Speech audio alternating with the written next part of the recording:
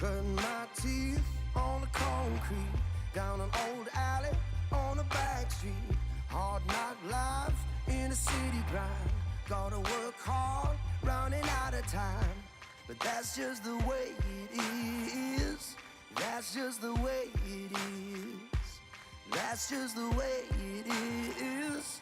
That's just the way it is. So don't knock me down when I get my feet back on the ground. Don't you judge me for my mistakes. Taking as much as I can take. So don't knock me down when I get my feet back on the ground. Don't you judge me for my mistakes. Taking as much as I can take.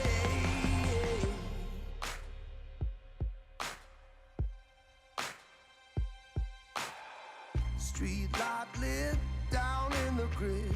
Can't turn back when I wanna quit. All of my tears, all of my fears got me shook up through all these years. And that's just the way it is. That's just the way it is. That's just the way it is. That's just the way it is. So don't knock me down when I get my feet back on the ground.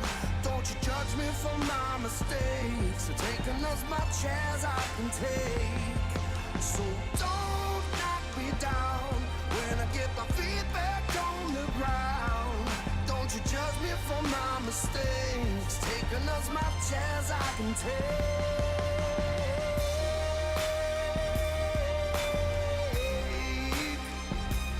Don't you judge me.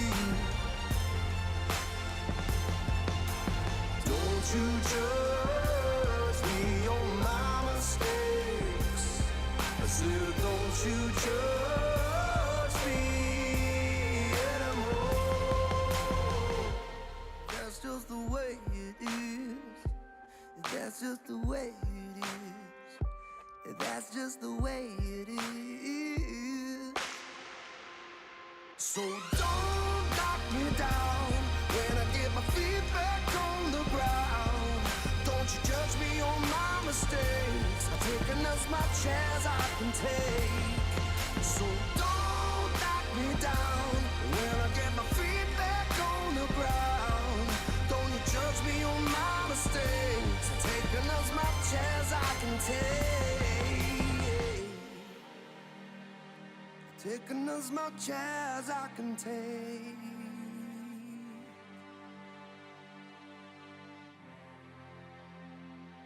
Taking as much as I can take.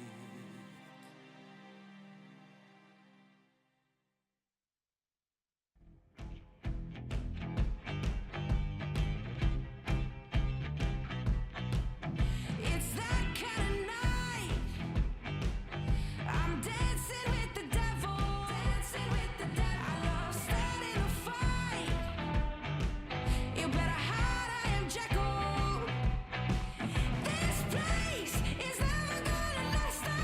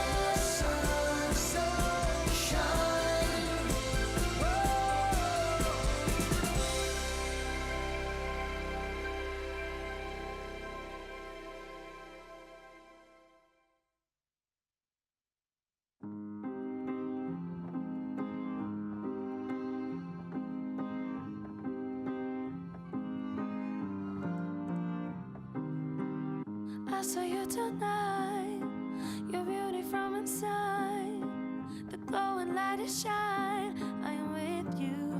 Oh, close my eyes, sense your vibe, being alive just feels so right. We are flying out of space and time. Sparks spraying between us, colorful clouds of dust. Coincidence might be divine. Wanna sing your melody, sounds like poetry to me. Let your key resonate all through my body. I saw you tonight, your beauty from inside, the glowing light is shine. I am with you. Oh, you saw me tonight, the soul of a child, the chaos of my mind. I am with you.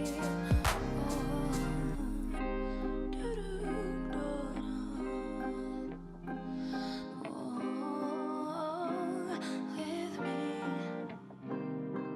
skin to skin, wondering, landscapes we're discovering, whole new world so new and welcoming. And we're dreaming, are we here? Just imagine how it feels. Stop believing that it could be real. Wanna sing a melody, sounds like poetry to me.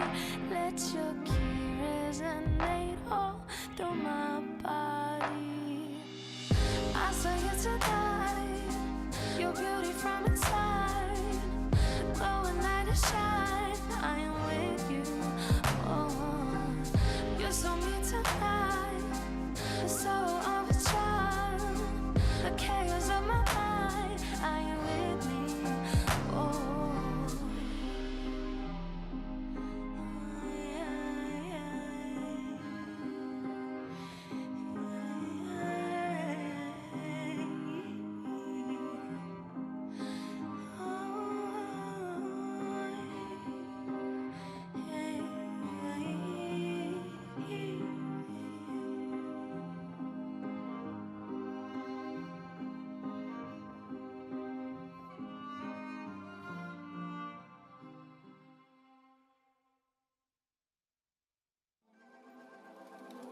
I tell my lover not to stop. Oh, I don't wanna recover. Believe me, I know what I want. I can show you the way.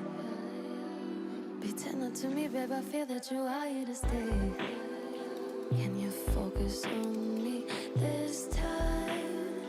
Even though you're back in line, I just need more time. Cause I wanna fly high underneath the stars. Moonlight till the sun goes down. So high, but baby, I was waiting for this day to come. You and me together alone. I only advice for you. Yeah, tell me not to stop. Oh, show me how it's done. I'll show you how it's done, baby. Just listen to me. Believe me, I know what I want. I can show you the way. Be tender to me, babe. I feel that you are here to stay. You just need more time, cause I wanna fly high underneath the stars. Moonlight till the sun goes down. I wanna fly high underneath the stars.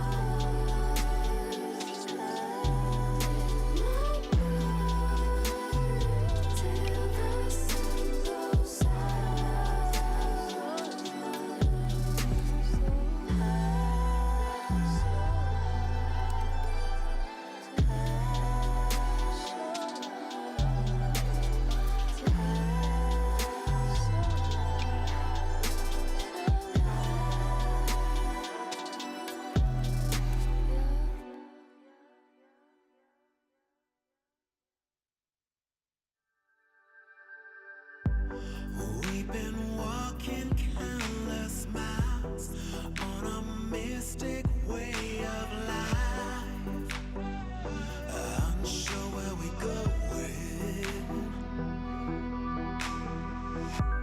Where's the rooftop of our life so we can lay down side by side, facing the sky, watching the stars collide,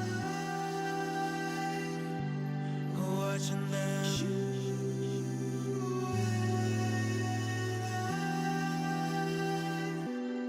watching the stars collide, watching them.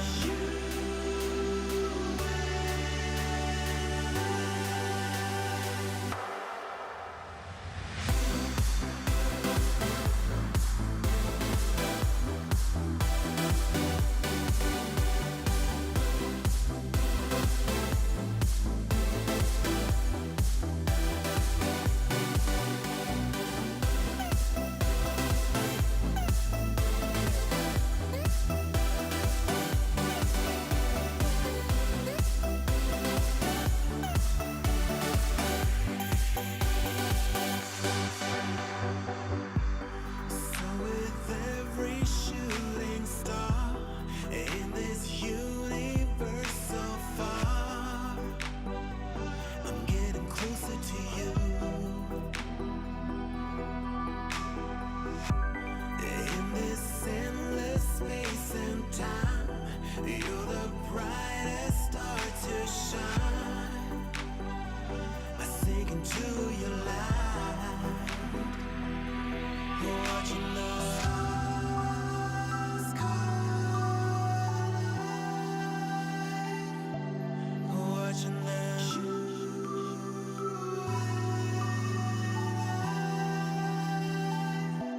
watching the stars collide,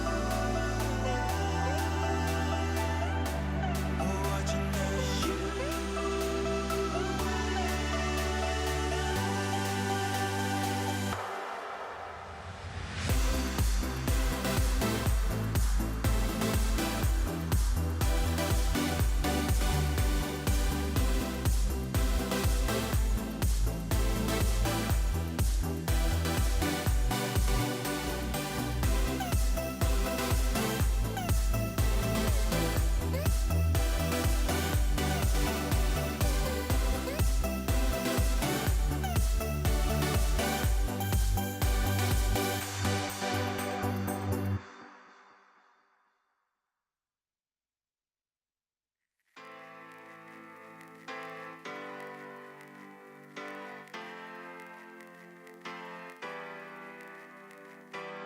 Lord have mercy on my wicked soul.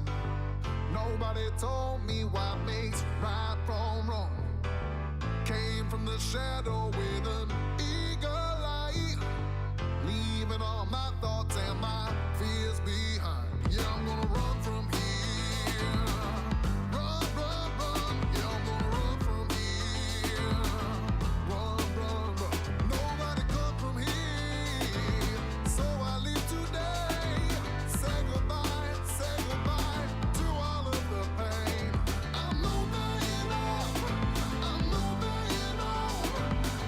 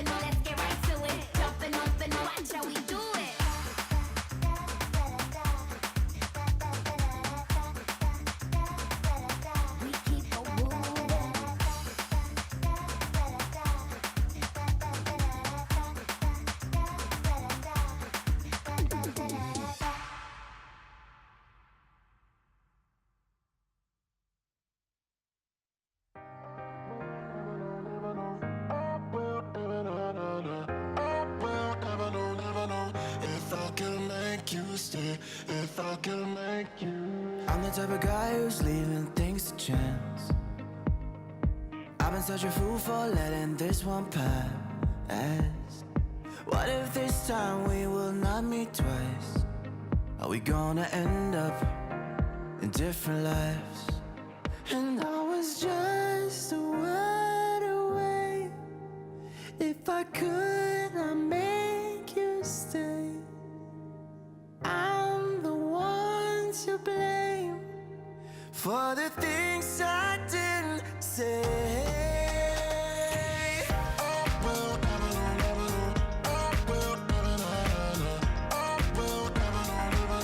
If I can make you stay.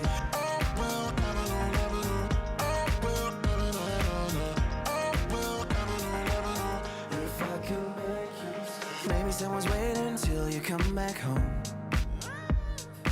I don't even wanna know what's on your phone. Oh. They say good things happen along the road. Till I met you, I thought that mine was closed. Till I met you, I thought that mine was closed. And I was just a word away. If I could, I'd make you stay. I'm the one to blame for the things I didn't say.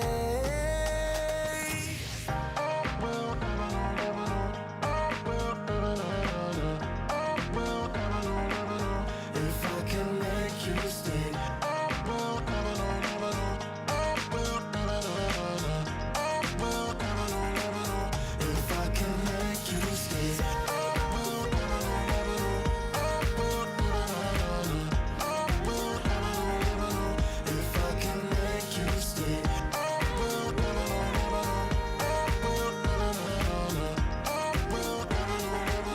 If I can make you stay.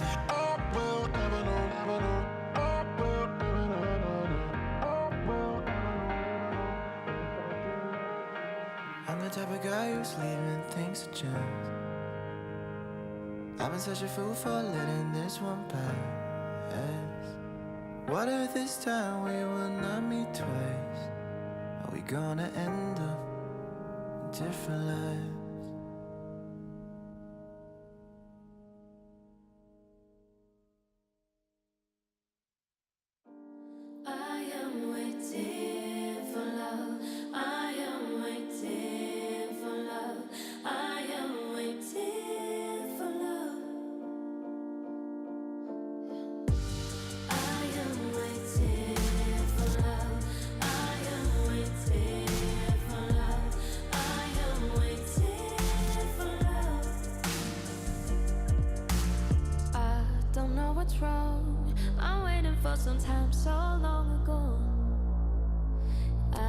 just need somebody to call my own, yeah. Lying in my bed, I feel your hands on me, they're everywhere. But it's just a dream, it's all in my head. Scared to be all by myself, always and forever. I need to lose the demons from the past. Why can't I recover? I am waiting for love. I am waiting for love. I am waiting for love. I am waiting for love. I am waiting for love. I am waiting for love. My friends, they telling me, go out and lose control, just let it be. Instead, I'd rather meet you in my fantasies. More and more I get, I wanna feel alive and not regret. Even though it hurts, I can't go back. Scared to be all by myself, always and forever. I wanna lose the demons from the past. How can I recover? I am waiting for love. I am waiting for love. I am waiting for some love, baby. I am waiting for love. I am waiting for love. I am waiting for love.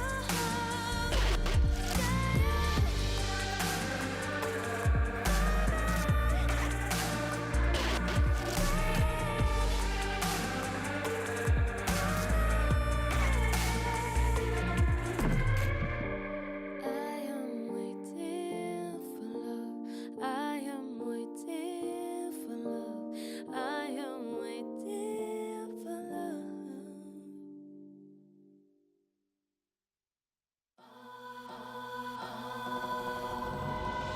I'm not saying forget all your sorrows. I'm not saying don't look back. I'm not saying act like there's no tomorrow. I'm not saying leave what's holding you back. You're spinning round and round. You've lost the ground because you're stuck in the middle. Why don't you live a little?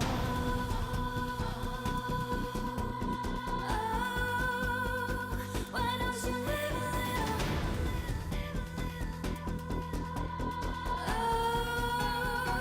Why don't you live a little?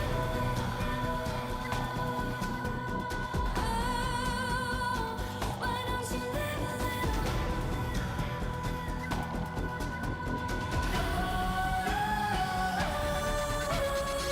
I'm not saying that life must be hollow. I'm just saying some things won't last. I'm not saying that there's no one to follow. I'm just saying there's more than just one path. You're spinning round and round, and you've lost the ground because you're stuck in the middle. Why don't you live a little?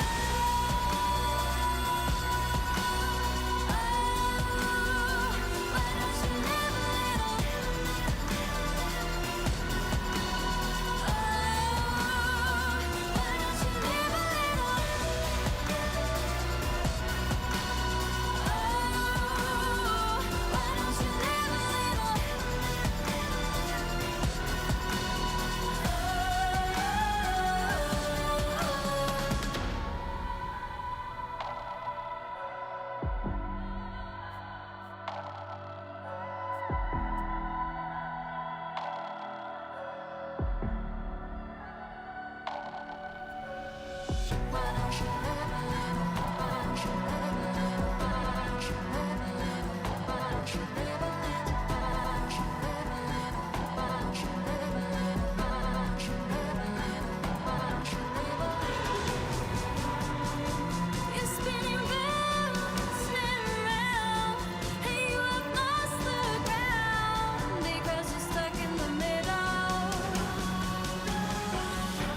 don't you live a little?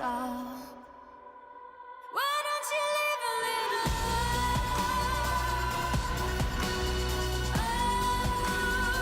Why don't you live a little?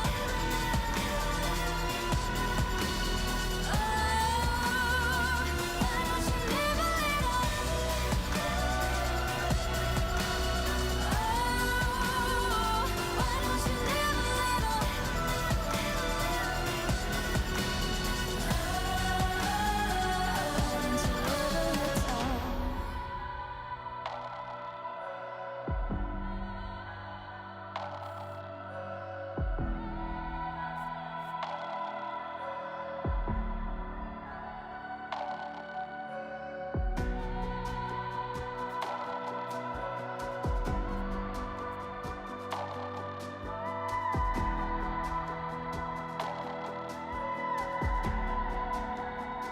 Why don't you live a little? Get up, let's go. Get up, let's go. Get up, let's go. Get up, now let's go. Wake up, we never stop. Gotta get it done, show me what you got. Like, I'm gonna turn it up. Walking on the block, girl, I'm feeling hot. Like, nobody can touch me. They wanna be like me. But I got no time, see. Get up, now let's go. We gotta move on up. We gotta move on up. We gotta move on up. We gotta move on up. We gotta move on up. We gotta move on up. We gotta move on up. We gotta move on up. Get up, now let's go. Get up, let's go. Get up, let's go. Get up, let's go. Get up, now let's go. Get up, let's go. Get up, let's go. Get up, let's go. Get up, now let's go. Wake up in the morning feeling super fine.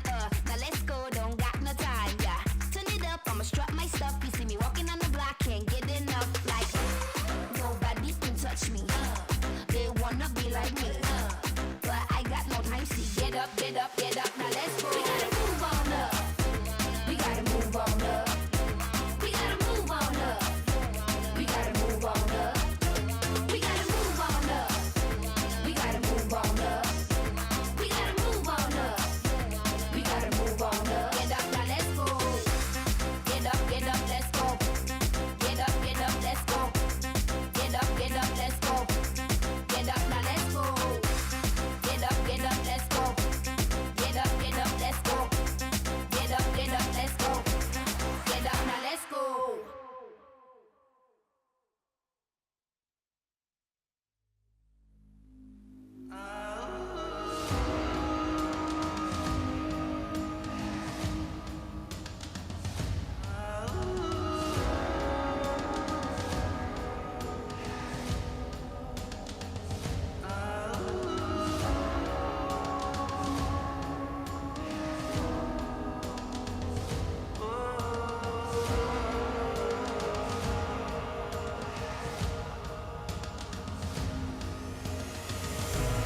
All these years I don't know where to begin.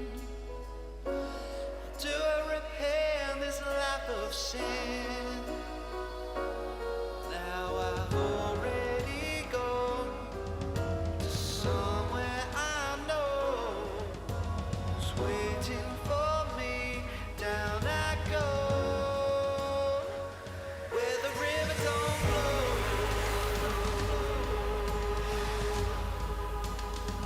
Since I left these bones, done a gun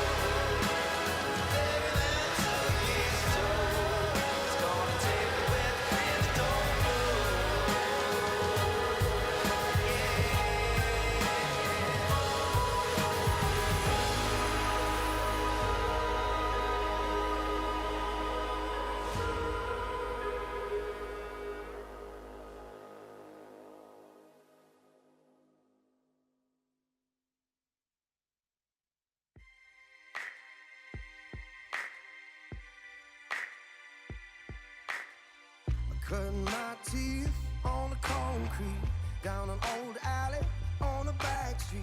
Hard knock life in a city grind. Gotta work hard, running out of time. But that's just the way it is. That's just the way it is. That's just the way it is. That's just the way it is. So don't knock me down when I get my feet back on the ground. Don't you judge me for my mistakes. Taking as much as I can take. So don't knock me down when I get my feet back on the ground. Don't you judge me for my mistakes. Taking as much as I can take.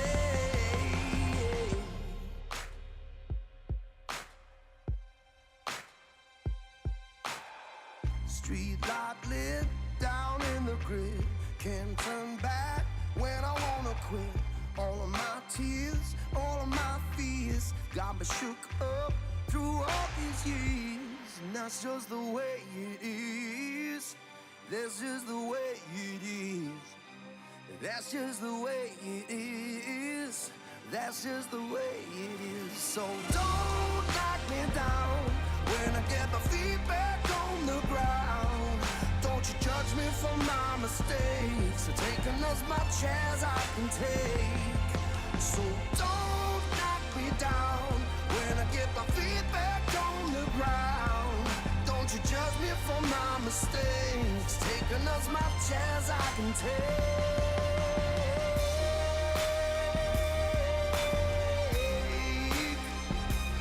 Don't you judge me. Don't you judge me on my mistakes. I said, don't you judge me anymore. That's just the way it is. That's just the way it is. That's just the way it is. So don't knock me down when I get my feet back on the ground. Don't you judge me on my mistakes. I've taken as much as I can take. So don't knock me down when I get my feet back on the ground. Don't you judge me on my mistakes. I've taken as much as I can take. Taking as much as I can take.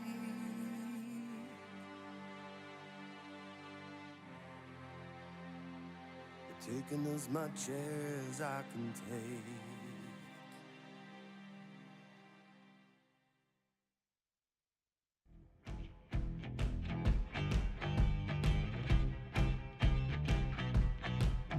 It's that kind of night. I'm dancing with the devil. Dancing with the devil. I love starting a fight.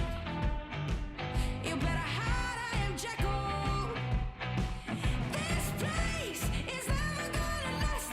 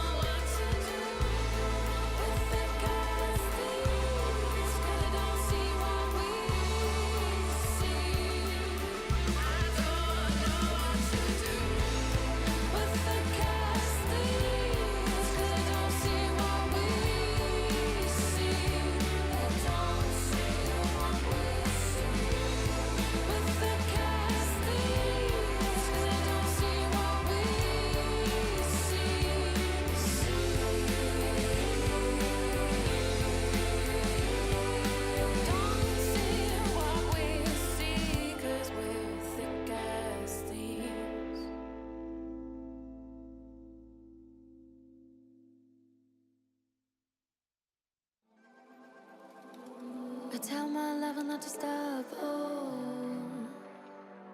I don't wanna recover. Believe me, I know what I want. I can show you the way. Be tender to me, babe. I feel that you are here to stay. Can you focus on me this time? Even though you're back in line, I just need more time. Cause I wanna fly high underneath the stars.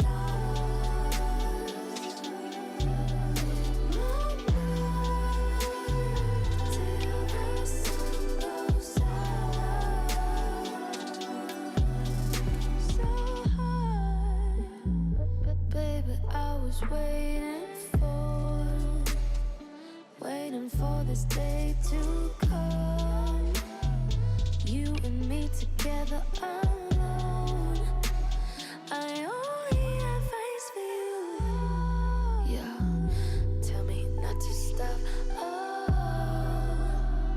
show me how it's done.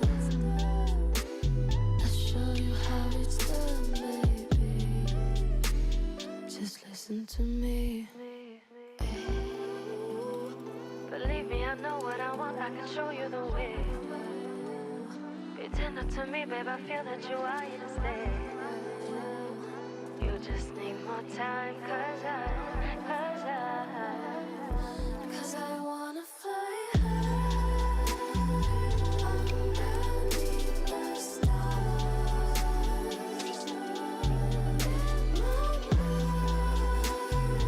Till the sun goes down.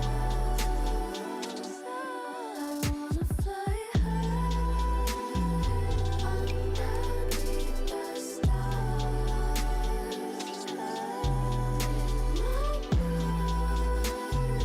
Till the sun goes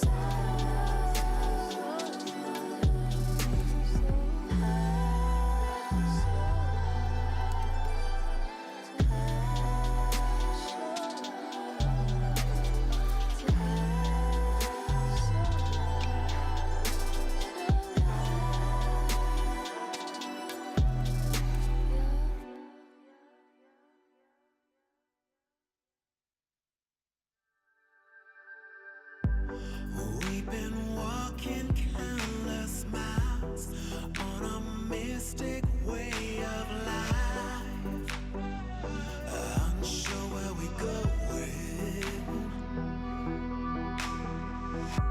Where's the rooftop of our life so we can lay down side by side, facing the sky? What you know?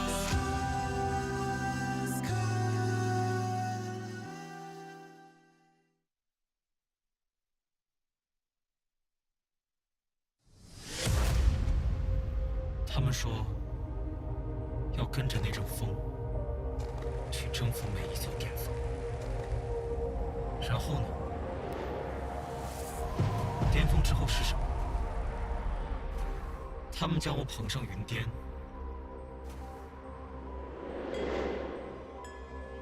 也让我从头来过。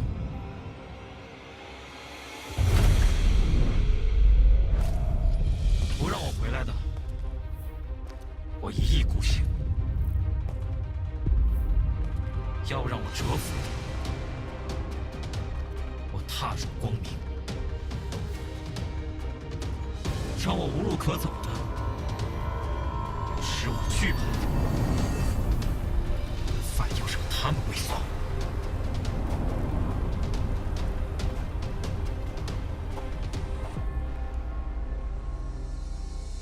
他们一直说个不停，因为他们害怕洪水猛兽，那就比猛兽更凶猛，比洪水更滔天。是将到来的，终会成苦；汹涌而起的，终会证明。既然暴风将至，那就去把那些不服的、不屈的、不可磨灭的、非赢不可的，通通化成风。这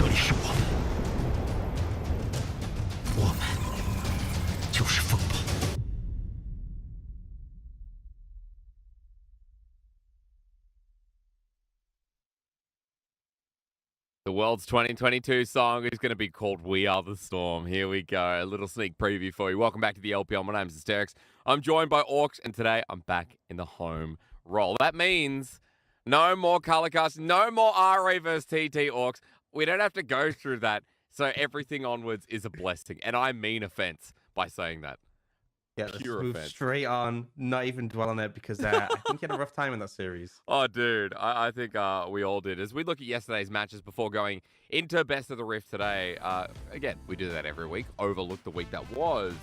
And yesterday, Orcs, you're right, let's not dwell on it. Let's talk quickly about how good RNG LNG was. LNG was, LNG came out that game one, absolutely annihilated RNG, and it looked pretty dire. It looked like the 8-0 was going to happen. RNG bouncing back really well. Competitive game 2, game 3 a bit more one-sided, but still LNG a lot of fight. But RNG managing to claim it in the end. And honestly, that EDG IG one, on paper, that looks like a stomp. 2-0 looks like it should, like, did end up being a stomp. IG actually put up a decent fight, all things considered. Showed a lot of promise. I mean, they're still lost. It's still EDG at the end of the day, but definitely some positives there to be taken away. Yeah, again, for IG, still these sources of life coming through. I love watching Shun on this new roster and seeing how far they can go in spring, because we are past the halfway point. Today's going to be all about setting you up for the tone of LPL for the next couple of weeks, but more importantly, what's happened over the first 5. And Orcs, because of the win yesterday from RNG, disrupting LNG, our top 5 is stacked. Like, I think we're one of the few regions right now where I could source any of those talent at an MSI and be confident they get at least top 4. Yeah, it's really hard to call at the moment, and we have 4 teams at 7 wins. V5 played a day in a matchup that they are heavily favored in. If they win that, they'll also have 7 wins. It's just that top 5 really is a standout. We still have good teams below that, right? But BLG, OMG don't feel like they're on 100% form at the moment. We have these middle of the pack teams that are trying to find their way up there, but really that top 5, as you said, complete standouts. And you just mentioned V5 going to be looking for the 7th win today. It's expected, but not hand given to them. LGD have some few surprises up their sleeves. But after that, I want to point out Top Esports versus FPX, 2 world's representatives, one a world champion, both domestic champions Orcs. That's rounding out our beautiful Monday. And they've both been, struggling relatively throughout the split, right? They're middle of the pack, and that's why this matchup is so important. They're both 4-4. It's not just the fact that obviously you get a win on the board, but your closest competition, someone neck and neck with you, you give them a defeat as well. Easy way to slingshot yourself ahead and keep yourself in playoff contention to even push for some of the highest spots up for grabs. So going into today, as we round you out, or at least round you for the first 5 weeks, I'm not sure if we have Best of the Rift coming through. Just have to talk to the production team around that. It is Monday. It is the midweek point we keep talking about. Mid-split, if I get the English out. A 9-week split in the LPL. 3 series, Fridays, Saturdays, and Sundays have been coming at you, and will continue for the rest. Orcs, we have news for everyone out there. We are staying on 12.2 until we get to 12.4, which is about another week and a half. So no 12.3 like other regions like LCS, LEC, LCK at the moment sitting in. We're going to be a bit of an outlier here, and we're going to be sticking to a pretty known meta that we've come to love and hate.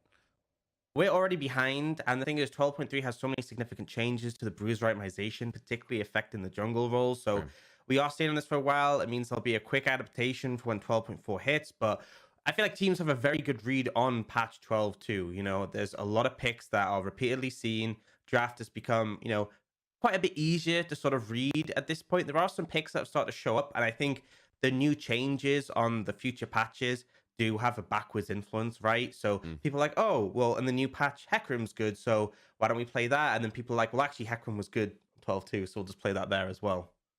Really good point. I also want to bring out that 12.4. Renata Glask will be on that patch as well. I'm not sure if enabled. So we'll be bursting through in a very surprising way. But let's summarize what we know. Now that we're past that halfway point, let's talk a little bit about how 12.2 has been treating us, starting with the top lane Orcs, our most played in front of your screen.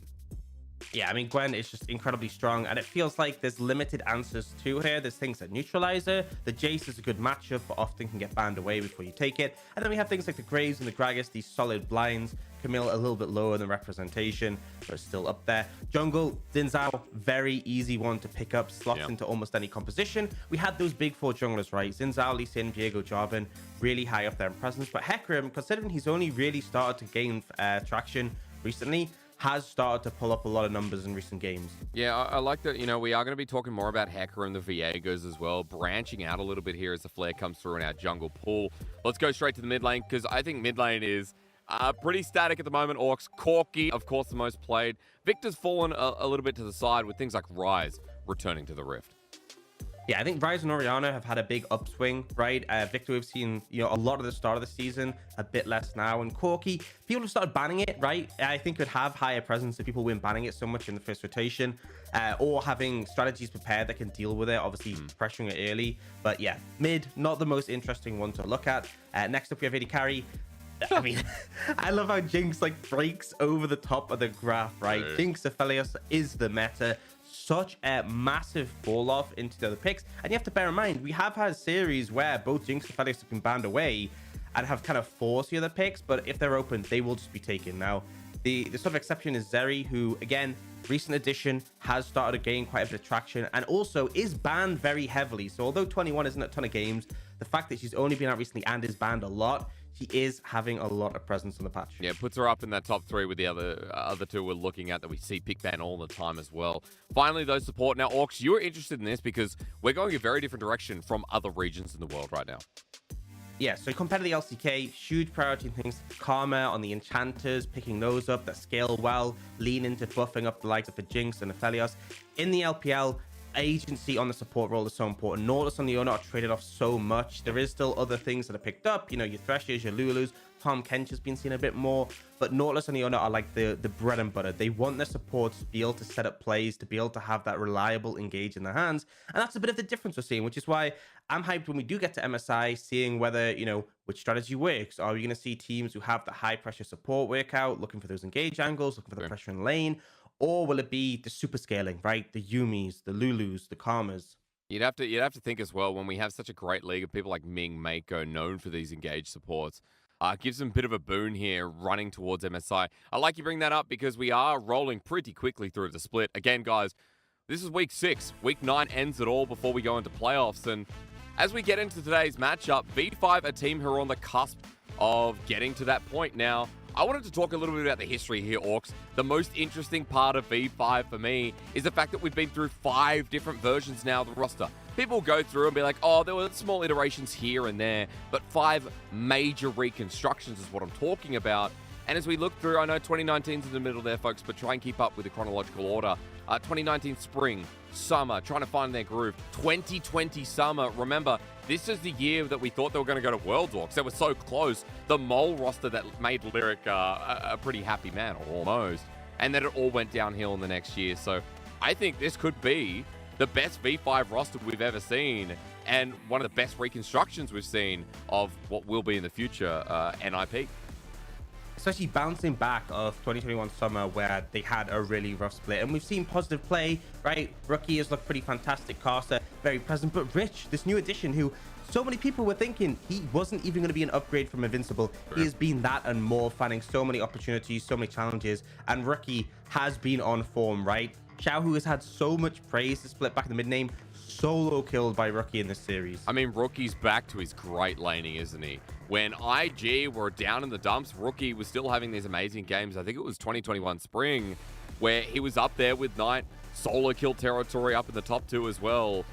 It's been really great to watch, and I think V5 overall, Orcs, have been one of the most exciting teams to watch. We're not going to forget the Game 1 backdoor with Caster's Control Ward against RNG, are kind of defining the series for them as well.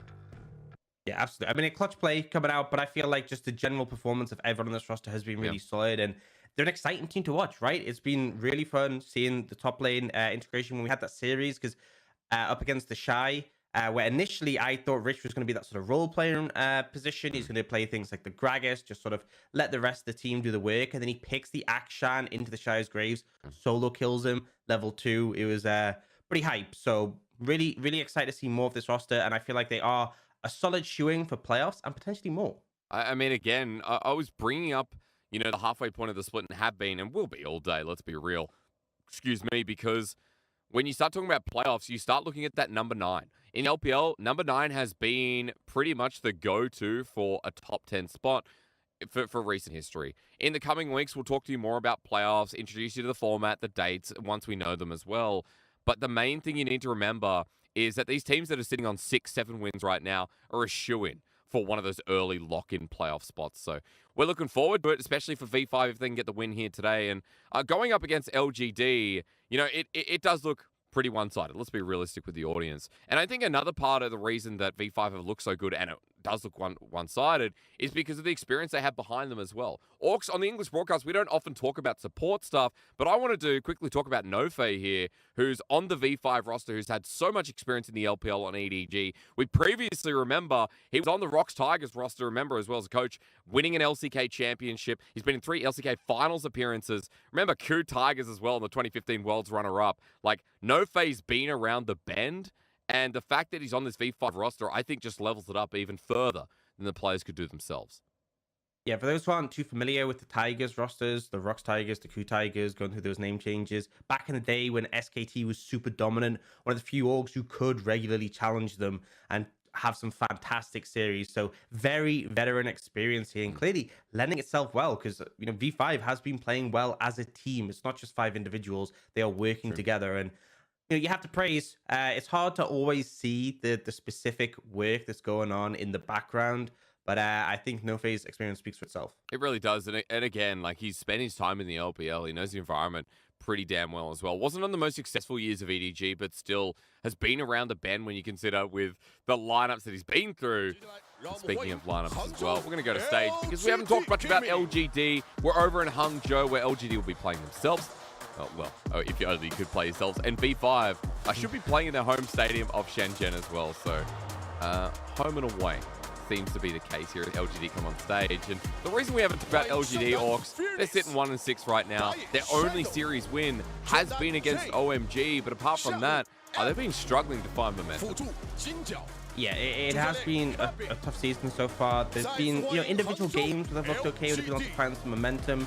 I feel like even though their series score isn't too awful, they have been able to take some games with other teams. And the OMG one was a pretty solid upset, but overall, still a lot to be desired for this roster. Still a lot that needs to be done if they even want to think of playoffs being a possibility. As we go to the other side, V5 already sitting down. Forget it. They didn't even get a line up here. We know the roster. Also, big news as well for LGD. Jay as well coming through in the mid lane, I believe I saw on stage.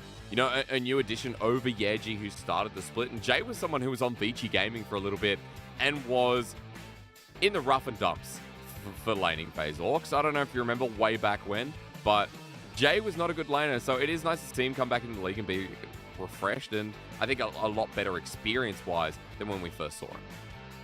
Yeah, and hopefully we get a decent performance. Obviously, work it out when you're going up against the likes of Rookie. It's always going to be a tough situation. And I think we've seen so far this season, because I remember it was specifically talking about him last summer, where it felt like Rookie just didn't have that same invincible factor in the laning phase where he just was flawless. And he really has gone against, the likes of Xiaohu, the likes of Knight, and just looked like he is a step above, which is hard to do against that caliber of player. Yeah, it is. But again, showing that tenure, showing that experience, and showing how much better he is again when he's separated from the Shy. It's so funny that both of these rosters are doing so well when Weibo Gaming with the Shy are sitting up top 7-1, I think as well. We were just talking about them. Yes, 7-1, second right now. V5 currently fourth at 6-1 with Rookie. So, you separate the two and they're trying their hardest, I guess, to meet in a playoff position. And it feels like the case. It's just crazy because for anyone who wasn't watching last summer, they were on the same roster on IG, and IG looked so bad, even though you have these two players who are some of the one of the all-time greats of the LPL. Just so good when they ended up winning Worlds, and then just looked so rough, that split. And obviously a lot of factors down to that, but the fact that they've separated, both having so much success, great for both of them, but also just pretty hilarious.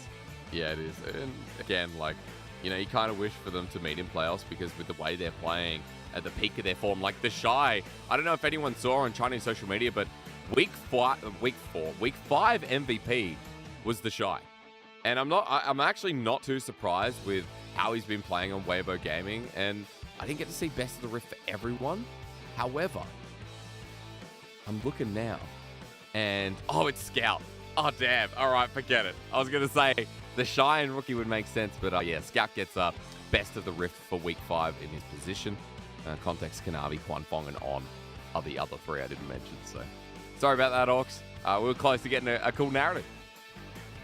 Yeah, ruined the narrative. But kind of understandable, especially I think the big thing is that we saw them beat out EDG, but V5 coming off that victory against RNG, and I think the stakes kind of were raised on the fact that RNG beat the undefeated LNG. It kind of makes you think V5 are in form right now. And I think for LGD, I think something that has occasionally worked for them, right? Obviously, they've even last year they were the most successful team, but I think when Shadow is able to make things get things rolling in the jungle, it's been a positive. So yeah. I honestly would be happy just to see him go for an aggressive jungle pick and just try and make things happen, see how it goes. If you come out ahead in the early game, just take it step by step there. Very quickly get into the draft. Carly, Rise, Jace banned away. This is making me think maybe Gwen could be quite high priority with the Jace already taken off the cards. On the other side, LGD hammering those 80 carry bans. Yeah, they are. They're going up against Photic, who we haven't mentioned here in this opening segment, but Photic's been a great team fighter for V5. I think one of the members I had the lowest expectations of, and he's gone well and truly above it. As for V5, they open up with the B1 Renekton now. Cheers to LS out there. That's all I got to say, man. You know, we're paying respect. One way or another, or at least trying to get him a little bit mad. But at the very least in LPL, this often gets banned away, so a safe blindside when Gwen's not available, LGD don't know what to respond with.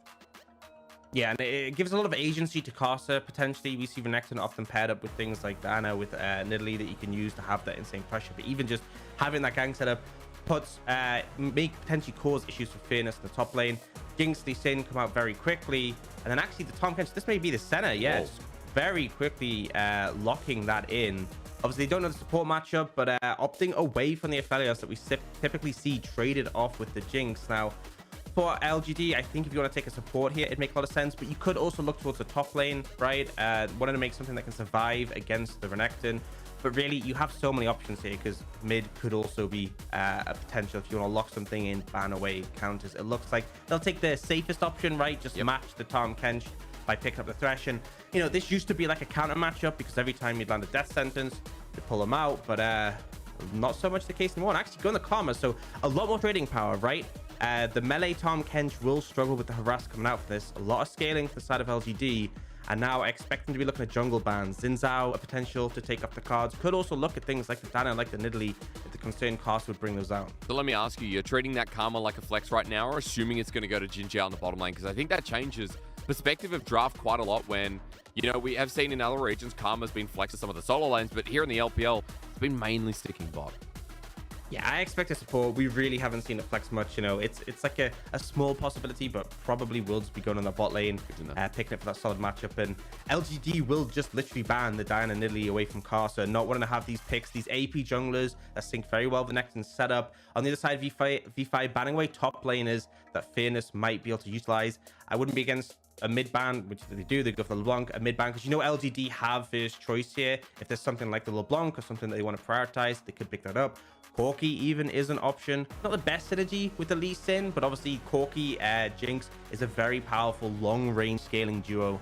You and but honestly, they could just take top here because they already know Renekton on the other side. You and I just opened the segment with, you know, meta picks, what's strong, right? And simplifying 12.2 because we're going to be on it for another week and a half. And Corki has been the most picked mid laner for a big reason. Still pre-nerf, get the package timers around Dragon. No team, despite composition, of course. Orcs, nice little point there.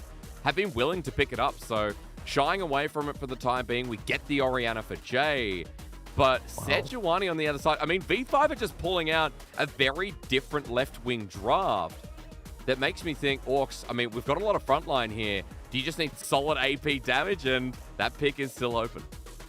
Yeah, absolutely needs some AP. Sejuani, a bit of an interesting one coming out from Casa. Obviously, very easy to stack up the stun to follow up on Rich. So, great lockdown, a really bulky front line, but definitely not something we've really seen at all in the LPL. So, it'll be interesting to see how that one pans out. Also, can do okay in Lee Sin. Not really going to match him too well in skirmishes, but can interrupt his Sonic Wave, which is always big. And now LGD trying to decide, and they're going to go for the Mordekaiser. So, this one's pretty cool because into like Renekton plus whatever jungler, obviously you want to be diving, right? But after level 6, diving Mordekaiser becomes very difficult because obviously he just ults one target, turns it into a 1v1 with the turret on his side. And especially when it is this Sejuani, there is not that much damage, right? It's not an Nidalee, it's not a Diana. They don't have the same amount of burst. So I feel like Fairness can be pretty comfortable in this top side. And I think LGD, you know, they do lack engage a little bit, but they have this backline strength. They have decent scaling on the bot side, and Shadow has a pick that he can sort of set things rolling. But V5, you know, they have lanes to play through, long range coming in the late stage of the game, and a very, very beefy front line. Yeah, the Sejuani, Tom Kench coming through, and even with Renekton as the bruiser as well. Interesting start to game number 1. We talked about V5 versus LGD being like, okay, needs to be a certain win for V5. Show us that they are a playoff team, that they can run with the big guys in the LPL. 6-1 this team right now. They're in the top 4, just above RNG, BLG even under them. And if V5 pull out this win, they'll be over EDG for the time being. But more importantly as well, they'll be just under Weibo Gaming, so top 3 secured for the start of week number 6. A very big piece of momentum that needs to happen, but the LGD down in the dumps, 1-6. If they don't start getting wins on the board, they're going to fall rightly so into the bottom 3 and hold it for the rest of the split. They've got TT, IG coming up next. If they could pull something off against V5, oh lordy, LGD could make a run for it. But as Orcs was saying, there's one person we need to talk about with LGD to make that happen. Shadow is a big member, and a lot of LGD successes relied on this man in the past. We'll see if he can get it done against Casa as we enter Summoner's Rift once again. V5 versus LGD. We start you off in week 6 in the LPL. Welcome back, by the way. Orcs, you're going to be on here for about 7 days straight. So, feels like it. You know, you've joined back with spirit, which is nice to see. Yeah, I mean, honestly, I had my little time off when I was feeling ill, and it was just painful watching, not being able to join in. So I'm glad to be back for a few days in a row. It's been fun. Now, we can talk about what LGD need, right? I think early game super important on this Lee Sin. The downside to the way the composition has panned out, they don't really have setup, right? We often see things like Lee Sin LeBlanc, where the LeBlanc has the CC, the Lee Sin can easily land the Sonic Wave. There is no one who really has that easy, hard CC in the lanes to set her up. So this is going to be very much about Shadow finding good opportunities. And speaking of opportunities, it's a little bit cheesy, but it looks like they're just going to go for a ward here. I don't know if they'll go for a full invade. Their level 1 is strong, right? They got a Karma. But it is a Tom Kench, remember as well. Lee Sin goes in for the Sonic Wave, and Shadow one away from the acquired taste. But they'll start on the red buff, and you can see straight away Casa's response, Orcs, is going towards this top side. Now, they've got a ward on the red buff too, so maybe a bit of vertical jungling before the Mordekaiser gets 6. Yeah, and honestly, I feel like this is pretty good for LGD, right? The Sejuani isn't as threatening as something like a Nidalee on the top side. You go for a map split, and it basically means Eric and Jinzhao can just completely push.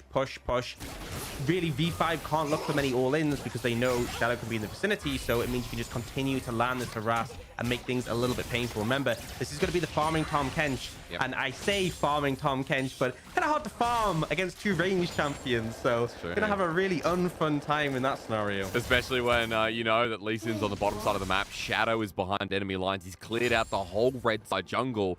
Casa doing the same on his blue side, and again, we talked about vertical jungling be the most likely go-to, but Photic going to peek out onto Shadow. Assault to take as well. Shadow in a bit of trouble, actually. It's only level 1 onto Photic.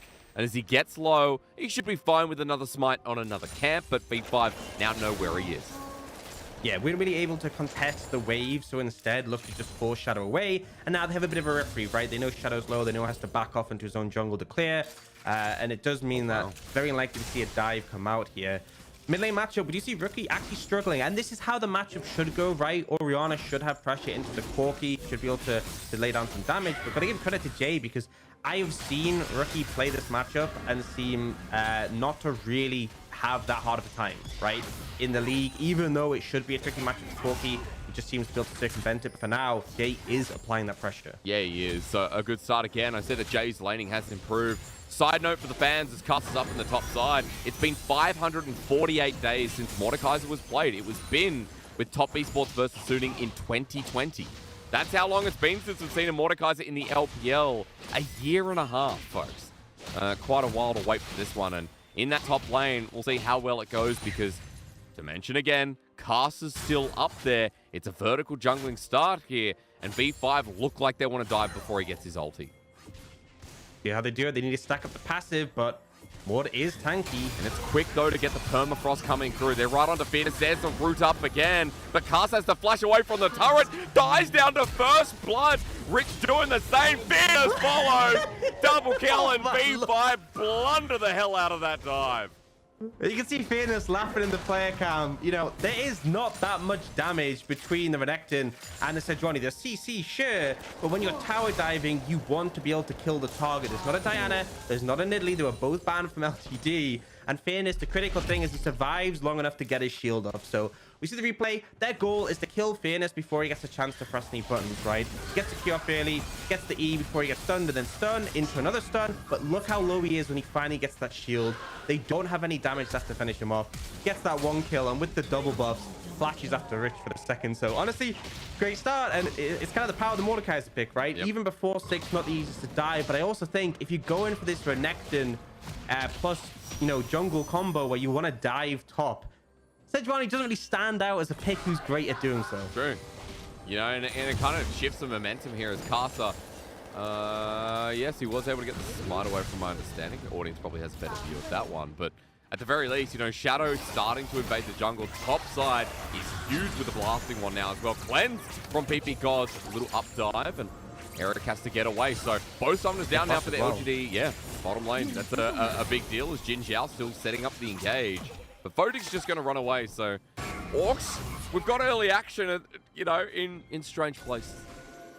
Yeah, so I think the big thing there was we obviously talked about how it's a bit scary to be going all in for this V5 bot lane when Shadow could be on the bot side. They just saw Shadow on the top side. They had that information. They look for that all in potential. And that's one of the things with like a Karma Jinx is that you have good harass, good wave control, but you are vulnerable to all ins. Now, Shadow's showing up. They are looking for a fight here. Yeah, but it's going to be a 3v2. Remember, Eric has no summons. Ignite goes down from Jin Zhao. The slow down Photic. The Sonic Wave wants to connect, but it's onto Casa. Removes the half HP and is going to lose his ice armor in a minute. V5. Yeah, okay, they defend the dive. It's not too bad, but LGD get pressure. Yeah, and now Photic pretty low. Obviously, just have a fair amount of sustain. PP God looks deceptively low, but that shield is going to give him so much regen. And obviously, with Doran Shield second wind, you are kind of just chilling in the lane. But still, a good move from Shadow to see the opportunity where they're potentially going to go for a gank. Manages to cover his lane, chunk them out, and that HP advantage is enough just to pick up the Space Dragon. And I think it's important that LGD are having a good early game because really, I know V5 have really strong scaling elements in the core key and the center. But what I really think about is Sejuani, Renekton, and Tahm Kench will be absolute beefcakes in the mid game, right? When you're in the mid game, the Jinx just does not have the damage to cut through them. She's really going to be just subdued by the fact that there's just so much, like a brick wall of beef in front of her. And so I think that if LGD do fall behind, the mid game is where it could be really scary. Corki on 2 items, all those camps really tanky, but the fact they have a bit of an advantage already is the start we wanted. Well, I was going to ask you, you know, what the mid game looks like if Fearness is such a beast in the side lane. I don't know how Mordekaisers are building this day, but we already have a Bramble Vest coming through. We've seen things like Nash's in the past as situational builds. There is a chance that, you know, Fairness is unmatched, and for LGD, they can coast through the mid game that you're so worried about. Yeah, I think Mordekaiser honestly can be so varied in build. You can build pretty much full tank. Like, I've seen people go Frostfire Gauntlet into Demonic Embrace, still do a ton of damage. I've seen people go, like, Riftmaker, more heavy AP. There's a lot of variation. Rylai's is now super cheap and obviously a really strong item for him. So there's a lot of variation depending on what you want to do. Obviously, the Nash is still an option. I feel like him being bulky enough to go into the team fight, soak up some damage, and then he should just be able to duel anyone when he goes, when he does pop that ultimate, as long as he's not too far behind, and it has a decent itemization to deal with him. I think Rookie might cause some problems later on if he ends up fed, but for the most part, can just shot people out the fight. And that's the thing, is that this is a competition for V5. If the Renekton falls behind, you're so reliant on Photic and Rookie for that damage in those fights. And remember, the Photic in the laning phase right now, it is the fasting center, but more importantly, that bottom lane isn't doing so red hot with the constant jungle attention. Now for LGD, once again, moving up towards this top side. Shadow starting the Herald before anyone from V5 gets there. Castle will be spot out in the ward, even with the Glacial Prison available. LGD don't care. They get the Herald. They've got Jay and Fairness by his side, and V5 just want to pick on the back end. That was a cute one. This is completely irrelevant, but Shadow goes, wards over the wall, then picks up the Herald, and then ward up. One of the things that's always painful about playing Lee Sin in getting the Herald is that you now don't have your Trinket Ward available for use. So can hamper you down. But they do pick up the Herald. Good moves. We actually see the package was taken by V5 to contest the Herald. They were a bit late. Now that they're trying to lean that pressure towards Eric bot, can flash. I think. Yeah. But Eric, without summoning a Glacial Prison, he's just dead. The Goodbye. Bookie takes him down. Jinjiao burns his own. And for V5, the package comes in handy, while topside, the trading will continue with Fearness winning out, of course. Yeah, and the single kill, not a huge deal, but it's the effect this has, right? Jungle camp's being stolen away, this blue buff is gone, minions being missed, crashed into the tower, and plays being taken as well. It's not just the individual kill, it's the consequences that have been applied as a result. So, nice turnaround from V5. They didn't manage to get the Herald, but they will still get a positive play on the bot side for themselves. Yeah, plate almost taken down to 3 at the bottom side for V5. Gold netting about 700 in this early game at 9 minutes, despite the kills going in LGD's favor. But we'll see. Herald is still in the back pocket of LGD, and I want to see where Shadow puts that. Orcs, I feel like with Fearness so far ahead, top side looks like a vulnerable place where you can push ahead. Yeah, definitely is. Definitely an easy option. And there's kind of like two schools of thoughts with Herald, right? You can throw it down mid, because sometimes mid can be a hard tower to break, right? You get 2 plates, and then if you get the second Herald, that's enough to take down that mid tier 1, which has a big impact on like opening up the map so you can push, particularly if you're against a Corki who has a lot of wave clear that has value. But alternatively, if you want to get like a whole turret at once, go into the side lane where you potentially have pressure, especially if the enemy team on the other side does have a fair bit of value. I wouldn't be against them trying to do this bot right, especially as Eric on this Jinx would get a lot of value out of this gold. But it looks like based on the position, they might just be going for the 2 plates mid, or it could just be he's waiting for a potential opportunity that doesn't arise. Yeah, so clearing up towards the top side for now. Minute till Dragon though, and I think it could be lined up in conjunction with that next objective. 55 seconds, keep counting it down, because for LGD, they've already got the first one. Dragon stacking if they're worried about the mid-game orcs as well. Something worth mentioning is Jinjiao's going to get caught out here. A good knockup from PP God. Now that the Inspire's down, Fotik wants to chase it up, but doesn't have his ultimate available just yet. V5's bottom lane getting a bit more back in the lane, when earlier on we saw they were struggling a bit. Yeah, and I think, speaking on your Dragon point there, it's actually really important for LGD to get this next Dragon, because the package is currently synced with the Herald, right? We saw Rookie pick it up at 8 minutes. It's not going to be available for this Dragon. So this is pretty much the last Dragon you're going to be able to get without having to deal with the package. If you miss out on this one, every Dragon from now on, Rookie's going to have the package. It's going to hit that mid-game point where all these tanks on V5 are very hard to cut through. And you can see V5 very quickly threatening a soul. So I want to see LGD make a conscious effort to move towards this. Shadow is already on his way down, but has just run into Caster. Yeah, and this might actually be good here for V5, because Rookie's on the way too. He's got a big one. And Shadow now at half HP. Caster not taking too much damage with the Bammies as Jay just walks into Rookie. He's only got the mana immune and he does that much damage. Folks, Corky's still a big pain. Yeah, there you go. There's the word. Well, at least in the new patches, when we hit 12-4, they'll nerf this damage. Oh, hey. Is Gwen... They didn't. Oh, no. I haven't looked at 12.4 because we're stuck here. Do they nerf Gwen? Orcs, is Gwen nerfed with that patch? She's immune. She's immune to nerfs, and okay. she's immune in game. I don't know how. Jinjiao getting dangerously low, but you said LGD was important for them to get this Dragon. I think V5 set up around this objective over the last minute we've watched them move into play has been very expertise, and they'll deny the Dragon from LGD stacking too. Yeah, good pressure in the lanes. It is going to be a Cloud Soul, which, you know, has value. Not the most powerful in this situation. I feel like there's definitely others that could have potentially upped a bit more, but still, something that you'd want to be able to pick up. And now V5, this next Dragon could well be, you know, them syncing up the package, constantly having it. You could also see Rookie potentially wanting to sync it up with the Herald instead. We sometimes do see teams sync up the second Herald, but either way, the fact that V5 were able to get that Dragon pretty valuable. Now, we do finally see the Herald thrown down mid. They will take those 2 plates. It means that mid lane tower is a little bit of a precarious one. If they can follow up with the second Herald, or even just a bit of pressure, taking that down would allow them to expand, control the map a fair bit.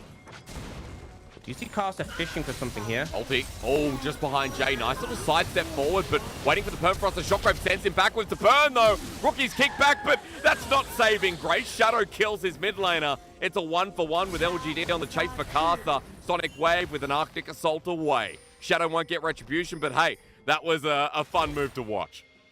Yeah, I mean, the downside, your mid lane ends up dying. The upside, you do end up killing Rookie. So I think perhaps a trade-off potentially worth in that situation. Either way, Casa not quite connecting with that ultimate does make a difference. The bot lane, so much pressure coming out onto this tower, already so low, and Eric getting chunked out. I mean, the damage starting to ramp up from Photic, right? Again, we talked about good things in that lane, as maybe top lane needs to be talked about. Fearness is going to grab him in, and Rich has a Dominus, but he might have to use it shortly. Fearness is proxying the wave. This is a Hullbreaker Renekton, but he's going up against a fully stacked Riftmaker on Fearness, so top lane is just LGD's delight and continues to be as we move into this replay. Yeah, so good moves from Jay in this situation. Doesn't actually flash the ult, but sidesteps it, and that just means it takes a bit too long to lock him down. So much burst coming onto him, and I think, you know, he might have been healthy enough to survive the burn from the red smite, but either way, the kick on Rookie makes this a guaranteed 1-for-1 trade, which I think is a fair one in that situation. Now, that's the thing, right? This is the Hullbreaker Renekton. You pick the Hullbreaker to be strong in the 1v1. Obviously, we've seen this item so much recently just because it's generally well statted, even if you're not in the 1v1. But the fact that you have that and you're still getting buffed by Fearness is a little bit rough. He has that Riftmaker, level 11. He's moving towards the contested Herald, and Rookie, he has picked up the package to contest this one. So we'll see if LGD are able to take this on. But look, they got the whole army here. 5 members. Fearness from the left-hand side, the rest on the right. In the middle, Votic's coming back up as Rookie runs away. Carter goes to the engage on top of Jinjiao, who's caught out as PP God. Gets the perfect one. A shockwave only onto the jungler, but the rest of V5 are healthy enough. Fearness runs away, and he's the strongest dude. Right now, Rookie pivoting for rockets to land the back line.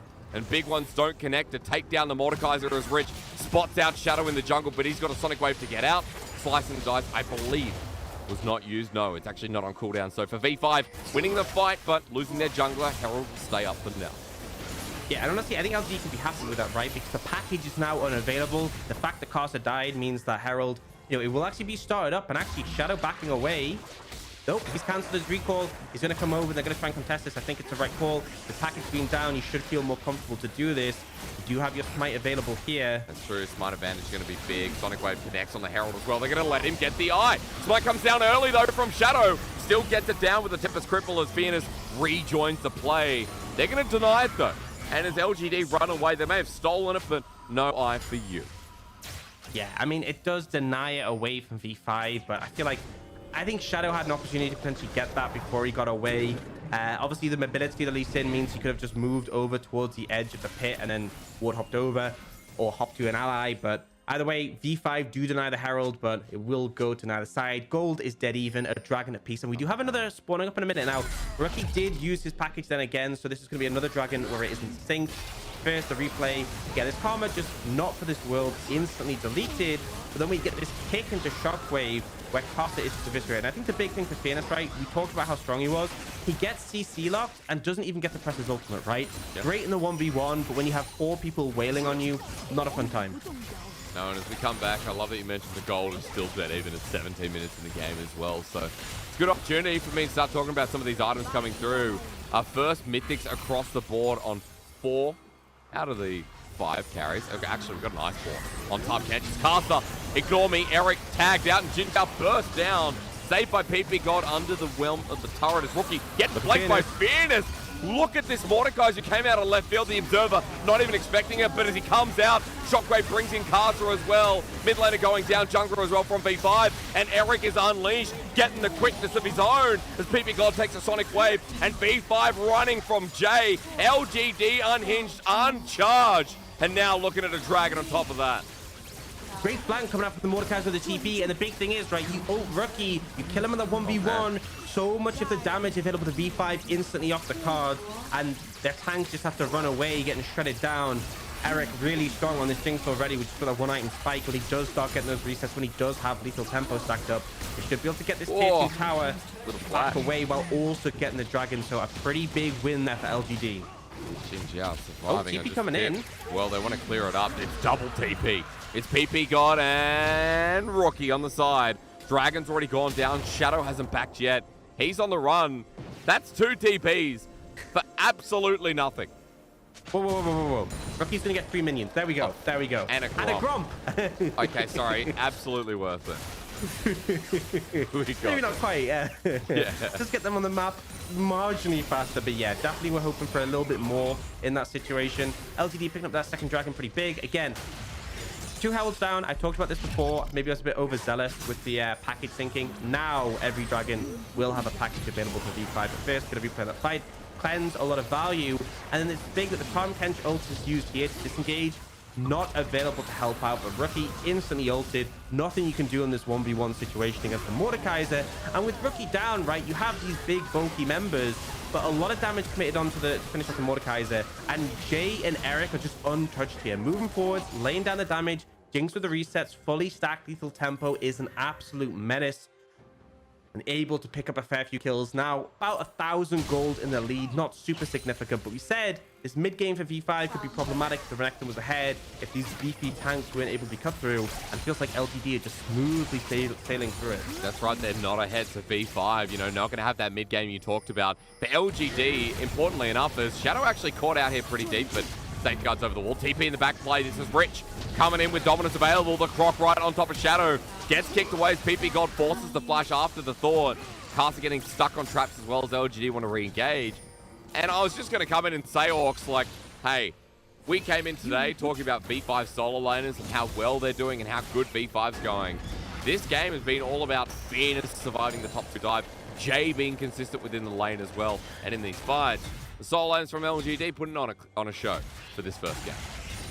Yeah, I mean, honestly, I feel like coming into this, the expectation was that V5 would be really far ahead in this matchup. And even if LGD lose in this position, I still feel like they've shown a fair bit, right? Fairness, I know it's kind of gifted to him that 1v2, but still doing solid there. Jay hold him up in lane. Shadow finding these opportunities. Definitely more positive than some of the series we've seen so far from them. But it is about continuing this momentum, right? Get to the point where your Jinx is on 3-4 items, and I can really see them moving through this game and winning it outright. The late game of Fiori on a Jinx, very scary to go up against. And it will come soon. There's a rapid fire cannon that's going to be completed after that Cole gets sent on the next base here for Eric. Eric, someone, if you're just tuning in, who has been hit or miss, previously OMG 80 carry. Eric has a great name, but his gameplay has often been questioned here in the LPL. Alongside with Jin Zhao as well, the funny thing is, both of them on this roster currently are 80 carries. Like, Jin Zhao's not even a registered support.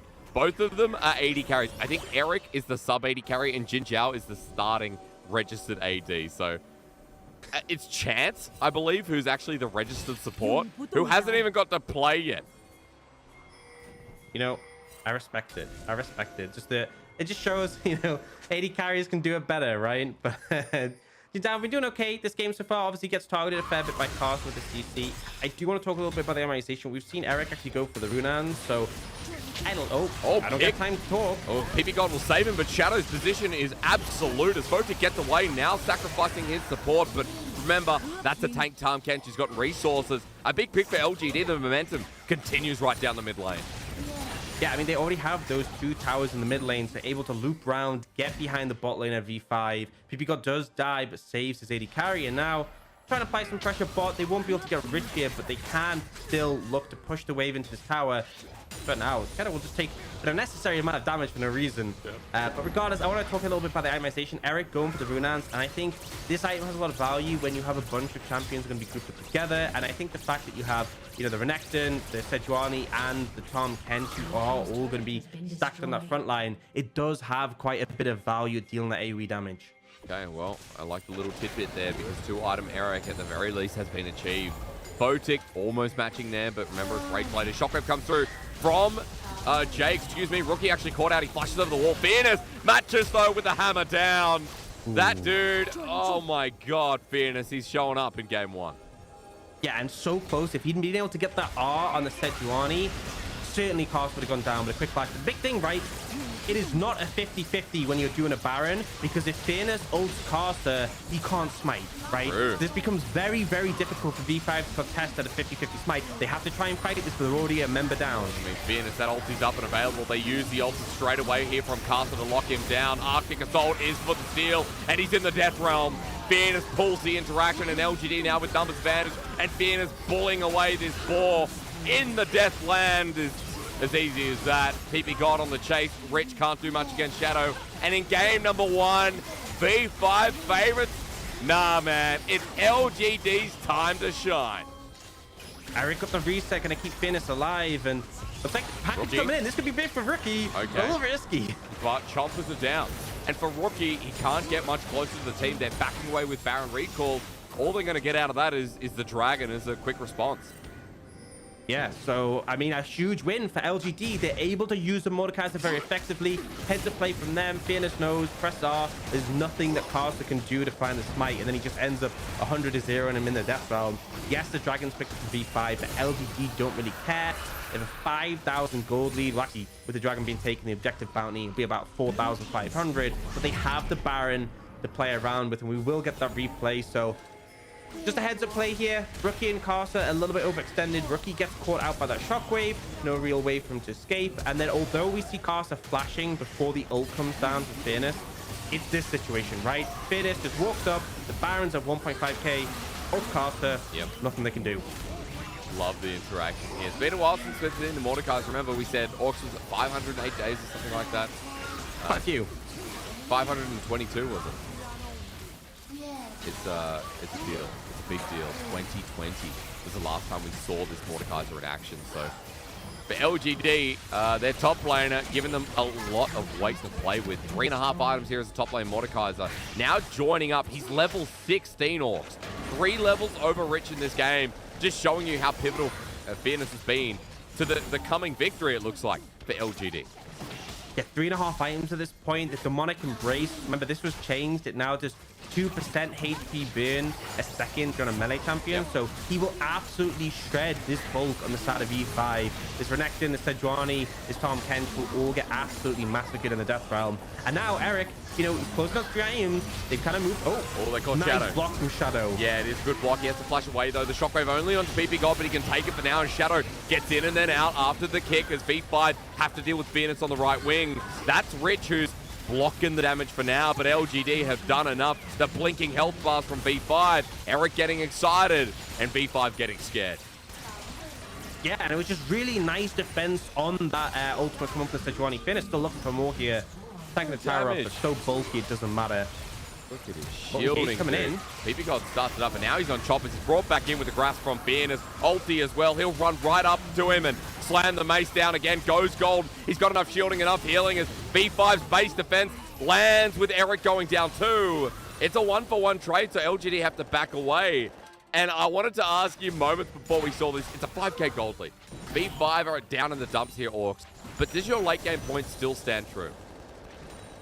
I still feel like LGD's late game is pretty solid, but like the Corki is such a powerful tool. I think both teams have solid late game elements. It really comes down to execution on them. I think the gold lead to LGD gives them a lot of favor, but it really comes down to how Jay and Eric can position, right? If they're able to consistently get up damage, great. And it comes down to Corki rockets. We can see moments like this where Rookie is able to get some damage off. There's a rocket there, phosphorus bomb into another rocket. If you kill the likes of that Jinx, if you're able to land effective poke, it can completely warp how the fights play out. Okay, well, again, another Corki discussion sounds right in 12.2. As LGD's Baron buff, 3k Baron play, I should say, was achieved there. So a success as Dragon's coming up. This is going to be the salt point number 3 here for either of these teams. And for V5, still, I mean, it looks so hard. How do they take this fight against an Orianna who's 2.5 items, against the Jinx, who now has LDR against this huge tank lineup, against Fairness, who can sit in the side lane or sit in a team fight and counts as 3 people? I think that's one of the consolation prizes in this situation, is the fact that V5 do have 2 dragons, so they could actually just give up the next one if they really wanted to. Yep. LGD will apply some pressure top, but there's so much wave clear on the side of V5. It's going to be very difficult, really, to get this wave in and get any traction off the cast. It is potentially fishing. Remember, no cleanse on Eric. Okay, I think LGD sniff it out. I'm just going to give everyone a bit of a soul check. Everyone loves it. 111 on Photic at 27 minutes. So range times 5, almost 6. As Photic will start hitting from a mile away as well. But look down bot. Fairness is just hitting the turret. He's ignoring Rich. And that's how big he is. Yeah, I mean, he is so strong right now. Nearly 4 times. Oh, comes down. Nice flash. Jinjao there to avoid that, but it does mean that V5 actually routed away from the tower. Casa going a very dangerous route there. We'll take some damage for it. Gets Chompered, Shockwave in as well, but remember, that's still a tank on V5's end. They're trying to push down this inner turret, and as the minion wave's cleared out, doesn't even go down a half HP. it goes longer and longer and longer to try and siege that turret. But speaking of sieging, I mean, the minions are doing it for them in the base. Nexus turret number 1. It's going to hold on for now, but it is at a hair's breadth. Yeah, super close, and that's why they're using this pressure that the minion waves provide, and eventually V5 have to go and deal with it. They can't take on top. They get that tier 2, big influx of gold. Now, they're going to reset and head to Dragon. They'll be a little late on it, but it's not really too much of a concern, just on the fact that V5 kind of trapped in base. Rookie does have the package now, and if you actually look, Dragon and Baron timers are synced up, so if V5 can utilize this package to find a window, it would allow them to potentially pick up the Baron, but unfortunately, Fairness is going to take this Dragon off the cards. And really, if you're LGD, just wait. Wait a minute. Packages are gone. What are V5 going to do then? True. You know, they're forced to make the reckless play because for V5 in front of this Baron, they're kind of throwing everything at the wall and hoping it sticks. This ward gets cleared. Baron gets started, Orcs, but LGD, of course, they know they're running straight to it. Yeah, and V5 fishing for the fight. That ulti down again is huge. Once again, like last time, LGD can capitalize on it. In fairness, the level 17 Mord decides to take Photic in the Death Chamber with him. Flashes away, but I don't even think that'll do too much. As he comes out, Photic might be low, but Fairness in the middle, does it matter? Shockwave says no! Helped out by Jay, the solo laners of LGD versus Rookie versus Rich. It's R&R time for V5, but not in the good kind. And LGD, against all odds, managed to claim this game 1 against V5. I feel like Sejuani definitely not working out for V5, but Fairness on this Mordekaiser, super solid, and it felt like they were given a lead, and they really managed to run away with it. V5, 5 kills only on the board, and they will lose their Nexus. Oh boy. We've started the series exactly opposite to how I thought. As a bit of a smacking from LGD, a clean game from a team that's sitting 1-6. LGD are not your upstart team. They're not this, oh, we're going to make a deep run.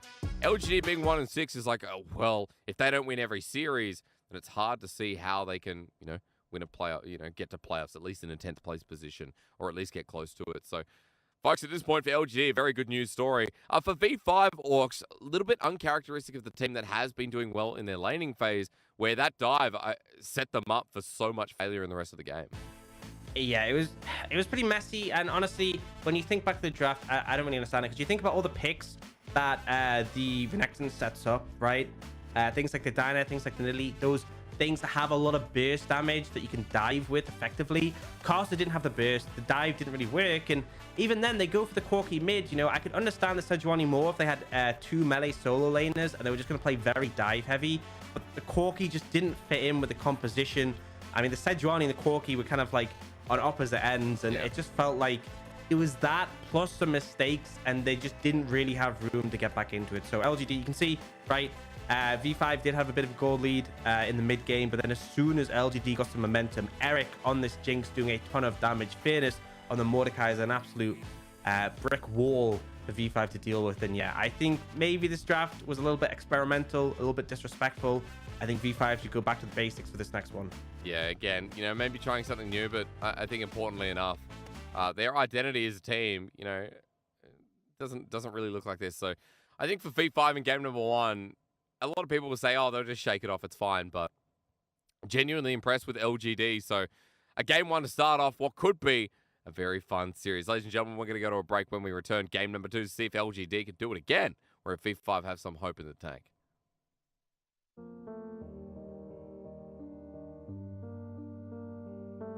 Dear Mother, I'm writing to tell you about this absolute Chad in the LPL.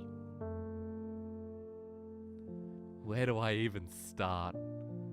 Well, when both teams are even in gold, Hung feels that FPX is at a great advantage, and thus he does not hesitate to start a team fight. When FPX is 3k behind in gold, Hung thinks that FPX is at a small advantage, and so he starts a team fight to secure their lead. When FPX is behind 7k in gold, Hung thinks that FPX is at a disadvantage, and so he looks for a team fight to regain control of the game. When FPX is 10k behind in gold, Well, then Hung just thinks that the team has reached a desperate situation, and they're only waiting passively for their death if he does not start a team fight. I know you love statistics, Mother, but in this situation, you can keep your statistics, because I prefer the magic.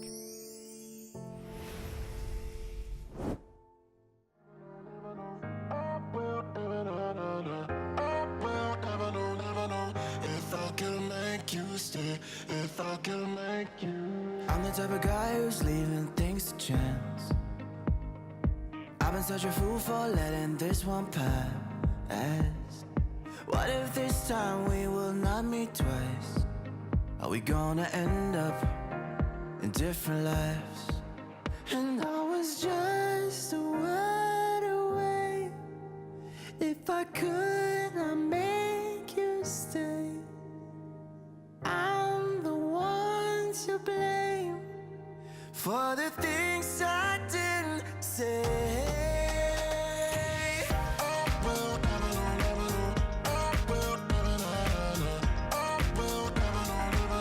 If I can make you stay, if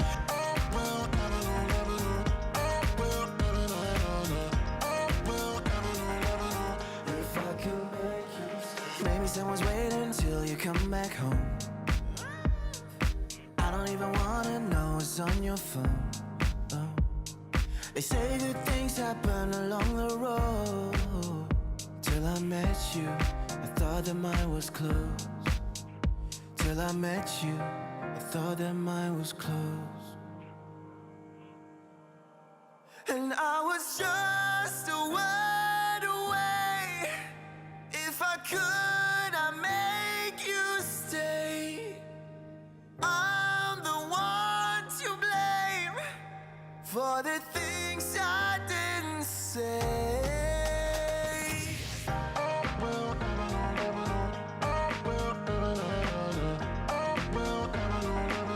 If I can make you stay,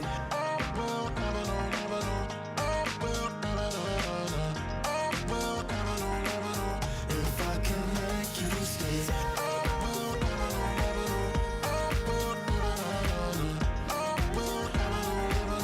If I can make you stay,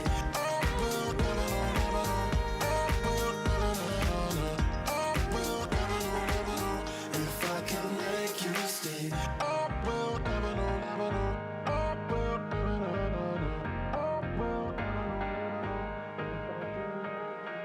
I'm the type of guy who's leaving things to chance.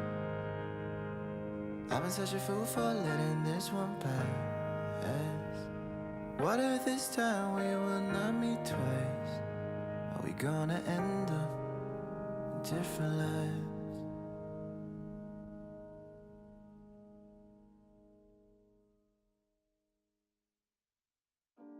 I am waiting for love. I am waiting for love. I am waiting for love.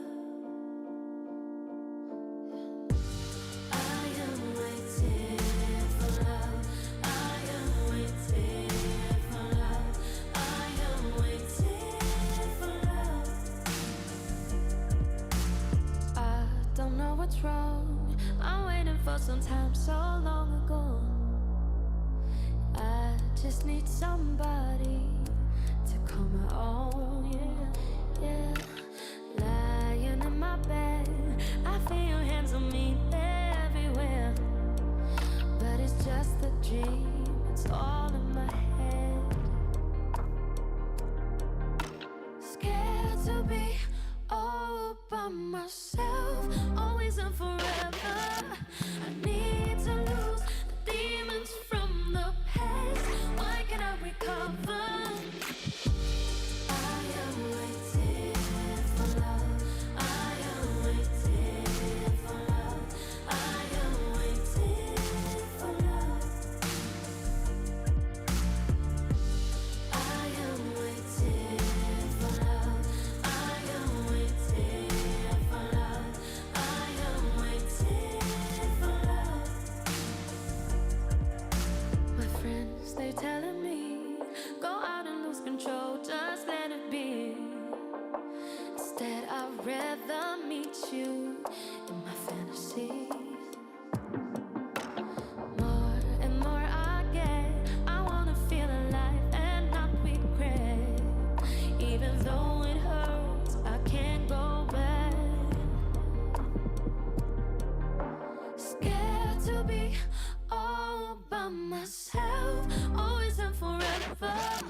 I wanna lose the demons from the past.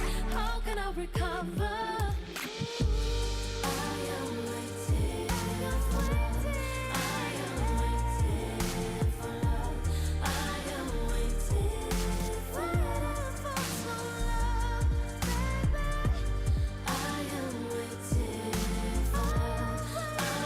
waiting for love. I am waiting for love.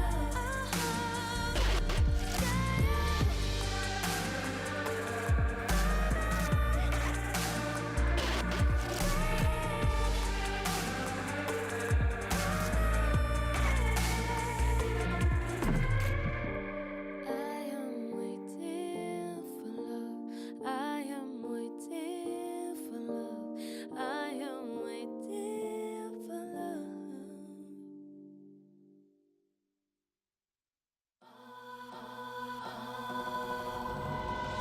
I'm not saying forget all your sorrows. I'm not saying don't look back. I'm not saying act like there's no tomorrow. I'm not saying leave what's holding you back. You're spinning round and round. 感觉优先级就看每个队伍了，因为现在是分两种，有发育型，有节奏型的嘛。就节奏是蛮森、赵信这种，然后发育就是人马这种嘛，就看每个队伍的喜好了吧。然后狗熊也算是节奏型的，就是前中期要打出优势来越塔，然后控资源，就感觉厉害一点的队伍会去选择他吧。Well, if LGD is a strong team, then they're going to. Ladies and gentlemen, welcome back. My name's Hysterics. Joined by Orcs here to run us through. At least you're muted for me. And, well, I'm not. I don't seem to be muted for you, Orcs. I think you're muted on Discord. I did, because we do use Discord. That's why. What a pain, Orcs. Sorry, dude. It's because we don't normally use it. We normally use the VOOV call, and so I got confused. Apologies, folks. We are back now. Happens. What I was saying is I think LGD are a strong team, so maybe Fitness will bring it out. And to summarize, Orcs, that game on was something. It was a little bit of magic from LGD, and it comes from Fitness surviving the 1v2 dive and absolutely running with it after the fact. Yeah. I mean, I definitely can be critical of V5 in handing that one over, but credit to Fitness, you know, he capitalized on the opportunity and he continued to be relevant throughout the game, right? It wasn't just like, oh, I got 2 kills, that was it. He was doing really well in the 1v1 matchup against Rich, who we've been praising so far since his addition to the LPL, and he was constantly a big presence, going for TP flanks to kill off Rookie, going for that ult onto Carcer to secure the Baron, and this is that dive. I mean, did everything he needed to, right? It was definitely a mistake from V5, but he hit his buttons as he should and found the perfect window to get this double kill. I just hurt so much for V5, didn't it? After the fact, LGD had this Mordekaiser that no one could deal with. And I think Fairness, you know, his innovation with the TP in that one play as well is what set up LGD to continue snowballing this game. Yeah, and I just love this moment here where he just charges a Photic, and Photic does get eaten by the Tom Kench when he comes out, but like, look at his health at the end, just a sliver available. No real way they contest. And that's the thing as well, is this composition for V5, especially with the Renekton being behind, you only had 2 damage carries, right, in the Senna and the Corki. The second you put one of them down, you threaten them, you ult them, it just becomes so difficult for them to win out the fight. And I think really a little bit messy from V5, but also the draft was just questionable. Yeah, you said that the draft didn't give them much in terms of, well, not setup. We know how the comp operated, but when that fell behind, when there's no Renekton in the game, when Carcer as well is trailing, it just looks so good for LGD to continue snowballing. And that mid game you talked about, where was it on LGD side? You were saying that's like, oh, mid game for them seems a little bit difficult. On V5 side, just like V5. The bulky tanks at that point, maybe a little bit tricky for LGD to cut through, but they never really found an advantage then. And as well as that, I felt like, you know, it was just good play from LGD, the flank from the Mordekaiser, and ultimately the dive top set them back so far. Because if Renekton was strong coming in the mid game, it makes such a big difference. Yeah, it does, but he wasn't. And at the end of the day, for V5, they don't get to play towards the solo lanes, who were highlighted coming into the series. Rookie talked about being back in form. Rich having a great time now assimilating onto V5. Don't know what happened there in game number 1, but running into game 2, LGD building off the back of momentum. But I also think that you and I were talking about a point coming into that draft and into that game that really rang true. When Shadow has control, when Shadow is controlling the game, LGD look like a different beast, and it's been rare this split. And I will say, as of recently, that Shadow has had control over the junglers in the league. Yeah, which is why I think it was so weird that they ended up taking the Sejuani into Shadow on the Lee Sin, and Shadow delivered on the Lee Sin, right? Finding some good angles, some good opportunities. Definitely wasn't a flawless performance, but he had the agency and he made it work, and it allowed him to really provide for his team, right? You have the Orianna, you have the Jinx, and considering this wasn't really a draft that had amazing setup for the Lee Sin, still managed to find those windows. So, coming into game number 2, how did V5 change that draft? Let's go back to your criticism. No Sejuani. No Sedge. All right. Was Sejuani the only core of it? Because things like Corki was particular is like a really good base, but is it simply just jungle? It was just super disconnected, right? You pick the Renekton, you then don't end up getting a jungler that you can play for it, right? Because they could have taken Diana or Nidalee then, but they left it till the second rotation. Often people who take Renekton will pick a jungler to pair up sooner. They go for the Senatom in a blind support matchup, so they just ended up getting harassed quite heavily by the Karma. The Sejuani, you know, I think Sejuani is not awful in and of itself, but didn't fit with the Corki, right? Yeah. When I think Sejuani, I think AD mid, not AD, melee mid, melee top, and then you just easily proc the passive. Things like Aurelia, right, sync really well with it. Even something like a Tryndamere mid would work in theory because he obviously stacks up the passive very effectively. You play a heavy dive comp. I'm not saying it's like, you know, top of the meta or something, but I at least can see the thought process. But Sejuani Corki just... no idea, right? In my mind, it just doesn't really make sense. So it felt like the main thing with V5 is that the individual components weren't necessarily terrible.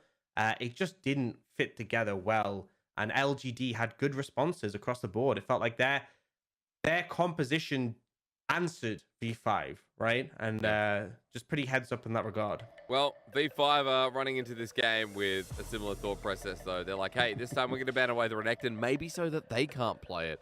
But more importantly, sticking with the same idea that they had in game 1, which was ban out some of these mid-top flexes that LGD could play towards. The Rise ban coming out from LGD, which does mean that the Gwen is left open and available.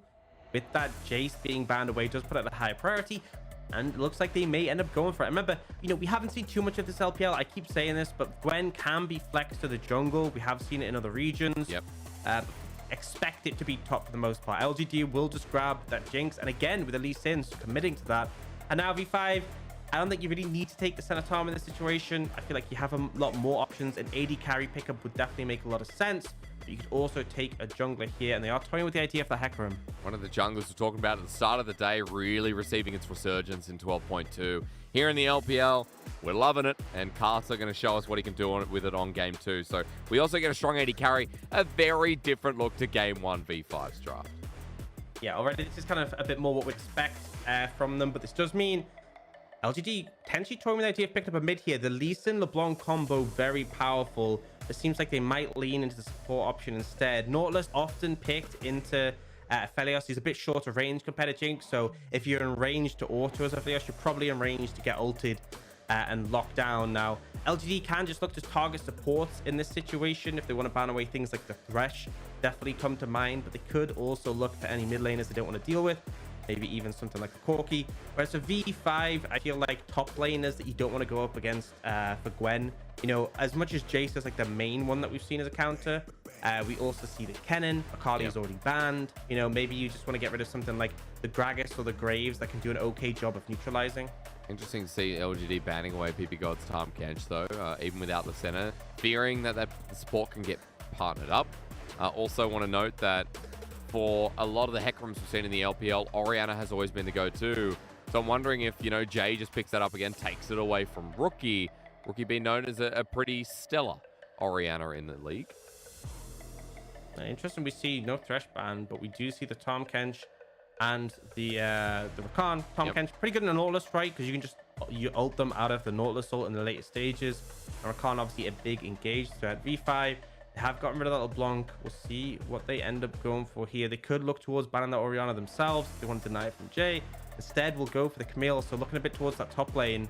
Now, LGD, I feel like if there's a mid laner that really stands out like the Orianna, you can take it here. But they actually just go straight for the Mordekaiser again for fairness. So happy with how that game one went with it. Wow, okay. But it's going to be a very different matchup. Curious to see Gwen versus Mord. Again, Mordekaiser we hadn't seen in the LPL for about 500 plus days. And since 2020. But fairness, back-to-back games now. Trying to get LGD across the line in a 2-0 fashion. Now, you were talking about the thresh that's been left open up and available. PP God hovering it over. Orcs, you big brain, you. Going to be locked in. Now, final pick. Orianna still left there to take away from Jay and more importantly, synergize with V5. Yeah, I think Orianna makes a lot of sense here. Good call from you. And it really just has that strong backline of the Orianna Aphelios. You have great dive potential, great safety nets. It's a very well-rounded composition. Vastly different from what we saw in that game one. So yeah. V5 already coming out of this draft a fair bit better. Now, LGD... just see what they'll round out here. Personally, I think something that can apply a lot of pressure to help back up Shadow. You know, we said before there was not too much setup for the Lee Sin. There is more here. But actually, the Corki is open available. And what we often see is Jinx Corki as a duo. Very long range, very heavily scaling. Yeah. Now, there are tools in V5 to deal with. But in fact, I think LGD going for the victor. So something we haven't seen as much in recent weeks, but can contest priority a bit better. We saw Jay into Rookie last game. Jay was pressuring him out early. This matchup will be a bit more even in terms of lane priority, which is very important if you're playing a Lee Sin, especially into a Hecarim, because if you just don't interact with Karsa, he will just pull ahead. He will be able to farm quicker than you. And he will take over the game, which is what Shadow ironically did in game number 1. I think Shadow back on his Lee Sin, as EU fans will know, is an exciting thing. One of his strongest champions of all time. And here in the LPL, Shadow's Lee Sin is not high tier. We're going to be real with you. People like Karsa have done it better in the past. We had MLXG, TN, Xiaopeng even goes into that list. I'm going to keep trying to name Kanavi's Lee Sin. Tarzan, how could I forget the king of the jungle Tarzan's himself? pretty okay, you know. Pretty, at some least put highlights. him there. Yeah. But the point is, it's still a comfort for him, and I'm glad to see it. 2 games in a row now. And LGD, after starting off this series in such a big way, now have the momentum.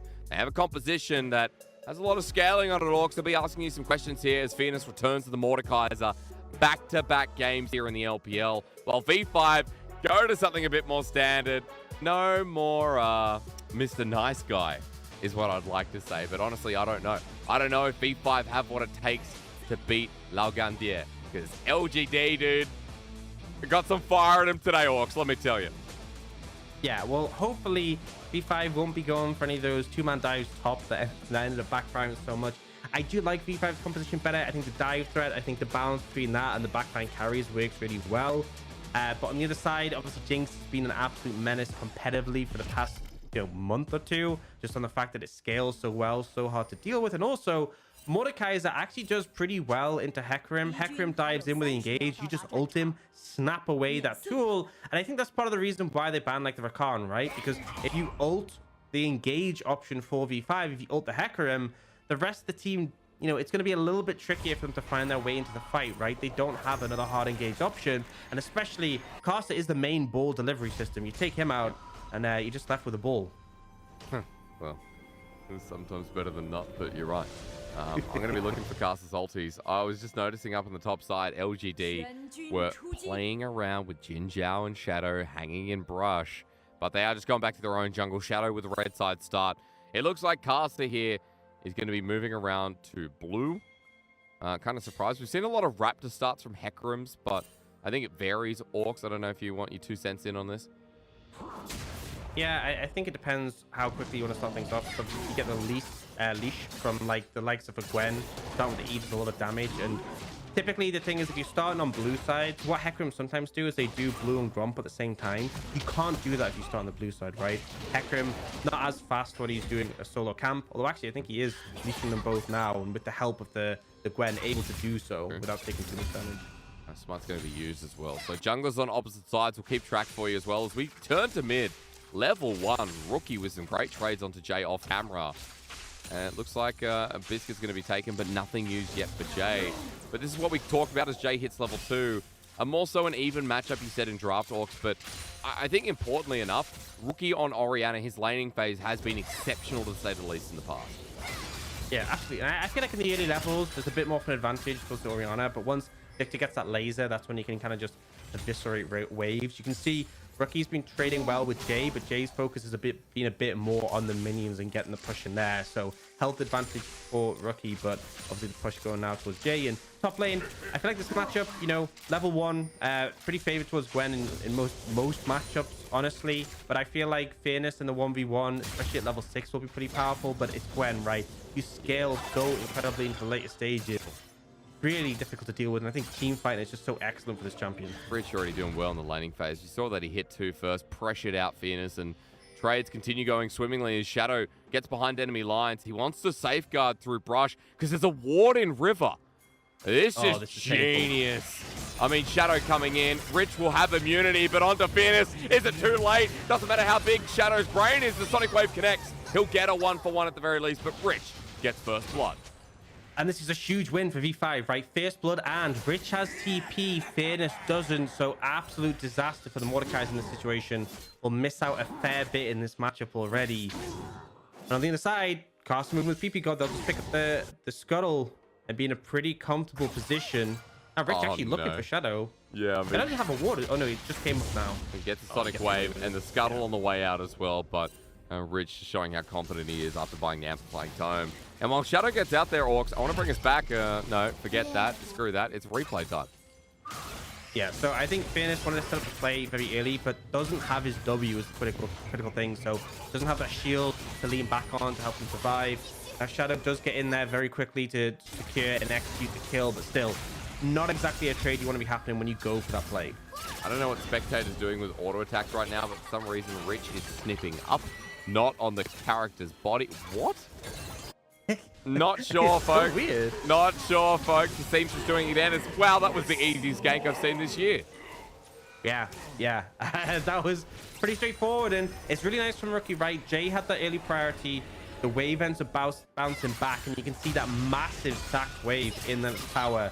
Rookie got Jay's health low enough that he's just able to pick it up quite easily. And now you can see after that level 3 point, with the shield available to Fairness, he's faring better on the trades. Shadow's here for this. Yeah, he is. He's got a Sonic Wave at melee range. Rich doesn't get it though. Goes onto the minion. And Karsa helps save the day. So Rich survives, stays in the wave as Karsa helps him clear out. Now that Shadow's spotted as well, top side becomes highly contested. I feel like that was kind of a bit of a misplay there. I think what should happen is Shadow just Sonic Wave out of the brush, right? Yep. I feel like that's the easiest way to catch off guard, because ended up leaving it a bit too late. Rich dives away, and without the Sonic Wave connecting, they don't really have the kill pressure. In my mind, that should have been a kill for LGD. Either way, at least Fairness is able to keep applying pressure and doesn't get punished himself. Well, Karsa, I want to note as well, as he comes back to the top side, is just going to be matching, not matching, but rather catching this top side wave. I was going to point out his CS lead, pretty mighty. Over Shadow, who's just made his reset and came back to the bottom side of the map. You can see that Karsa, he's still got a reset to take, but also some jungle camps too. Up about 10, 12 CS. As I was mentioning before. Jinjiao now roaming towards mid. Ignore what I'm saying, because PP God there for the counter play. And over the wall, his hook can land, but Jinjiao's cannot. But he'll be spotted out as he joins in with Rocky. No, actually just look at PP God here. He should have flash. Yeah, he does flash. So overstays a little bit, and that's the thing, is that Shadow moved over. Meanwhile, Karsa is just farming, so I think it's a little bit overzealous from PP God just to stay there. Either way, as you said, the CS lead being built up. This is an expectation with the Hecarim, right? Is that he's just able to farm a lot quicker than Lee Sin. Scales pretty well with that CS as well. Likely going to see him going into that tank build and be that big threat. Level 6, a big spike for the Hecarim in terms of that engage potential. I mean, level 6 is big for V5 in general, right? Need to work Shockwave coming through with the onslaught of shadows you just mentioned. Every single ulti going to be doing a lot, and we're in Rift Herald County coming up. 1:30, 8 minutes, Herald top side. That's all I need to know, Orcs, and I need you to set me up to what we can kind of expect, because this time around, ultimates even for both sides feel like they can have effect around early neutrals.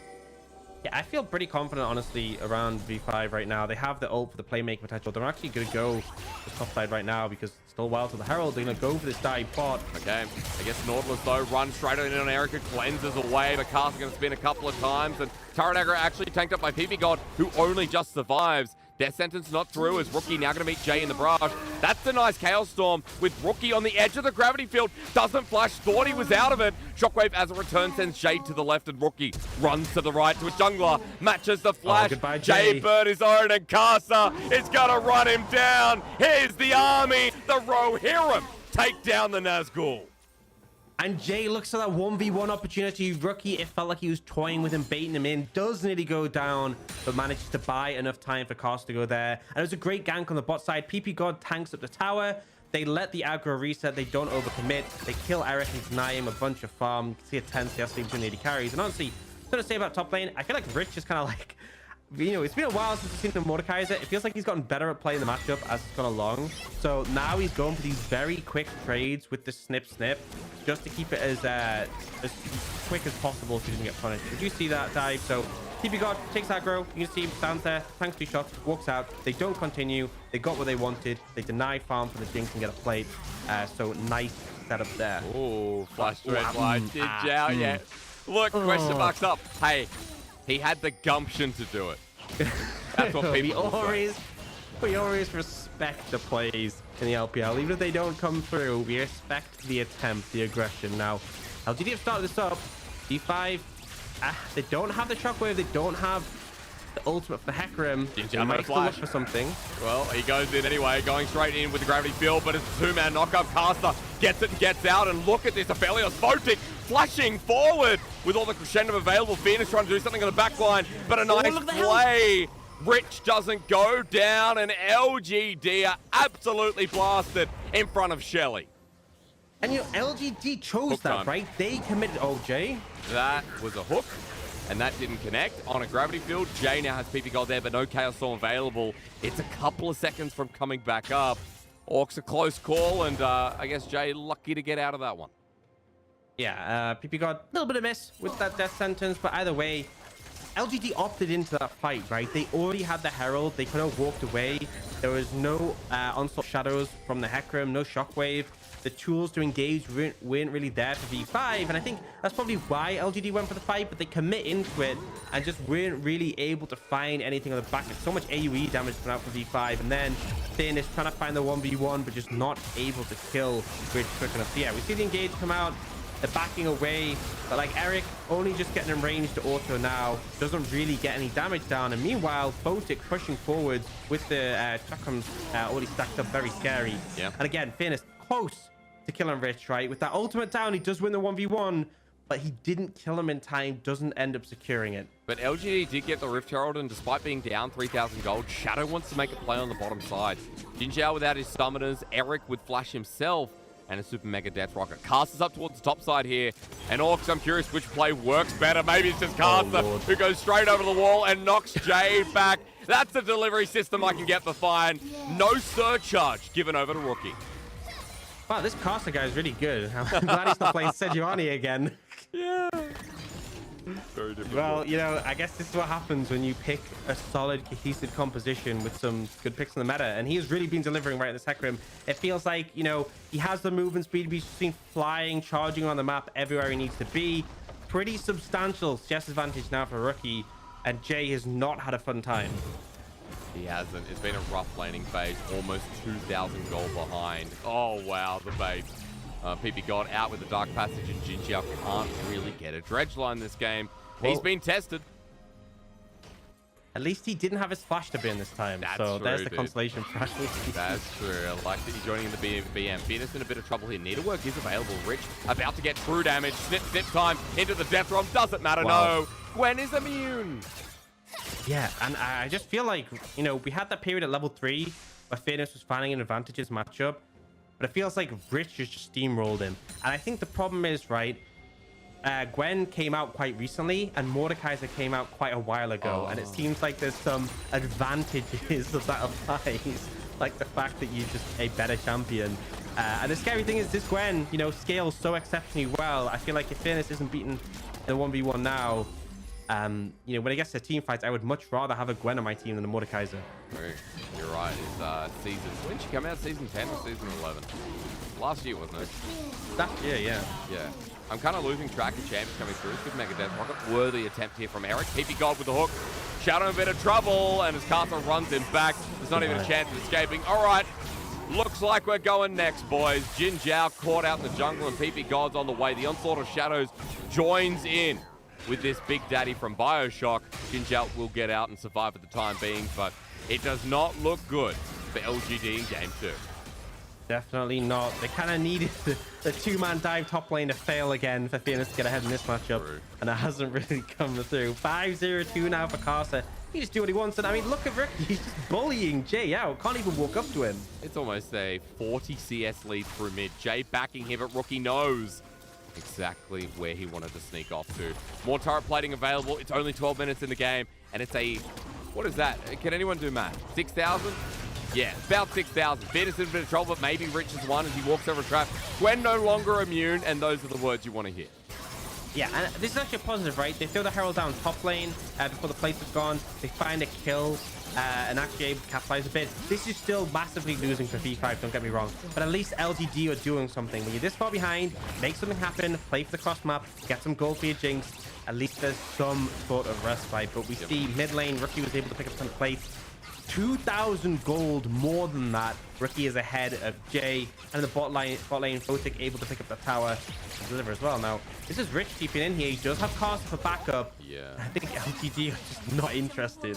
They were thinking about it, but you're right. Castle was just hovering in fog of war, and they have no tracking on this guy, even though there's some good warding at the start of enemy jungle. I just don't think Castle's been walking around standard pathing. 5-0-2 on the Hecarim. He's got Chem Tank here, Orcs, and it is hard to track a horse that's this fast anyway. Yeah, very fast paced, very quick to get into these fights and engage, especially when Ghost is available. But man, you know, we've seen a lot of Mage vs Mage. People were saying it was a snooze fest of like Corky Victor and stuff like that. I love how we have a Mage vs Mage matchup, and Rookie is just giving Jay no space to breathe. 4 plates taken by him without using a Herald, right? Normally we see plates like that. Oh, kick comes in. Yeah, nice kick from Shadow. The flash away from Photic. He knew he was dead, but he wanted to get to the Dark Passage, and PP God can't save his AD. So LGD with a nice pick, and he came off the back of Shadow's Lee Sin, which is what we wanted to talk about. Yeah, so positive again, but it's still a pretty dire situation. Rookie is that. Can anyone stop him? I mean, 1v1ing a Mordekaiser in the Death Realm. He just kites to the right, and that's easy burst damage. Solo kill over to Rookie. And what can you expect at this point? V5 are smashing down LGD. Game 1, nothing to talk about as TP comes through. The hook on Eric, a pixel short. It means that Rookie got to TP for pretty much nothing. Yeah, they get a top lane tower. LGD still trying to commit to that tier 1. It does have an objective bounty as well. Meanwhile, V5, they're looking towards the Herald, but they don't want to give up their mid tower too easily. God might be caught out. Actually, Shadow took that Sonic Wave, and I bet he wish he hadn't. Onslaught of Shadows predicts Eric's going to Gale Force away, and Casa, man, leading the charge this game, and alongside the rest of V5, he can do no wrong. 4 members strong mid. It's only 15 minutes. They probably wish there was a Baron up. Yeah, 7,000 gold lead right now. Man, this is just painful. This, you know, this is kind of what we expected from this series. Yep. Right? I think game 1 kind of subverted that a little bit. We saw Sejuani. We saw some interesting gameplay from V5. This is kind of the level we sort of expect. And I think for LGD, at least they did win that first game, because at least they have another opportunity. Right now, Shadow, yeah, it's so hard to sort of pressure a Thresh as a Lee Sin.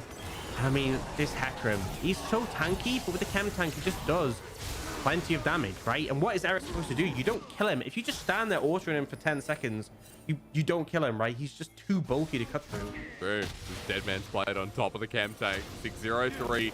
9 out of 12 kill participation for both Rookie and Casa, by the way. As Shockwave almost brings Jin Zhao back in. He had the flash, otherwise that dredge line was going nowhere. Yeah, so it's just Rookie. He keeps finding these opportunities to punish. And as you said, the Deadman's now, I love this combo because obviously Deadman stacks up with movement for that empowered auto. Chem Tank does the same thing. So it means despite this being a tank Hecarim, you hit like a truck with your Audacious Charge. You just slam into them. And now LGD try to cross map, but nah, they don't get a chance. It's just V5. They see champion, they kill champion. Yeah, one-sided as one-sided gets. 16 minutes in. I'm ready to go next. I'm ready to get excited for game number 3. LGD have had a spanker in game 1. V5 have had what's more than a spanker. They've been bruised, I guess. I don't know. At this point, V5 are just walking all over them. And you talk about the truck. I think Rookie as well. They got the steel chair. Yeah. Throwing down the stairs as well, you know, at this point. I was going to say, you're going into WWE references, and I feel like, yeah, they've hit them with the chair. I think LGD have kind of been bounced back with Mordekaiser 2 games in a row and 2 very different looks at Fearness's top lane champion. Yeah, and I think the Mordekaiser made a lot of sense last game in the Recting because like it felt like V5 were potentially going to threaten the dive, and Mordekaiser holds up well in that, but here hasn't done that well into the Gwen 1v1. You know, it does in theory offer some like anti-dive if the Hecarim comes in, but it just hasn't really come to fruition, hasn't worked. And now Herald gonna slam down mid. Costa, he's just, look at him, he's just running at them. I mean, Jin Zhao decides to engage and he gets hit out on the backside by Casa. Onslaught of Shadows followed up by Rookie, who shockwaves him to death. That's a dissonance that does all the damage. His Shadow gets sniped by Photic. And now with all the crescendum, LGD paying that respect. Look at the bot side as well. Rich is having a great time too. Yeah, well, at least the consolation prize for LGD is game's probably going to be over pretty quickly. Yep. Rich just dive in the Mordekaiser, and they're looking for Jay here. He will flash out. A V5 just annihilating the base of LGD. So, shortest game this split, Orcs, that's what's in contention. At 18 minutes, the base breaks with the middle inhibitor going down. It was JDG versus WE that was a 22-minute, 29-second game. We have not had... We haven't had a sub 20-minute game. And even you got a couple minutes over that to spare. So, feels like for now, V5 are playing it safe, but one more team fight. And I don't think those death timers are going to save you. Yeah, they're resetting, so it could end up being a bit slower. But yeah, I mean, Rich just walks in here. He gets ulted kind of late, and it doesn't matter. It just doesn't matter. You can't do anything against this Gwen right now. She's immune.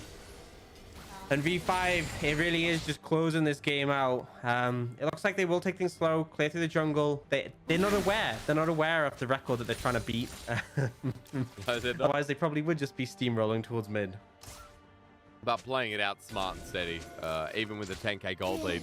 You know, V5, after game number 1, you know, it makes sense that they want to do this the right way. Game 1, getting thrown from that 2v1 dive in the top side is Jin Zhao.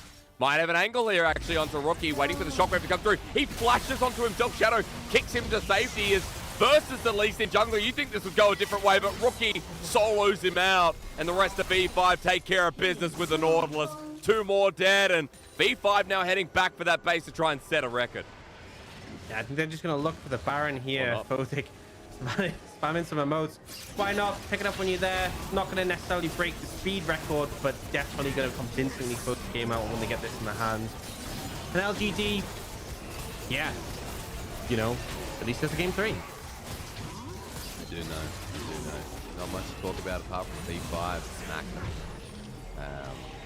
Yeah, very different look when V5, as you were saying, you know, draft something that can have multiple angles and doesn't pigeonhole them into, I guess. I feel like Gwen bug, by the way, the sniffing upwards. I know. Still going for Rich. It's so weird.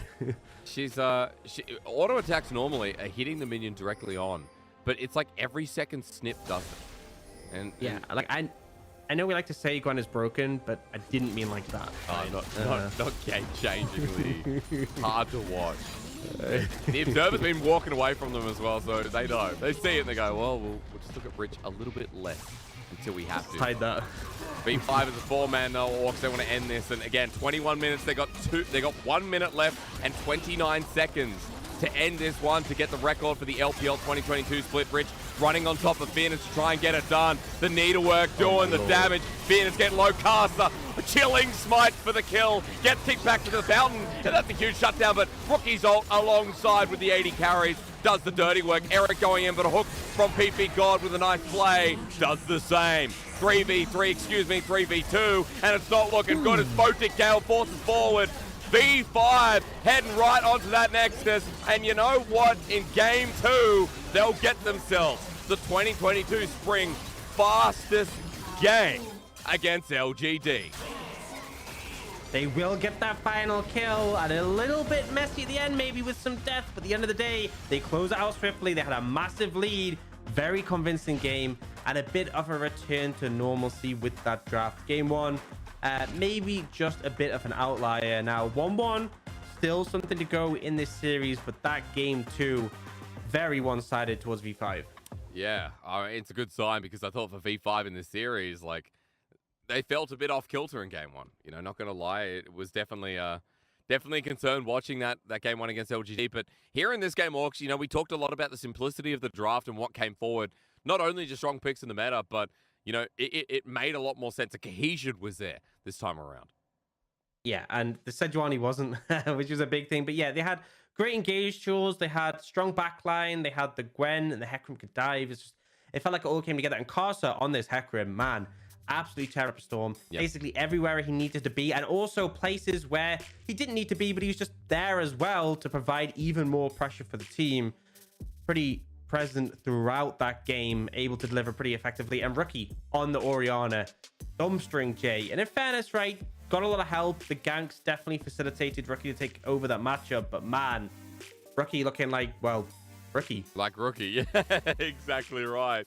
Night and day from Fairness up in that top side, but I think Karsa putting on a clinic here on the Hecarim jungle game 2. You said it in game itself. It's like, well, Karsa was also playing like Karsa. The constant dives for Jay against Jay, rather, in the mid lane. Rookie was set up for success, and you know, Karsa and Rookie is a duo we've talked about in multiple broadcasts. And when they're on, they're on. When they're on as a 2v2, they take over games. Yeah, and I think the whole team was pretty playing how you'd expect in this one. Photic, you know, a little bit more quiet as sometimes we see in games for 80 carries, but at the end, coming in with some clutch plays to finish things out, and it's kind of what we expect. But it is 1-1. We obviously did see that LGD, if you give them the tools, if you give them enough of a lead, they will be able to close out a game. But obviously didn't have that case here. So I think changing up the draft coming to this game 3, definitely for me, the Mordekaiser made more sense in game 1. Game 2, less sense, and it just really couldn't hold up against this Gwen. This pick is just something else. Such a solid pick. Easy blind, easy life, and easily immune. Ladies and gentlemen, we go to a game 3 between V5 and LGD right after this.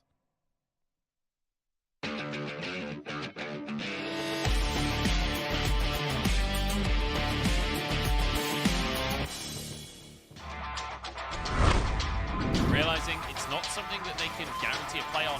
They have time to work with, but Rookie makes a package play. Finally, we see a good package today, and down goes Abel. Rookie making it happen for B5. This PP god saves Karsa and Shanji. That was so generous, giving PP god away out of the fight. Shalahoo's getting chunked pretty low. SOFM, I think he can find I mean, this. the poke's coming through. Shallow who goes forward. The Shy doesn't care about that trade because SOFM wasn't spotted until Blitz now. here. Slid predicting a level difference between him and SOFM. I wonder how the duel goes. Sonic Wave being held onto. Waiting for the resonating strike. SOFM again holding, but the Shy there. TP might be too late. Flushed away from the Lucian. He's in, but the Shy actually taking way too much. Wavo Gaming have given a double to their opponent. That's the thing, at this point, Tank Rise falling off, not doing that much damage, and Betty has the range advantage once more, just able to hammer away at these towers. What can they do?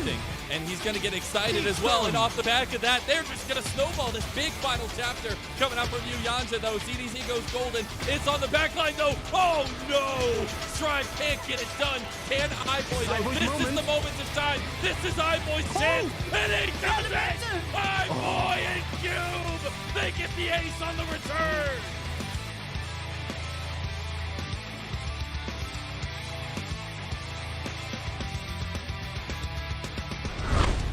LWX does still have his flash, can look to reposition. That dude's trying to deep. find the angle. That dude literally went so deep into the jungle. I don't know if he knows his way back. Cleared a round fog of war. This is the flank with a Sonic Wave kick over the wall. FPX jump on in. Cleared on Lee Sin, man. That's what you expect.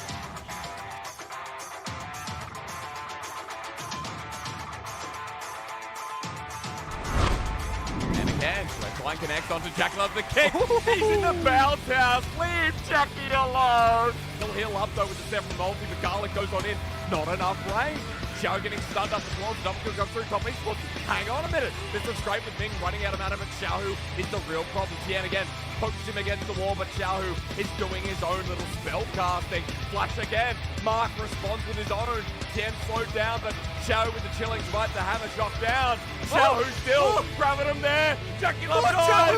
Xiao freaking who rises his own.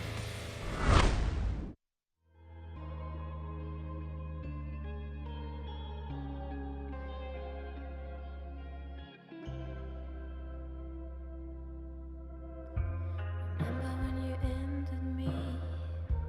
You left with a big smile on your face. In death there's no guarantees. I'll cheat it just the way you cheated me. Cheated me. Whoa.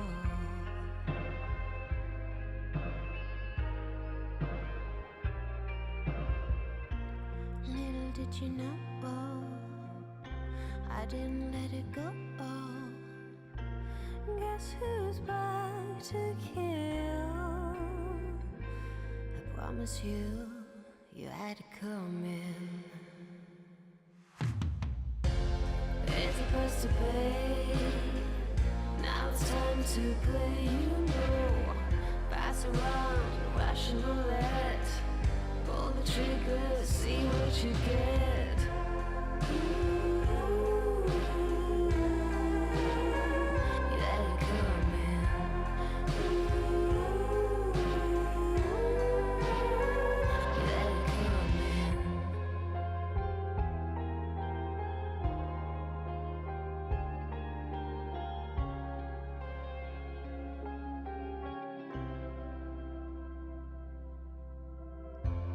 Remember when you ran from me?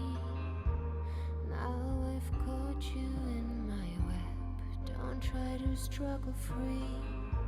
It's nothing personal. It's you, not me. You, not me. Oh, oh.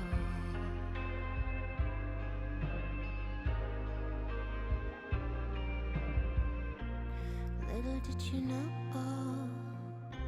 I didn't let it go. Guess who's back to kill?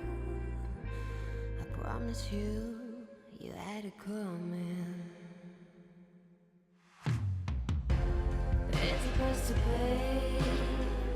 Now it's time to play. You know, pass around, Russian roulette. Pull the trigger, see what you get.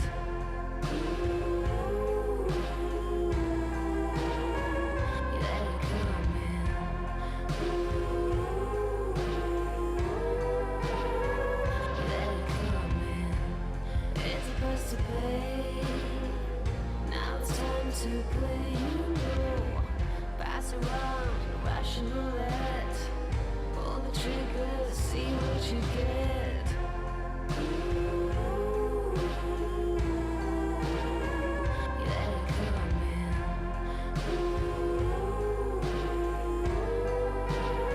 You let it come in.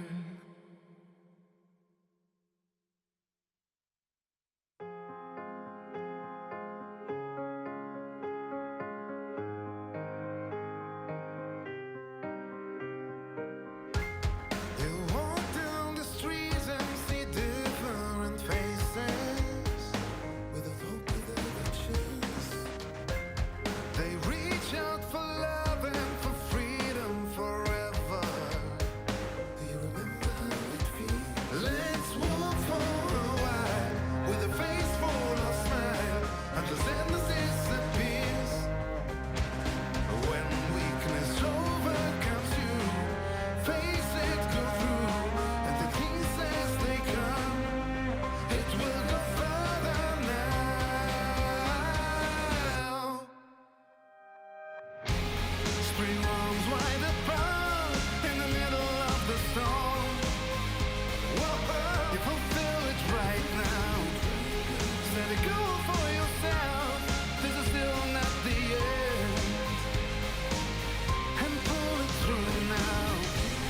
Every pain that you feel comes to an end so soon.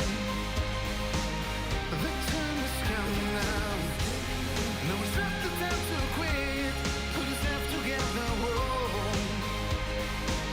And listen right now. Don't care about the tears, all your problems. I'll be there for you.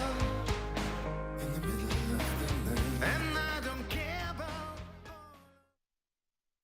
就感觉出现这么多组合非常好嘛，就让下路对线变得挺有趣的，然后就需要多多练英雄吧，就扩展自己英雄池。到老干爹就打好对线，然后就跟队友交流好、配合好，就应该比较好一点。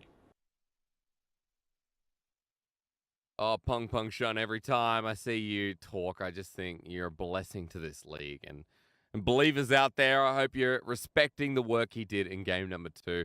My name's Hysterics. I'm joined by Orcs. And Orcs, we get to a game 3. You know what that means? That means we get to talk a little bit longer tonight.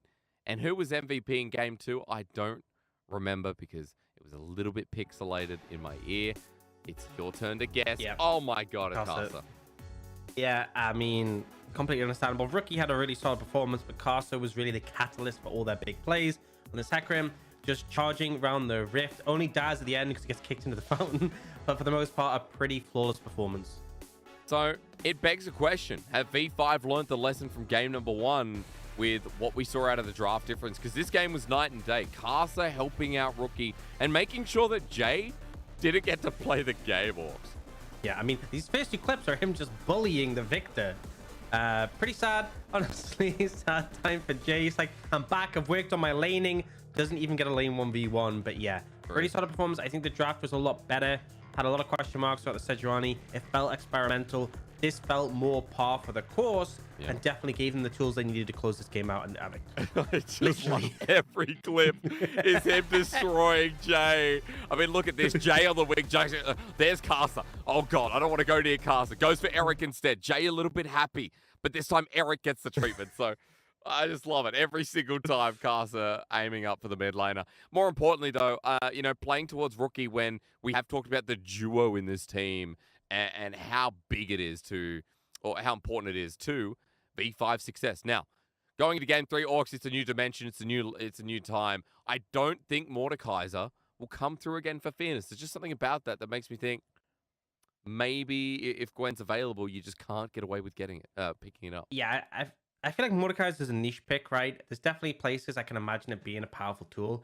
I don't think you pick it 3 games in a row, especially when you just lost with it. So I expect them to change it up. I feel like the Gwen was an issue because a lot of the champions you see answered into it were banned in the first rotation. Jace was off the cards.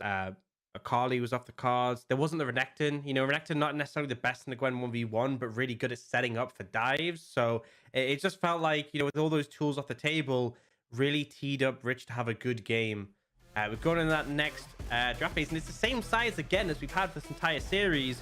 You know, we're seeing the same bans.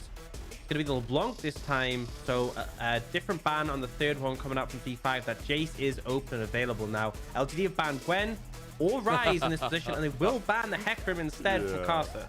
It makes sense. I think, you know, V5 switched on a little bit, which would be a nice takeaway to then say, hey, Shadow, go pick a different jungle. We're going to give Casa the lease in this time around. Yeah, they'll lock that one in, especially with the Hecarim off the cards. Definitely has a priority, but quickly we see the Gwen come out. But also see the Ryze being a high priority, and LGD will lock that one in now for V5. If you're going to answer the Gwen with something like the Jace, it kind of needs to be now. In terms of AD carries, they're also probably going to be a pretty high priority in this situation, right? If you want to pick up something like the Jinx and have choice on that, it's kind of now or never in this rotation. But actually not going for the Jace, going for the Gnar instead. I'm going to go for the Orianna to match up to the Ryze. So LGD is an interesting position. You know, they technically can flex the Gwen. They could take an AD carry here and obviously secure that and ban away V5's options. But instead, they're going to take the Xin Zhao. So really strong mid laner who's going to be able to roam to the side lanes. The Xin Zhao Gwen combo is so broken. It's like that Venn diagram of not being able to play the game, not being able to auto attack. And now I feel like LGD will probably look to target, You know, honestly, I feel like it's a little bit of a tricky one. They could go in any direction. You know, they could ban AD carry or support. They will have first priority, though. That's the important thing. So if Jinx or Aphelios is left available, they can just snap it up. For V5, you know, you can ban both, right? You can ban, I think, both of the cards. It looks like that might be what they do. So Caitlyn, Zeri, Jinx, what else there? Aphelios, right? If V5 want to take that away. Then we get into like the Jins, the what else? Samira's. Ezreal's a good one. Like Eric debuted in the LPL on Ezreal, so that sounds right and true. As LGD, if they continue with support bans, things like the Nautilus still up and available for PP God, that means Jin Zhao wouldn't be able to pick it up. They get rid of an Enchanter instead, and we're just hard focusing the bottom lane here, Orcs, to see what that duo is going to be. Yeah. It's going to be interesting. This is Aphelios, surely. I feel like V5 going to ban in this situation. Yeah. Unless there's like a particular support they're worried about. But with Nautilus and Leona both being available, you know, there's still so many options there. Actually, going to recant. So LGD just take Aphelios, right? I feel like this is a bit of a no-brainer in this situation. Yeah, it really is. I'm going to start asking about comps shortly, though, Orc. So get ready to tell me.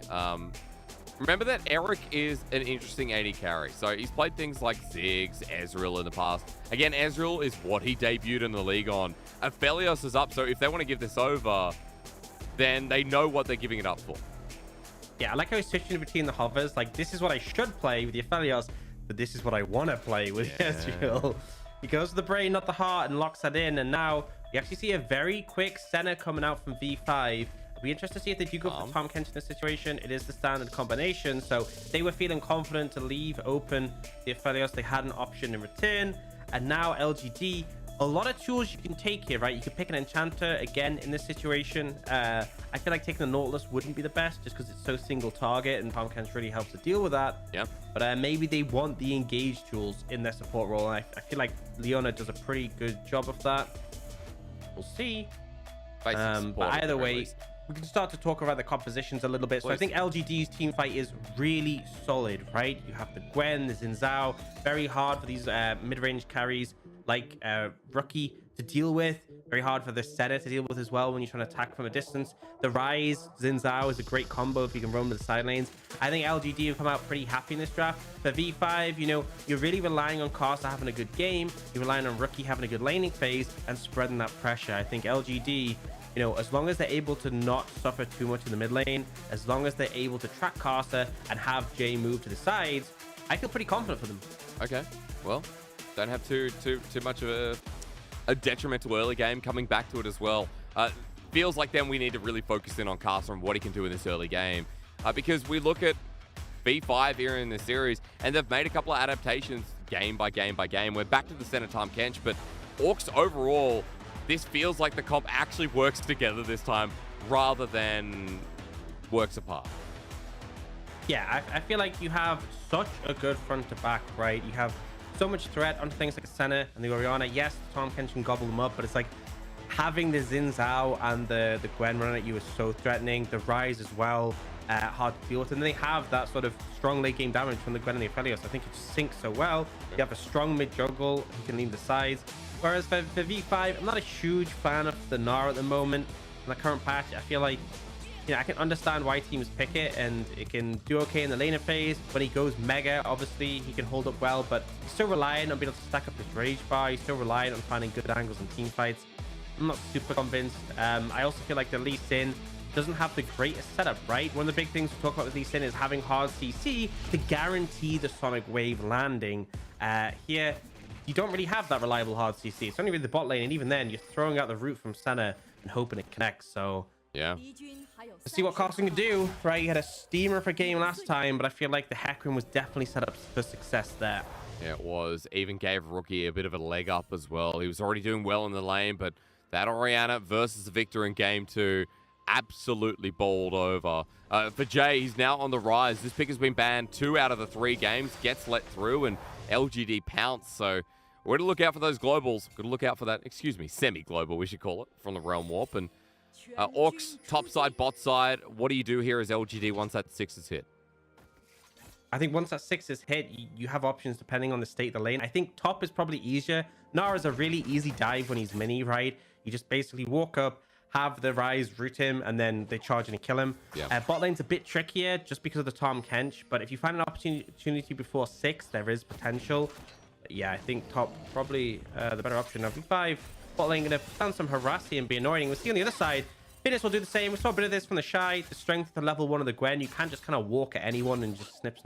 True. And Fairness gets back in range, and Rich almost half HP. So a nice start here as he spots out Casa on the blue buff. Won't do the same as the Shy and sacrifice close to a wave to get Casa behind, but Fairness definitely going to be starting this laning state in a very good way. I believe he did get the experience from all 3 minions. Yep. I think he missed 1 melee. I think it might have already died. I could be wrong. But we'll see. We'll see. Maybe if we still get to look. Kind of curious. We will look because Rich should be timing at the same pace as Fairness will be able to get some of these backlines. So close to 2 with a minion away, as well as Rich just walks back in. Really good setup start from Fairness. And again, we've been talking about this top laner for all series long, whether it's been good or bad. Game number 1, he was set up for success thanks to V5, but might be doing his own setting up in game number 3.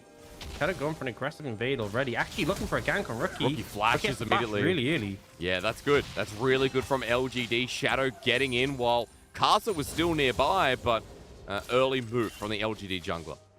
Just find that window, and you have to be so snappy with that Summoner Burn, because if Jay flashes on you and roots you, you're just dead, right? So I like the gank from Shadow. Comes in quite creatively. You don't expect Shadow to be behind you at that point. And he's just going to be able to continue to play. But it's very important that you have that pressure in the mid lane, because removing that flash early means more opportunities for Jay to threaten the roam. If Rookie ever tries to move the side lane, it's scary if he gets caught out. Very easy to go down. Now, bot lane is going a little bit rough for LGD. Pressure's there, but we were talking about level 6, right? Wow. This is not level 6. This is level 3. And they're already looking. It's a mini Gnar for Rich. This is commitment. In an unfortunate situation. Yeah, and that Gnar bar not even getting close. TP coming through from V5. Defensive play while Fairness has true damage under the turret. Perfect dive. Rookie comes in to slow it down, though. And Shadow takes a clockwork wind up. Rookie will get one in return with less invested from V5. Yeah, not the ideal person you want to take tower aggro. The perfect person would have been Jay, because he gets phase rush from the fight. He's obviously not the one in melee range. Could just run away. So not ideal circumstances. I don't think they really planned. They just rushed in.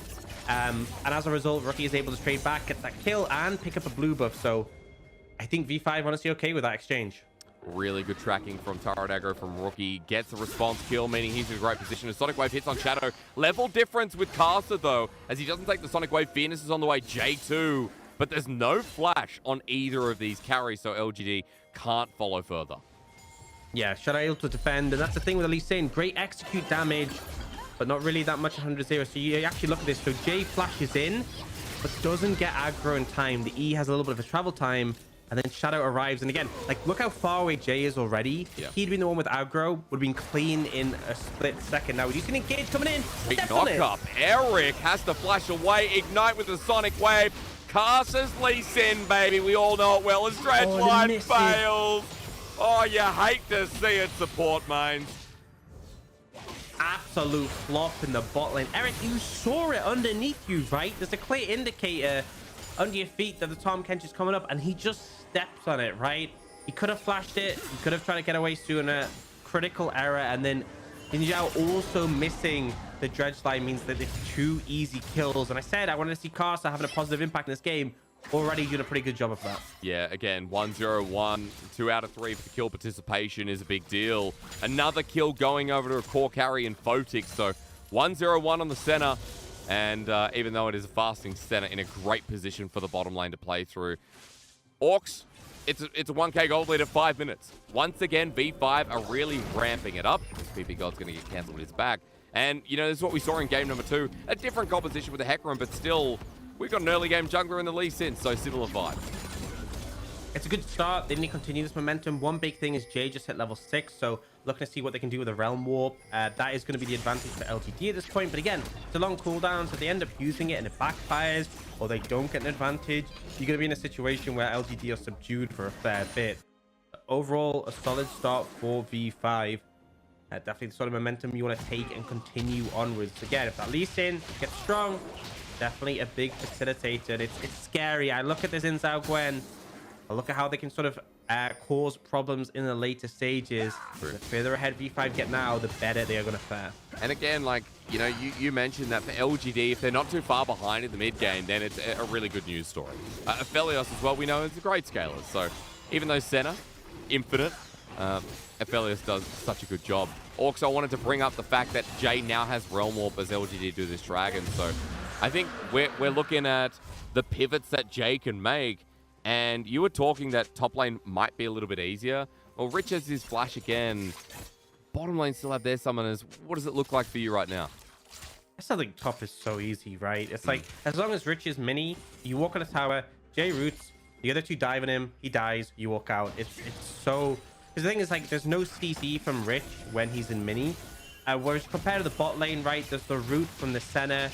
Tom Kent has his knock-up, and also just the gobble from the Tom. It's not available yet, but it won't be too long. And also, Tom is just so incredibly tanky. I think it's a lot riskier to go for the bot lane dive. I feel like they can probably just continue it. But the concern is, if you do so, you leave your bot lane vulnerable. And Eric, Jinzhao already have no summoners already in a potentially look at this two-man squad, though. On Shadow, he doesn't have ulti available. But Casa does. No kick necessary, however, as Rookie shockwaves him to death. This two-man duo from V5. Wheat Talker is looking for more blood. Yeah, and with the Tom, it's such an easy dive. He has the ultimate as well to drop tower aggro. They might not even need it. Look, a two-man kick. Casa, as slick as you like, but Eric under the turret is an Aphelios until he's not. 4 versus 2 ain't fair, and V5 plan to play it dirty. This is so funny. You look at PP God, right? He cues them, gets tower aggro, and just stands there. And he's just chilling, just vibing. Just probably has his hands on the keyboard, just waiting to hit that shield button. Easy as it comes. And we talked about the dive potential of this Rise. You really need to see them get the ball rolling. But with V5 killing Shadow, leading it, getting that pressure down already, they now have a really significant advantage. We'll get to see a replay off that. But yeah, just look at PP God. Good tower aggro. He's just vibing. He really is. Eric trying to hold out as long as possible. You can see Jay was trying to walk down here, Orcs, and get a Realm Warp as a counterplay, but wasn't there in time. Range was too far, and Jay just had to sit there and try and get turret plating mid. LGD do come back, though, and it seems like the reset's a bit quicker, meaning Herald starts as in the top lane. They want to bring the party. Rich just ulted as well. Needlework missing, though, on the double. Fairness gets nothing, while V5's bottom lane are whittling away at this turret. Yeah, they should be able to take this before LGD. It's still a full HP tower on the top side, so they'll be able to get this tower despite the fact LGD got the Herald. Yeah, it's only down 1 plate, so long way to go. And actually, Caster's showing up here to try and potentially even defend this one. I mean, Shadow got low with a turret shot. He's at half HP. Doesn't have a Gore Drigger, of course, guys. 0 and 2. And that's a 2-0 lease in as even the teleport to stop the play. Shadow holds onto the Rift Herald, so the play is sent packing. And Orcs, that means V5 get first turret blood. They continue pushing into the inner and the bottom side. It's 6 and 1. It's a 4K gold lead at 9 minutes, dude. This team is rampaging. Yep, they are really delivering well. And it really did come down to Caster being a big proponent, right? Not quite 100% kill participation, but it's pretty close. And he's been delivering on this one. And it's just great heads to play, right? They know they've already secured the bot lane tower. They already had the pressure from Photic and PP God that meant that the tower was low. So instead of committing resources bot to guarantee the tower, they managed to defend on the other side, and it subdues LGD. They still haven't used the Herald. They're not able to cash in, and until you get those plates, right, that massive gold deficit is going to remain a massive gold deficit. It is, because as we know with V5 in game number 2, they steamrolled over. Once they got the lead, once they pushed the laners behind, which, you know, sounds like a cop-out to say as a caster, but it truly was. Caster running over Jay consistently and making sure that Jay couldn't play the game. We got the fights, and LGD never really stood a chance. At this point, Mythics are going to be up and available. In fact, I even see one for PP God here with the Frozen Gauntlet.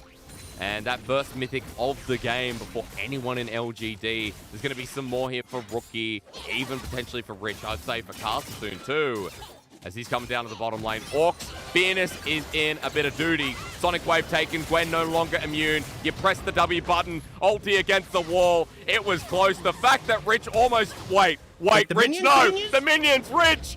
Survives. Ignite almost took him down, and he had to second guess that one.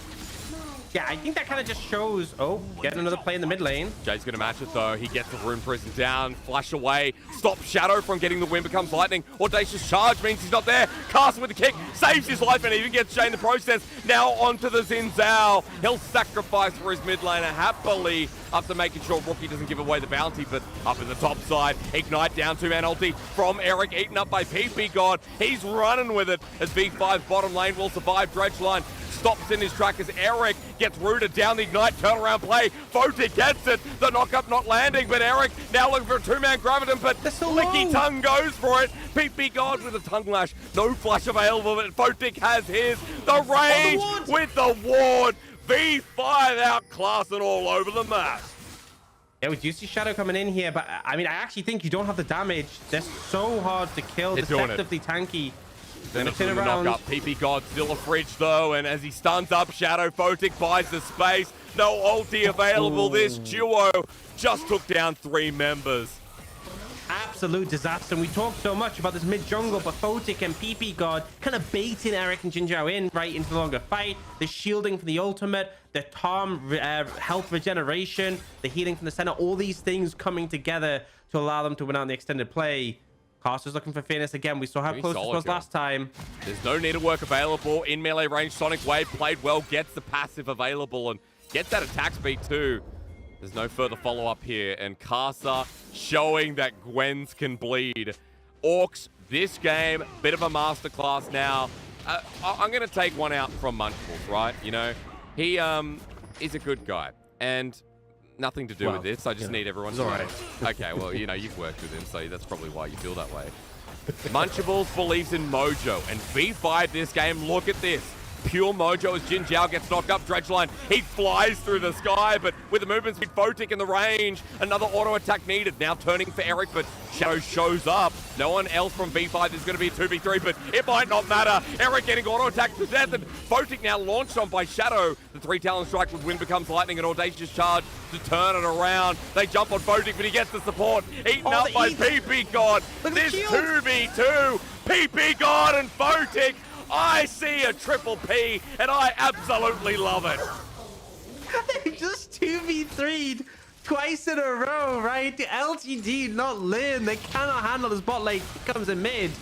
Okay, Jay's dead. Reminiscent of last game. Yeah, bit of deja vu. We've been in this place before, and V5 now with 15 kills on the board. Orcs at 13, almost 14 minutes. This team is screaming that game 1 will not happen again. Yeah, this might be the fastest game in the LPL Spring Split since last game. At this rate. Rich in a 1v2 though. Okay, I'm just holding my breath though, because V5 haven't really dropped the ball for about 8-9 minutes. It doesn't matter who gets the pick here at this point. Look at the scores. Look at the mythics picked up. After Photic and PP God, again, triple P needs to be respected. Which replay are we going to get? We're going to get the first one. Yeah, I mean, it was just... Yeah, Xin Zhao not able to connect. I know he does actually connect the dredge line, but so low on HP. And then the problem is it's so hard to engage in the spot lane, right? The camouflage from the center, the constant healing. You can't jump on PP God. He just melee checks anyone. And then you find this window where Shadow's gone on Photic. PP God actually turns around to kill the Nautilus in a little bit. And it's like, that's the window, but then suddenly this, oh, and look how big the shield is, right? It's just ridiculous. Photic's fighting as well has to be respected. I love the target selection, and bit of story time here for all the audience out there. Photic, remember, on top esports with you, Yanja didn't do too well. Shadow has the crescent guard. Photic is just running at people. This is a fasting center of dreams. Yeah, this is a very fed center for a fasting center. That's the thing. You're normally supposed to be down in gold, but up in souls. I think Photic is going to be up in gold and up in souls at this point, doing so much damage. And, you know, we saw the center Tom in game 1. Oh, slick. But Jinjiao's going to go golden. Photic, every hit is pain. Every hit is misery. 7-0 and 4. With the Kraken Slayer, Photic can do no wrong. Unless LGD deem it so. Fierce with the flank, but he ain't getting that. A 3-man ulti comes through. The fight continues. There's Photic at half HP now, but remember, his Q is going to heal him up nice and fruity as they move towards the inner turret yet again. They're just going to keep applying the pressure. There's not really much LGD can do to try and engage. They'll easily be disrupted, and okay, looking for it now. Jin Jiao has a death wish. Yet LGD definitely want to lose this game a little bit quicker. So in PP God and Photic go. And Orcs, you know what? This is just going to be, I don't know. They set the record at the start of the series. There's a chance they could get even shorter than 21 minutes. Yeah, I really think they can on this one. They're so far ahead. And the thing is, they can just keep pushing. There's so much sustain, so much shielding. They are going to back off and play it safe. But it's like, you know, even if you find the engage window, you're dealing with all the shielding and healing. The Tom Kench ultimate just completely shuts it down. And I mean, this is just extreme. It's 11,000 gold lead at 17 minutes. Look at the bot lane. 0, 11, and 0, right? It's not, they don't have an assist. They don't have an assist at this point. Dude. Orcs, you're up. Just walk us through another one of these replays that we keep going back to back. Yeah, I mean, the shockwave's down, so like, hey, maybe that gives us a chance. The Dredge Line hits Tom Kench. He's a fridge. You know, damage comes back. Bye. Later. It's nuts. Oh, God. Good to see, though. Good to see from V5. I think we needed this after game one, after they attempted a draft that, I know we keep coming back to it, but I use the word cohesion, where it didn't feel like Corki mixed in with the Renekton, Sejuani. It was like, well, how does this all piece together? V5 didn't really have a clue, and they looked out of sorts. LGD took advantage of it and threw a Mordekaiser and threw a bad 2v1 dive in the top side. LGD were able to take over, but in the last two games, V5 have shown us where this top 4 spirit comes from. As Jin Jiao cries into his hands, this is where the magic's at. And I'm just glad that it hasn't purely been about Rookie and Karsa, with even Photic and PP God adding elements of surprise. Jin Jiao, he's dead. Wow. Okay, kick. And you know what? Shadow with the Crescent Guard, it's nice, but PP God, this fridge, dude, it's one of those French doors. You open it up and you say, holy moly, there's so much inside. Yeah, I mean, he's got a Warmogs now. He's so tanky. And Rich is going to finish the 1v1. So even the kind of last hope, Benef's kind of doing okay this game. Not anymore. TP's coming in. They start the Herald. They can just end now, right? We were talking about 21 minutes being the new fastest game in the split. With the Herald in pocket, they may get sub 20. We've not had a sub 20 game this split. This will be an absolute doozy with one Nexus turret going down at 18 minutes and 40 seconds. V5 have already set a record in this series. LGD may have taken game 1, but in game 2 and game 3, V5 have shocked and awed. A 2-man knock-up on top of that. Victory 5, version 5. All I can see are winners in my eyes. Won't get the sub 19 minutes, but man, that was a quick game. Photic getting a bit low, but dominant, right? Game 1 was a loss for V5. Game 2 was a convincing win. Game 3 was the sort of smacking that just feels painful for a while afterwards. V5 very much establishing why they are in our top 5. And with that, they will tie up a lot of other teams in the top 5, right? They're all 7 wins now. RNG just have 2 losses. Everyone else is just on that 1, but all sort of neck and neck at the top. Time to chase some cloud here, Orcs, because I got to quote someone who we know co-streams the LPL. In his words, a pre-20-minute game in this region is pretty illegal. And from what we've seen at the start of this series, I didn't expect us to round it out like this. LGD could be happy they took a game in this series, but with V5's dominance in the last 2, with Karsa showing up huge, even with PP God and Photic, the least talked about names. Okay, maybe PP God's a bit higher and mighty, but no one talks about Photic, the old top esports support, because everyone thought this guy is mid-tier. He's been playing really well on V5, and we get to see another shining light version of him once more. I'm so glad. I'm so glad that all elements of V5 in this series had outstanding moments. Yeah, I will say the silver lining for LGD is at least you won that first game, because if you had lost that one where, you know, V5 came in the rough draft, did that horrific dive top lane, if you went on to lose that game, that would be pretty damning. So at least when they are handed, you know, a big draft advantage and a ton of gold, they are able to close it out. But it feels like when they have to make that happen themselves, it was a struggle. Karsa absolutely on fire this series. But yeah, the bot lane, this one, the fact that they 2v3'd LGD twice back to back was just, it's insane. It's so good, dude. The chat's there. That's what the emote was made for. Moments like that where PP God and Photic through the laning phase, really sped themselves up in Eric and Jinjiao's face down in that bottom lane. But then when we got top, it was bad to worse for LGD. 2 dragons in total was funny, though. In a game that had so much action, we just didn't look at those neutrals. We didn't care in the end because V5, they had to go to dinner. They already played enough of this series, and they're gonna go have some hot pot. Yeah, they got places to be. I find it funny how there's a brief moment where LGD was 3 gold ahead, right? That's all they ever got in the game, and the rest is just consistently in favor. But yeah, that's kind of just textbook how to close the game out quickly. V5 very effective on that, and honestly, I feel like you can move smoothly on for the series. It's the expected result. Maybe the game going over to LGD isn't as expected, and we talked about a lot why that ended up happening. But I think V5, when they are firing on all cylinders, when they aren't too disrespectful with the draft, they look like a hell of a team. They do. Props to V5 talking them up. I think as well, Rich, having probably the most quiet series out of anyone here is fair to say, but still, decent play in that game. Solo kill down in the bottom lane. Excuse me.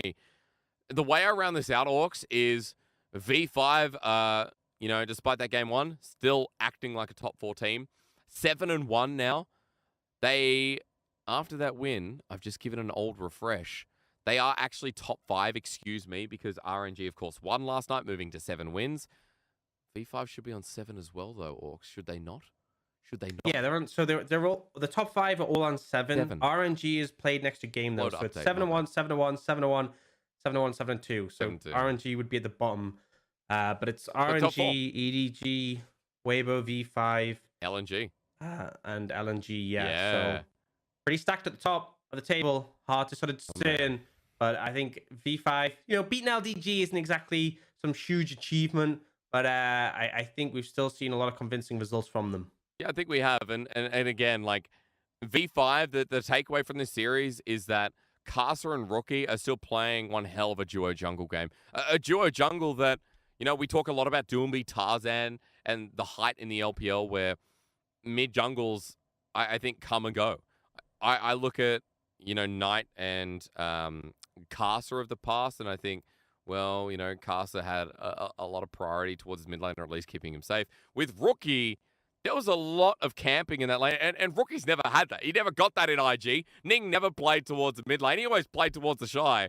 So Rookie's finally getting some of that nice salad, Yeah, and I think it's kind of important to talk about that mid jungle. You're talking about Tarzan and Doinby. End of the week, V5 against LNG. So really testing the mid jungles against each other. But earlier, before that, V5 against EDG on Wednesday. So, this was obviously not the hardest matchup for V5, but they have a pretty heavy week ahead of them playing 2 of the other top 5 teams. Definitely need to make sure they have things shored up, because I feel like you give away a game to one of those, you're not likely to be able to claim 2 back in return. No, you won't be. Orcs to round this out for LGD. I think now at this point as well, at 1-7. Any team that's played half their series, which is 8 in total, so LGD now 1-7, WE 1-7, Thunder Talker 1-8, even Ultra Private 2-6. Any of these teams, they have to now win all of their series to get up to 9. Every single series to get up to 9, because 8 in the past has only been acceptable when we haven't had a stacked top 8 or top 10, right? But we do at this point. We have those 5 teams rounding out at 7 who are going to be starting to secure playoffs ready as soon. Excuse me. So as we go to an interview, which is with Photic, by the way, keep that in the back of your mind. But all success here for V5 as they continue to strive towards that top 4. And Photic's going to give an insight into how they felt after that one. Hello everyone, welcome to the post-game interview in Shanghai studio. This is Christina. Now we're joined by Photic, the AD carry from Victory 5. Congratulations on your win. And my very first question is about the game 1. What kind of adjustment did you make after losing game 1? And I'm so curious about why does Victory 5 always show big different performance between the game 1 and game 2, game 3 in the best of 3 of this split? 让我们欢迎 Photic 选手来到赛后采访。第一个问题想要问一下，你们在今天的 BO3 第一局结束之后做了哪些调整呢？以及我有一点点好奇，为什么威武会在这个赛季总是在 BO3 的第一局跟2、3局展现一个截然不同的打法风格呢？就第一把下来调整的话，就是说，就是我们之前也都是让一推嘛，然后就是说没事，就下2把打好就行。然后啊，你说。你先说，谢谢。然后就是我们调整的话，就是可能第一把大家都没睡醒嘛，然后我们就2、3把就正常打，我觉得就能赢。Actually, we really got there one of the best of three in this split. Maybe we just didn't wake up in the game one of the best of three. So just to hold our mentality and to make an adjustment on that to try to have a better performance in the game two and game three. Next question is about the game two. You guys showed a big dominance in game two. What's your team general strategy in game two? 确实，在第二局你们也是展现了一个非常强大的统治力，以至于在21分钟的时候就结束了比赛。所以你们第二局的一个大体的思路是什么样的呢？第二局我们就想着就一直跟他们打架，然后我觉得就能赢我们。Actually, we were trying to find a lot of opportunities to fight with them and against them. In that case, we can win game two. So, nextly, I want to touch on the strike back on the top lane around the 11 minutes and the 13 minutes on the top lane. At that time, their body was trying to chasing you guys, but you have a better performance with PP God. So, share some more communication about that strike back. 接下来想要问一下，在第三局的时候，上路11分钟和13分钟处呢，你们有2、3波反打，和 PP God 的配合的非常好，然后你也是拿到了一些人头。想问一下，当时的沟通情况是什么样的呢？当时我就跟皮皮嘎说，我就说我们能2打3，然后就我们就打得凶一点嘛，就不要太怕。然后结果就我们就打2打3了。At that time, I talked to Pipiga, don't be afraid of that, just play more aggressively. In that case, we can win the 2 versus 3 team fight. Or maybe it's like a skirmishes. So my final question is about the team communication because your top laner Rich has mentioned that I was learning Chinese. And did your team achieve the ideal level of the team communication? 最后一个问题想要问一下关于队内沟通的问题。在之前的采访中呢，你们的上单选手 Rich 也是提到了他正在努力的学习中文嘛。想问一下，现在队内的沟通情况有没有达到你们理想的水平呢？沟通的话，就是瑞旭也在一直学中文嘛，就是也在慢慢进步。就是我觉得，就沟通应该就一直都在往好的方向发展嘛。Actually, Rich was learning Chinese and he got a lot of improvement. So we just make him better and better towards a good position.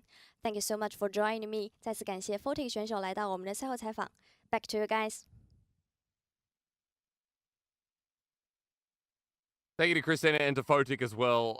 That was an insight considering that, Rich is trying to learn Chinese, assimilate with the team, and continue building up V5 Orcs, and the man on our screen was MVP. Are you surprised?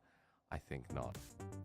Not at all. I mean, I think Carson and Rookie both had solid performances, but man, FPX and PP God, the 2v3s, we're going to get to see the highlights, we're going to get to see it again. It was a little bit hilarious just how they managed to handle that, just completely outplaying their opponents, crushing the enemy bot lane. And we kind of seen, like, they brought out that Senatama in game one, didn't really come to fruition, but here, dominant. Really good stuff. This is the first 2v3, isn't it, Orcs? the first 2v3 that they thought, they can do it. But PP God and FPX just played this so well. I don't know what more to say. Just LGD getting outclassed, and we're probably going to see the other one in a second too. Yeah, I just find it funny that FPX went over, hit the Rift Herald, wait a little bit, comes back, picks the kill. Just really excellent play. And, LGD, they tried, right? Credit to them. They didn't give up after the first 2v3 failed. They went for it again and tried to continue. But yeah, FPX. And it's a positive, right? Because everyone's been looking at this roster. We looked at this roster. We were kind of highlighting Carson Rookie. But I feel like Rich, when he came on the roster, a really solid addition. The bot lane has been stepping up. Holistically, they've looked good. And again, got some big games ahead of them, which makes it tricky. You were talking a bit before about LGD and how important it is to win their remaining games. The rough thing is that they have a pretty hard schedule ahead of them, right? They still are yet to play the likes of EDG, Weibo, RNG, LNG. So, they'll take what they get one series at a time. But LGD, time is running out to make it to playoffs. Yeah, it is. Every series counts, and they're going to need to pick up every single one. Otherwise, they're going to find themselves out. They can't successfully find 9 series wins. So at that point, are they going to make it in? I'm sure that was not English. Ladies and gentlemen, we're going to have a break though, because it's getting hot in here and it's getting hot out there. Top Esports versus FPX is coming up on the Rift right after this.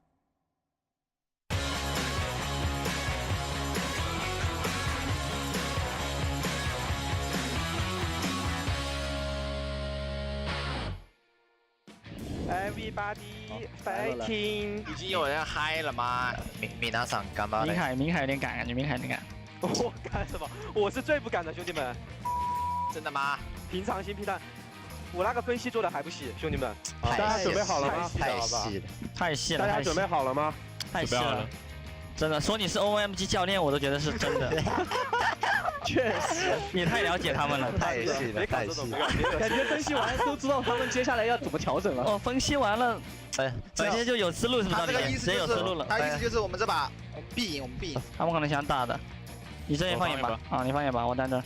雷克赛，慢点。哦，好像，哎，看把雷克赛杀了吧，我一下，他一下，走就行，没事。泰坦没闪。雷克赛，保一下，他们要硬杀，哎，哦，可以，这一定没闪现。OK，很赚，可以慢一点的，其实。不是，我想去放眼的。哦 ，OK， 然后打起来了，没事。中路开，维克托没闪，可以逼个闪退 OK， 看，啊，这样就死了。哎，你中了，有点不行，赵姐，慢点，捡个灯。我顶，没事。雷克赛，慢点，我死了，可以打，叔叔，慢一点，你没闪了，慢点。行，我灯了，捡灯，可以打，我到了，慢点吧，先走吧。这操作我看的有点没听会了，稳点，赵丽姐太着急，看你操作，回了，我开吧。对，盲僧别乱冲，没事，有点失望，赵丽姐。看一下这不 ？OK， 准备好看，可以，先看泰坦呗。慢点，没事，我死不了。哎，你死了。OK，慢点。我们冲吧，我们先绕龙，慢点，我们先绕龙。那你们打吧，来个赛不在。我们先杀鳄鱼。哎，回个头。别这么道歉。我这羊。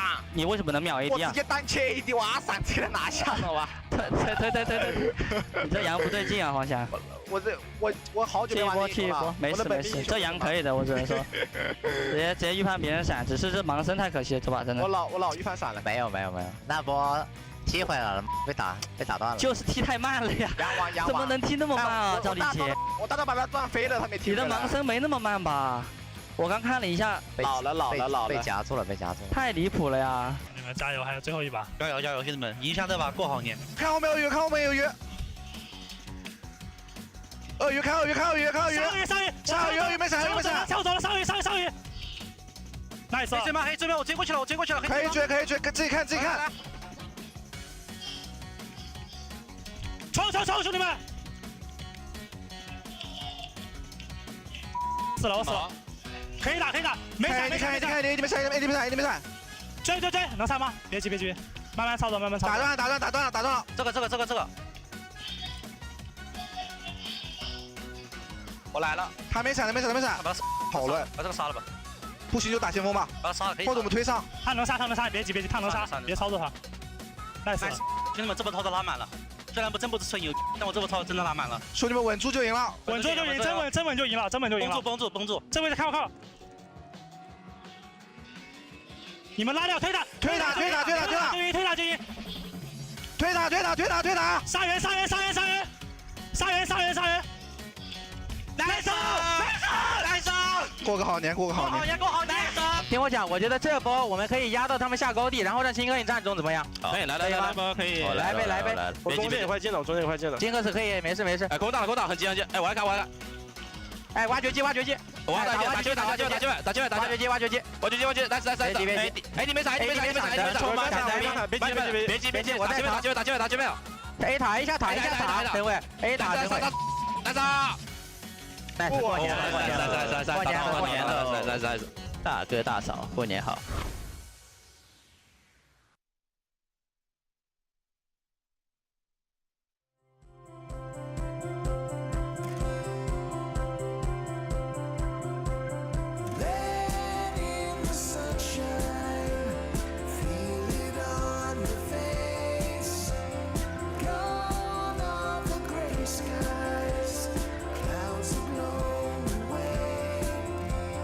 Time is on our side.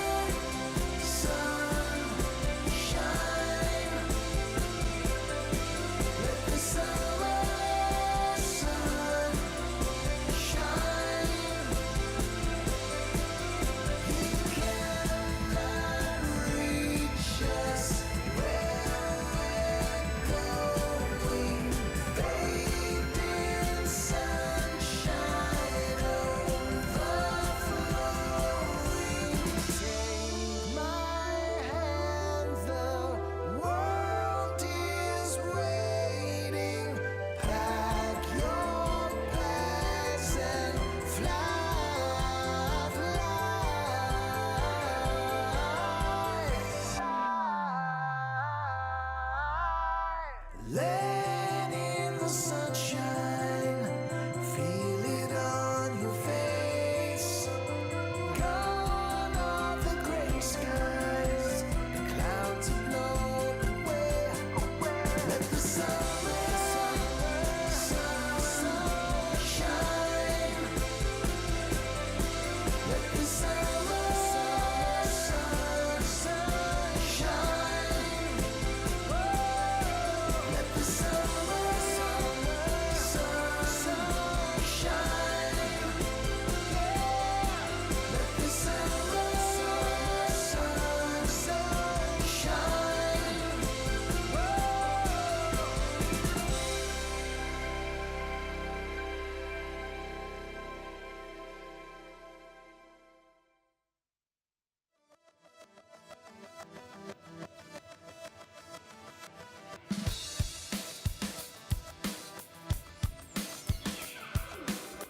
I know time is gonna come when there'll be a witch hunt. We're gonna have to stand and fight, stay close and stay tight. One day this will all change, the world will be my stage.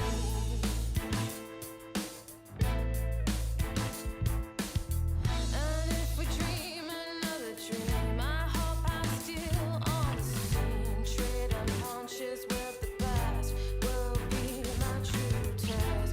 'Cause the honor that you see don't mean I'm a thief.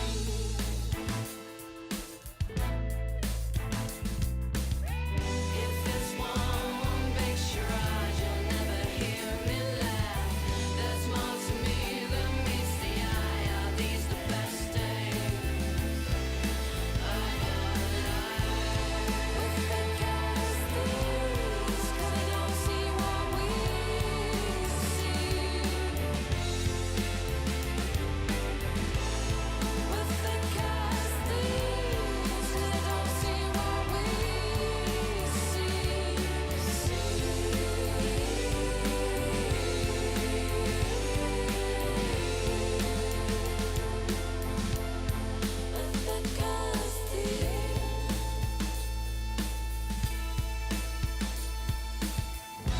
Backs against the wall, will you turn and run?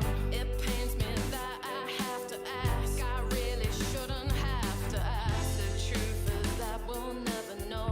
Has my time come to go?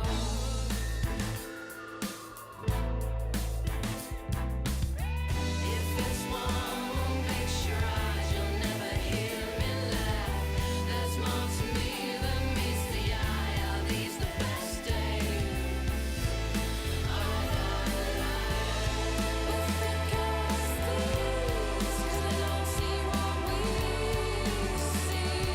They don't see what we see. With the gas thieves, 'cause they don't see what we see.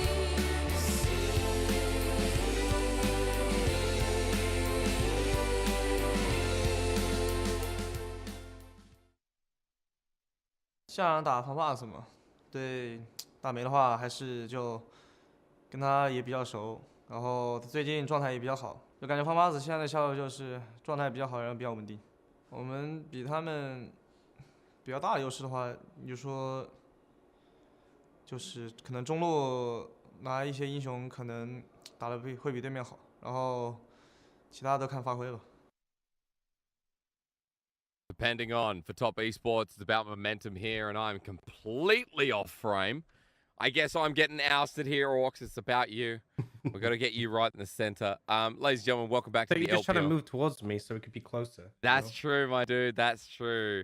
Okay, I went the other direction, so yeah, here. Thanks, man. We can get closer. We can be like online buddies, dude. I've had friends once before, but it was a long time ago. Hey, top esports versus FPX. That's where we're going next. Let's not go too far off the chain, because this should be a pretty good matchup. TES versus FPX. Once upon a time, domestic champions for both of these teams. Remember that in 2020, it was top esports. FPX 2019 versus RNG. I believe it was 2020 summer for top esports, to be correct as well. And Orcs, as we start into this segment, I think for top esports, like we're now seeing that strive of momentum, especially recently against JDG. 2-win streak now, sitting 4-4 right dead in the middle after the halfway point. Yeah, I feel like top esports have been a little bit slow to get going, but we found we found a bit of a pace. The JDG series, another team who I feel like are in that sort of middle of the pack area. So a good victory there, and this matchup against FPX really important. 4-4 currently standing, right? Sort of definitely in that firm middle of the pack area. So any advantage gained will be huge. And we had a pretty banging series, right? Jackie Love bringing out the coveted Draven and really performing on it.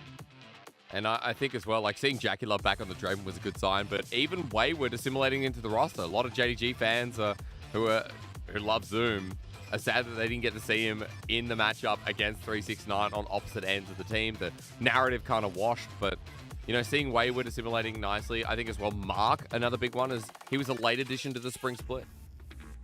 Yeah, he's looked solid. I think there's a big positive on Mark. Obviously, having the support change out could potentially go in either direction, but Mark's been pretty solid. Him and Jackie Love paired up well. Knight, I felt like he was a little bit subdued generally so far this season. Like his matchup against Rookie was a rough one, but looked pretty good in this series. And you know, top esports has a ton of talented players. I think it goes without saying, but it's really seeing them working together as an effective team. It's being greater than the sum of their parts that is really important for them to deliver on this split. Yeah, again, like, you know, there was a lot of concerns coming in because for top esports, a similar roster coming in, but it was not the same performance that we saw in the 2020 year, the domestic title year as well. And for FPX, remember that they're in the same boat. FPX are a team that are sitting now 4-4 at the end of week number 5. They're on a 1-loss streak, but FPX is still that team that came in surprising with their roster changes themselves.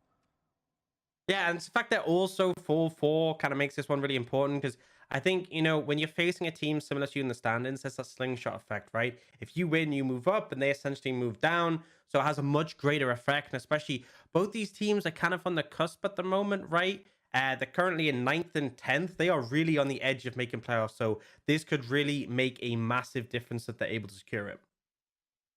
If they win this as well, a side note that, you know, teams like BLG standing up there above JDG, like they kind of bridge that gap towards that top 5 we were talking about before.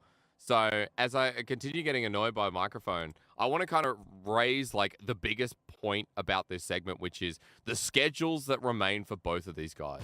And for both FPX and Top Esports, their remaining schedule is very different. I think for FPX, you'd argue that there's a lot of very easily winnable matchups for the team that's, you know, trying to race to the top. Yeah, obviously for FPX, B5 is a stronger team, but BLG, you know, they've been not looking in the most amazing form, and the rest are kind of those lower end teams. Whereas for the side of Top Esports, you have EDG, LNG, Weibo, right? 3 big teams to go up against. So that's why I feel like this is even more important for Top Esports than FPX. FPX has already gotten some of their harder matchups out of the way, and they're at the same score line. So Top Esports wins like this one against FPX, vitally important, because unless they get some big upsets, they are going to suffer some losses going through the rest of the split.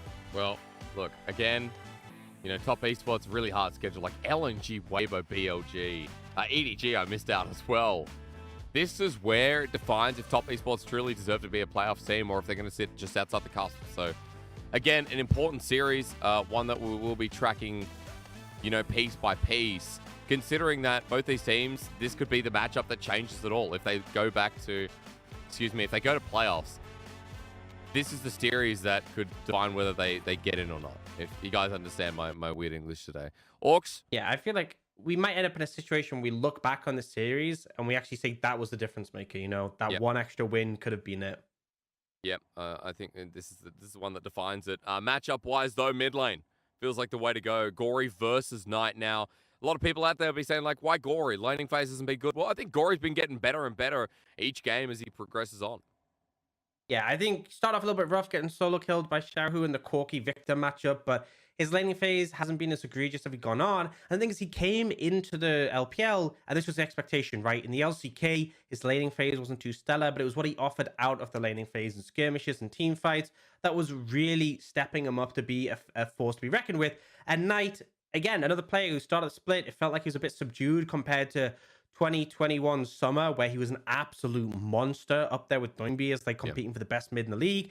he's started to look like he's returning to that form. I wouldn't say he's there yet, but he has definitely looked quite on point. And I think, even ignoring the fact that these are obviously two pretty stacked mid laners is just so vitally important in any matchup, just because it's kind of the battle that really dictates where the pressure is on the map. So easy to win mid, spread that to the top lane or spread that to the bot lane and get an advantage from there. I want to point out as well that, for Knight, like that was a 37 solo kill split. So really hard for him to get back to that stage. But you're right. He's on the way. He's kind of like Rookie in the sense where rising up to the force. But against Gory, Champion Pool's the most interesting thing here for me, Orcs, because Gory versus Knight is going to be a battle of, well, are we leaving up Victor? Or are we leaving up Corki? Rise, Corki. Outside of that, where do the niches go? Yeah, I think that's the thing, is that I could very much see Corki and Rise getting banned in the first rotation. We've seen that a fair bit, right? Especially recently, the Rise has risen in the ban priority. The Victor, the Orianna, we've seen teams trade those off. The LeBlanc obviously can be really powerful paired up. I think these two players do have wide champion pools to sort of lean on when we have those sort of shared picks banned away. It would be interesting to see if one team does try to get the hands on one of them. I think particularly the Rise has been very effective in just his ability to roam and impact the map. Well, we're about to go and look at lineups here. Top Esports versus FPX, both 4-4. We're back in Shanghai as well, and Top Esports starting Wayward here today once again with Tien in jungle, Knight mid, Jackie Love, and Mark is in support. So, Dwar, remember, not really feeling confident. His performance has stepped back, and Mark has taken the role. I think importantly enough as well, Tien back on the Rift raised a lot of questions because it was Tien who actually backed off and Xiaopeng took over. But I guess Tien's playing well again. Yeah, and he looked pretty good in the last series, right? And I think that's the thing, is that when you're switching up players, sometimes it does feel like series on series, but clearly a lot goes on behind the scenes, a lot goes on in scrims. It's hard to fully judge a player's performance purely just from looking at it from outside perspective. You clearly feel confident in for the time being. Really jovial though. I mean, Top Esports. Having fun. Holding a crack and grin on stage, and that's what you always love to see before going into a competitive game. The Phoenix on the other side, we all know and love. FPX, Xiao Lao Hu, Clid in jungle, Gory through mid, LWX, and it is Hung, Sweet Hung, as a support. So for FPX, when I say know and love, I think growing to know and love, because we all remember the Nuguri, Doomby, Tien roster, LWX, and Chris. The only person left standing from the World Championship lineup is LWX with the sub Xiao Lao Hu, who is behind Nuguri. It's completely different, but FPX still, I think, a really fun roster to keep track of this split. For sure, and I think a lot of people have been really positive about Hung in the bot lane. He's been performing really well. There's been some critical moments. I remember like that Lulu game, interrupting the Rakan dash time and time again with the ultimate. Xiao who's been honestly a monster in the top lane, found so many opportunities just to pop off, and it's like we got that little taste of him last year in summer where he subbed in, but getting a full split with him starting, he's shown that he's absolutely deserving of the spot. And someone who we don't talk about too much, considering that we have people like Hung on the roster, LWX, who bottom lane has been the priority for these guys. Remembering that today, going up against Top Esports, it's Jackie Love and Dwar. Now, Orcs, you and I didn't really do, a deeper dive into other lanes that we'll be looking at outside of Gory and Knight, but I would say that bottom 2v2 is kind of exciting. LWX and Hung play for lane. Jackie Love and Dwar in the past, Mark, they play for the game. Now, whatever that means, we'll find out. Sometimes he can lose the lane and the whole game with it. Sometimes Jackie Love wins it all. Honestly, I love the confidence of players like Jackie Love. I remember when I first guested on the LPL last split, there was a game where he played Kog'Maw and he had like over 1,000 damage per minute, and the game was pretty nuts. And bringing out the Draven just last week, definitely a hype player, right? But yeah, there are definitely moments where you sometimes get the Jackie Love and sometimes you get the Jackie hate, where he's just not really performing quite how you'd hope. But definitely a player to watch, a player to focus on and see how that laner phase is going to develop. But I'm a big Hung fan. I think he's been absolutely stellar this split, so I think the 2v2 will be exciting. And Mark kind of got his work cut out for him, matching up in terms of support role. Yeah, again, Mark versus Hung, going to be exciting too. Xiao Lao Hu on your screen today, going up against, I was almost going to say 369, up against Wayward. And it's interesting to me because Top Esports, their top laners are 369. No, they're not. No, it's not. It's Zoom. Oh, it's going to take years for this to change, honestly. Zoom, Qingtian, and then Wayward. And the fact that they're running their third top laner, who we would all expect to be third in that line, is interesting. It's not baffling because I think Wayward's been playing pretty well. Yeah, I think he's been fine, right? And again, it's another one of those conversations where it's hard to see everything that's going on behind the scene. I think there's a fair few players that question, why isn't I1D playing and various other things. But really, there's so much more than just what you see in the game, like what they offer behind the scenes, how scrims been going, how they've been performing, what are the communications like, how is the team dynamic with them. But ultimately, Top Esports, they fielded Wayward and he's looked serviceable, he's looked fine. And I think you need to be a bit more than that going up against Shallow, and that'll be an interesting one to see how that develops. I think draft as well is super important because we've seen definitely some teams who set their top laners up for success by doing things like picking Gwen, which is obviously super favorable right now. All right, well, let's see if it gets banned away as we open up draft between Top Esports and FPX. Now, remember, FPX on red here have already taken away the Hecarim, the Viego, getting rid of the champion pool from TN. And after what we saw from the Hecarim from Casa, who used to be on this roster, I'm not too surprised that they follow suit and get rid of one of the strongest junglers on the patch. Yeah, it's been rising priority so much, sort of as people are picking it more on feature patches. People have started thinking actually it was pretty good on 12-2, especially with the chem tank and the full tank build. We'll see what they opt to go for here. Obviously, with Jinx and Caitlyn banned, it kind of leaves both Zeri and Aphelios open and available. We'll see if the Zeri ban comes out from FPX. And actually going to go for the Draven away from Jackie Love. So we could see a Zeri first pick, right? It's not only is it very strong, it's also flexible, can go mid and top. And they will lock that in. I mean, we've seen Doomby play it, and Knight is someone who's such a great carry force in the mid lane. I wouldn't put it past him, so let's keep that in mind. The flex pick now locked in. FPX, strong picks. We're already looking at the Corki. What else? Orcs, maybe a jungle like the Lee Sin, especially when it's Tien versus Clid. Lee Sin, after a second thought, it looks amazing for both these guys. Yeah, definitely a solid pickup, especially with Viego and Hecarim already banned away. I do feel like whenever you face against the Zeri, you have to start to think about how we're going to answer that, right? Nautilus is one of the good answers because it's point and click. You can't outplay that with the movement. Just locks it down. So I'm not sure if they'll pick that up here necessarily. Jungle might be more for priority. They're actually going to opt for the Xin Zhao. So already got a pretty strong team fighting tools. And I feel like the Corki is such a gory champion, right? Not the best in lane, but scales exceptionally. Yeah, it does. A gory champion where Gory's been looked at as, a great team fighter. Not always talking about the laning phase, the team fighting is there. I would be so devastated if after talking up Clid and Tien's Lee Sin, we get a Xin Zhao and a Jarvan. Tien, just make it personal, brother. There we go. We get it locked in, and hence starts the series of Lee Sin.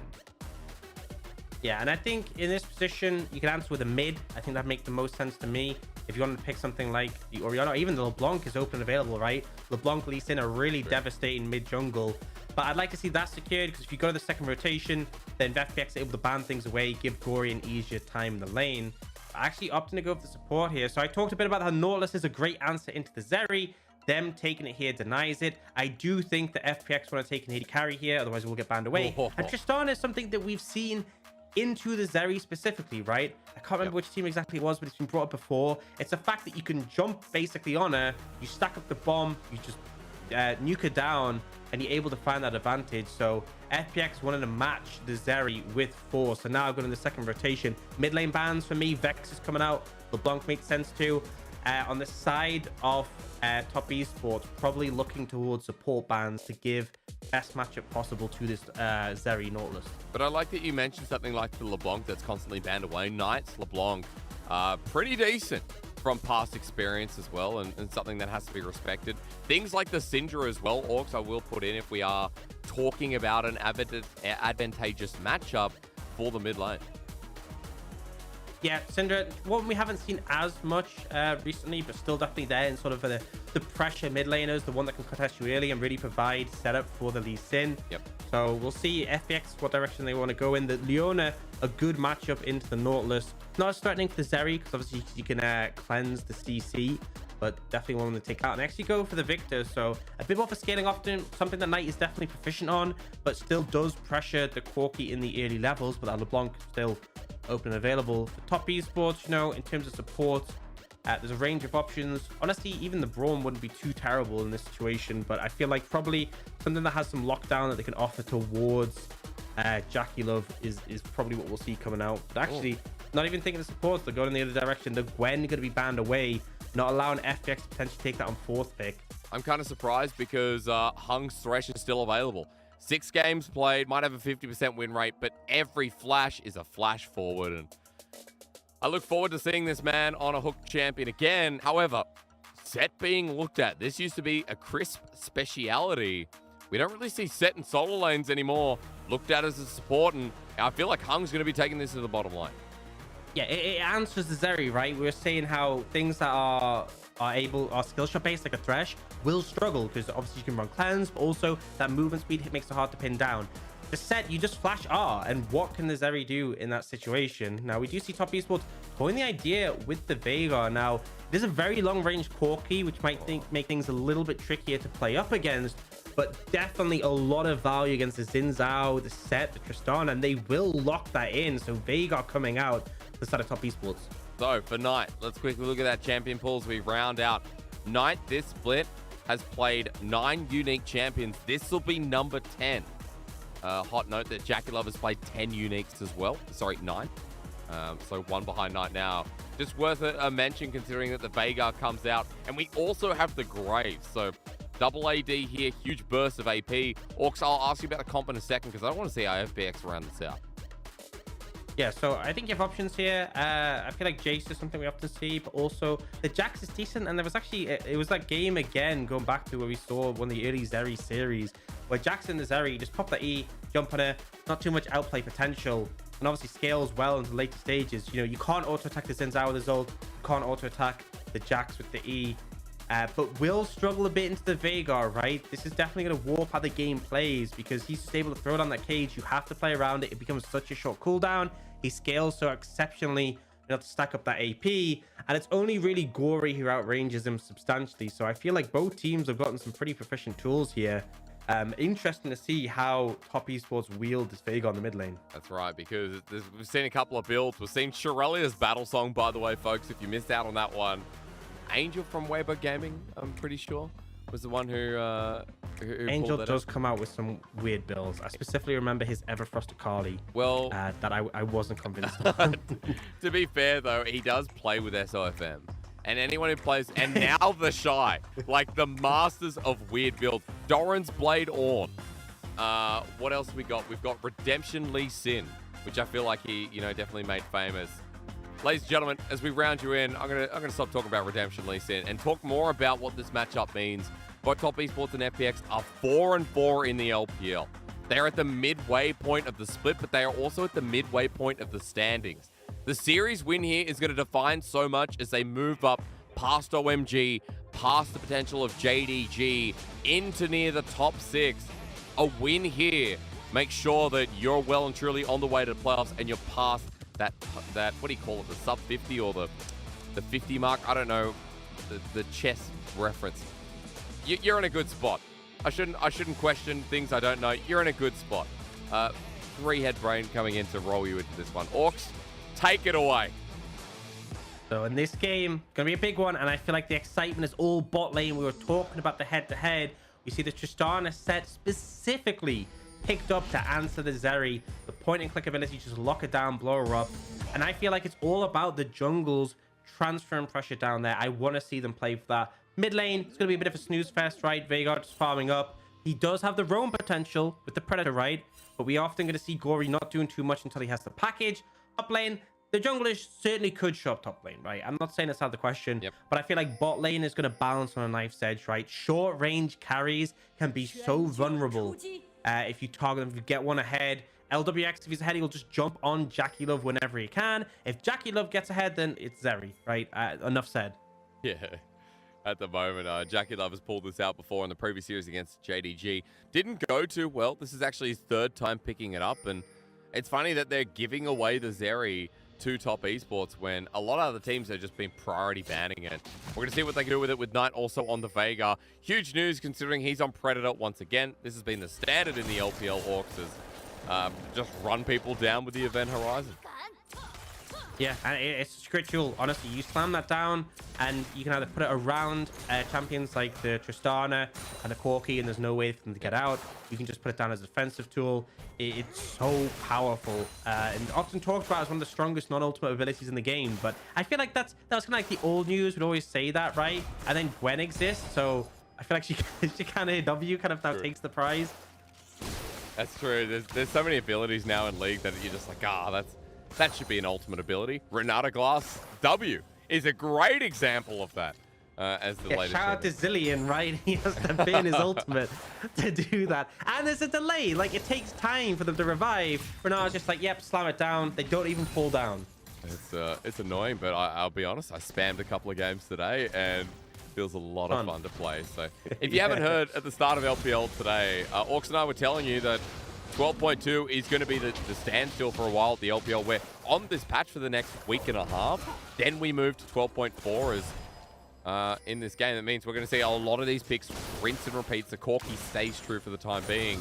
But to bring us closer into this game, I want to come back to win conditions because we are seeing a lot of lane trading here. Hung actually flashing in. Maybe it is just about the bot. Didn't even let you talk as the exhaust comes through. Haymaker with maximum damage. Ignite as well. The Buster shot. Beautiful, excuse me, the explosive charge.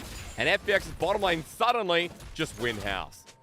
That's what you have to do. That is literally what this lane from FPX is designed to do. We haven't seen too much Tristana or Set, and the goal is literally that. And then demolish the Hung and the Tristana. Great tread to the okay. Meanwhile, top side, it doesn't matter because Wayward just laughs at Xiaolao, who, look at him on cab. He was literally laughing at him. You know, I think this is our fault because we praised Xiaolao a little bit too much coming into these series. Gave him the caster curse, but yeah, very messy there, and it means that we're really gonna get a replay of that. Wow. So some of the earlier trading, and I feel like that's the thing, right? When you have your E, your counter strike available for the Jack, that allows you to trade back, allows you to mitigate damage. When it's down, Graves just has so much sustained damage, and here the bounce back on the Q hits and then flash auto doesn't give him a chance to react. Solid play by Wayward, right? We were saying it was a bit of an interesting one, the fact that Top Esports has been fielding him, but definitely delivering here in a matchup that we said he needed to be on point for. Well, Wayward here with the first blood, a big deal considering what we saw in the bottom lane is Event Horizon actually not going to stun down Hung, but everyone's here. A face breaker, beautiful, but the rest of the team have left. Hung goes down, Top Esports with 2 on the board, and after FPX shines so brightly, Orcs, this is a bit of a turn of events. Yeah, really nice moves, and I love how they have this 4-man roam towards mid to secure that. We very often see supports walk mid on their first reset at about level 3. Super common, right, just to have their presence there. Because if one support does and the other doesn't, obviously they can come off. But Top Esports bring 4 members, punish Hung, who obviously didn't have his flash available from that earlier bot lane fight, and definitely positive for Top Esports. Graves scales exceptionally well. Zeri scales exceptionally well. Veigar does as well. All these champions, any of them getting resources, is really positive for Top Esports. So let's go through win cons again, because Top Esports have already started snowballing the lead. You're talking a lot about scaling here, but I want to look at priority and what we kind of look for, especially around neutrals when you have a Veigar, when you have Corki. There's a lot of zone control on both teams. Absolutely is. I think, you know, if Top Esports have control of an area, very hard to move in. And it kind of works in the other direction because Corki can also layer that poke out. But I feel like Top Esports, you know, I'm pretty confident in them. And the thing is, for FPX, their bot lane is conditional on stomping, right? It's like kind of how we have Caitlyn, and we're like, you know, you pick that to win the lane. You're picking this Tristana set to crush the Zeri. If you don't, she just scales so exceptionally well, you're gonna have a bad time. Well, at least this continues to happen, right? Jackie Love at half HP, while on the top side, Wayward versus Xiaolao once again. Level 5 versus level 5. Wayward got the solo kill before. He jumps in with a leap strike, but Xiaolao has gone deep. End of the line. Wayward gets ulti. It's an execution from the top laner again. You can see in the mid lane, Top Esports trying to apply fresh to Gory. Won't find him. But still, a second solo kill for Wayward in the top lane. This is a disaster for FPX. The more that goes in favor of the early game towards Top Esports, the rougher this is going to get. God, Wayward, this is why he's coming in over Zoom, over Qingtian. Like, the prospects of this top laner for Top Esports might be a bit of a rookie, but I tell you what, Rookie's a great player too. Let's go again, Orcs, because level 5 only lasted so long. Yeah, great smoke screen coming down just as the counter strike connects. able to create some space, and then it's kind of a waiting for cooldown thing, right? If Shallow gets his counter strike up and his sleep strike can make a big difference, but gets the level up, ult just connects. And the thing is, right, Graves' ult has that instant power. As soon as you level up, boom, that burst of damage. Shallow's ultimate, he didn't even get it there, but it gives you that resist. You need it at the start of the fight. He now has it as available, but look at the item differential. Thorin's Blade, Cole, there's Vamp Scepter, Longsword, and the Ninja Tabi. This ain't even going to be close. And the thing is, every time Shallow takes a bad trade, Wayward will sustain it back up. Shallow does not have nearly the same level of sustain. And that's the problem in this matchup. Melee against range, you have to jump on Wayward to trade. That's right. And look at this. I mean, once Counter-Strike's down, Wayward having more fun. 58 CS as the wave crashes in. The differential is going to be huge. And now for Top Esports, not only is, you know, Knight having a great time now in mid as well, but they've got a top lane that is winning out, much like in the past as we expected out of the likes of 369. And I will say FPX tend to do, you know, there have been times where lane phase got a little bit rough, especially for Gory, and then they popped off later on. That doesn't mean this is a good thing by any means, so this doesn't mean this is par for the course. Shallow who are having an uncharacteristic rough one here. And bot lane, you know, we've seen the potential of this lane, right? We've seen what they're trying to do. But at the end of the day, Jackie Love is level 6. His summoners have come back, his cleanse and the exhaust from Mark, and he hasn't died yet. So I'd say that's pretty close to them. Now, Clid's being threatened. He needs to be careful. They save the Sonic Wave. Tien's on top of him. Wayward with the end of the line. Collateral damage again. Ignite down. Clid buys his time, but carry on, my Wayward son. As Top Esports top laner now 3-0-1. And easily just to transition that straight into the Herald, right? Package picked up by Gory to contest, but no real chance when your jungler's already dead. Just better and better for Top Esports. And they are on a bit of a hot streak, and we talked about coming into this, how important this is. You can see at the top of your screens, both teams at 4-4, 9th and 10 in the league. Winning this would be instrumental for them trying to secure playoffs. Now, Gory is looking to potentially threaten Tian, but Knight is there. Yeah, it's a blind package from Gory. Wants to find Knight, who's already credited in. Good damage coming through as an exponential trade goes down, but the camera goes back to top side. Folks, get ready once again. The bullying continues as plate number 2 is about to go down. So while Gory does something mid, Orcs, we just can't get away from top. Yeah, and this is the problem, is that Shallow has to pop his E just to pick up CS so he doesn't get harassed too much. He jumps on Wayward every time this happens. Wayward dashes away, turns around. Shallow who loses some HP, loses some mana. He's now pretty much he's half HP. Wayward with the blue buff, still full HP, threatening these plates constantly. And look, Clid was on the top side, not even interested. He's like, look, you made your bed, you're gonna have to lay in it. Right, dude. Wayward to level up. Shallow, who teleport at least will be available, so he shouldn't be too caught out here as it's now used to get back to the lane.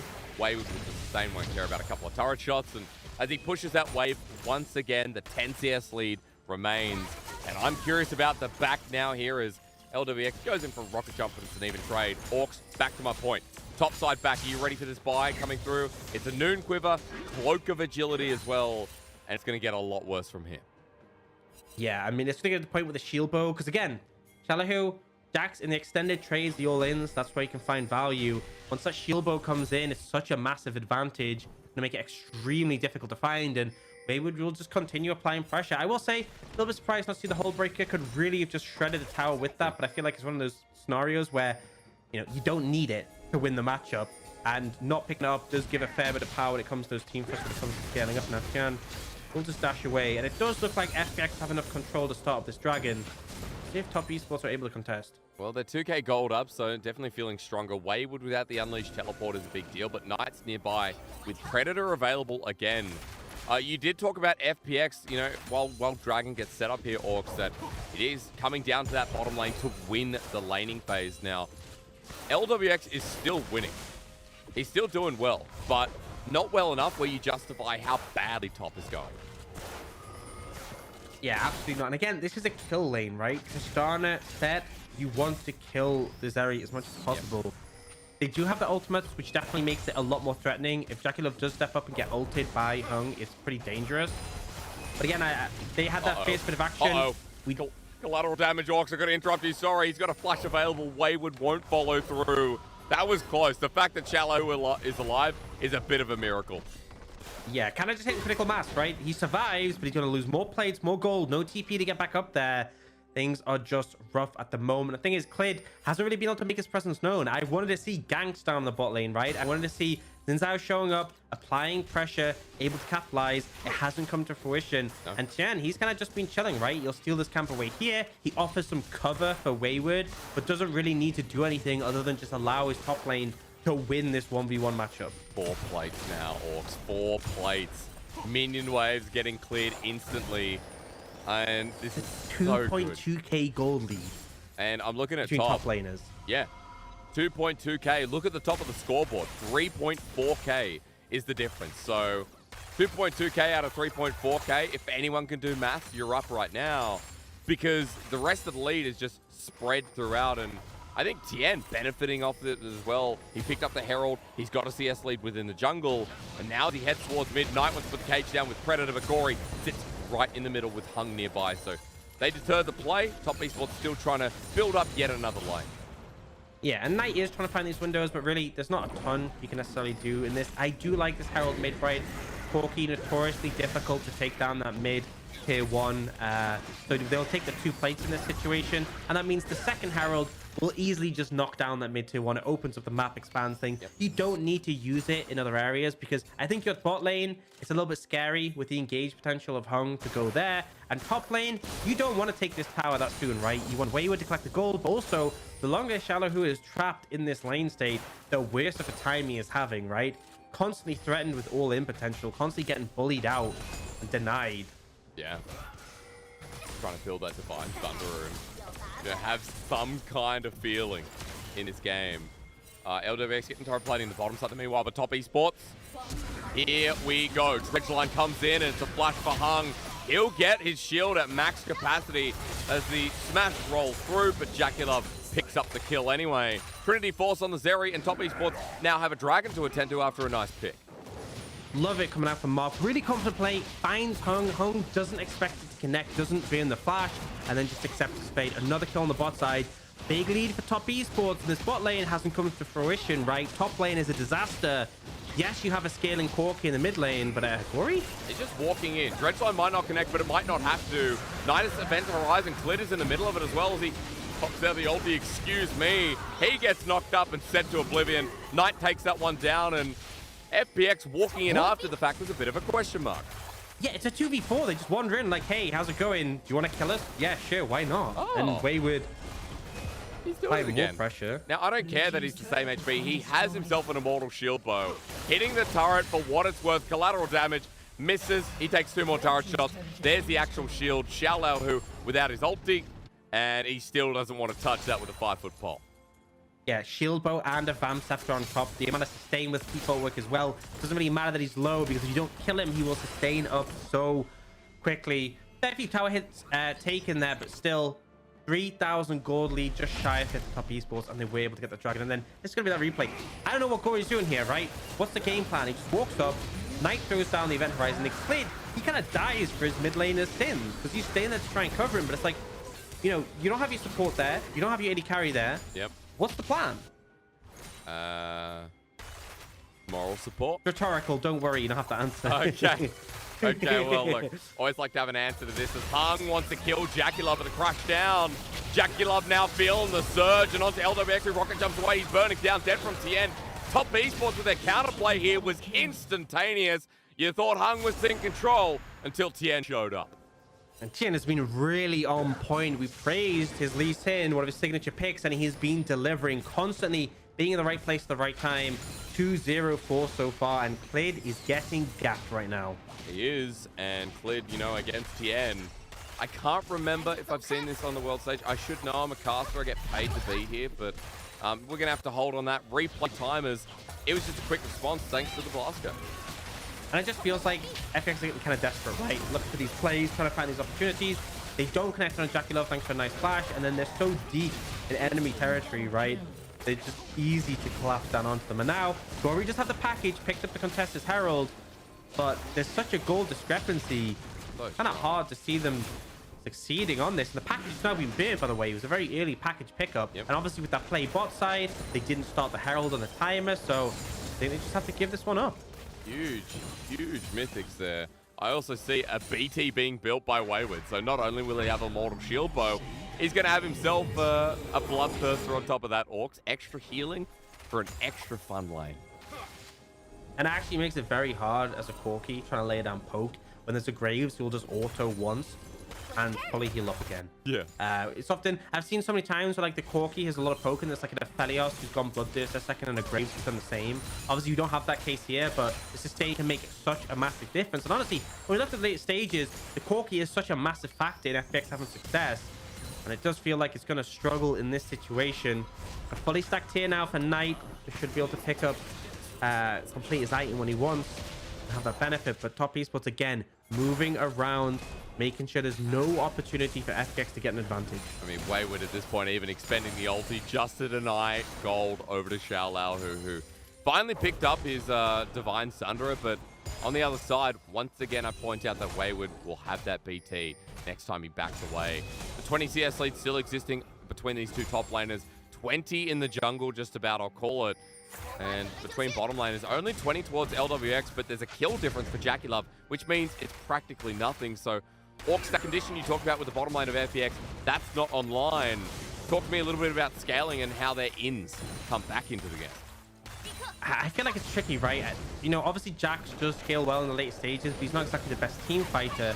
I think they're really going to struggle, right? Unless Glory can land down some big poke. The Veigar so strong, the Zeri so strong, the Graves as well. Yeah.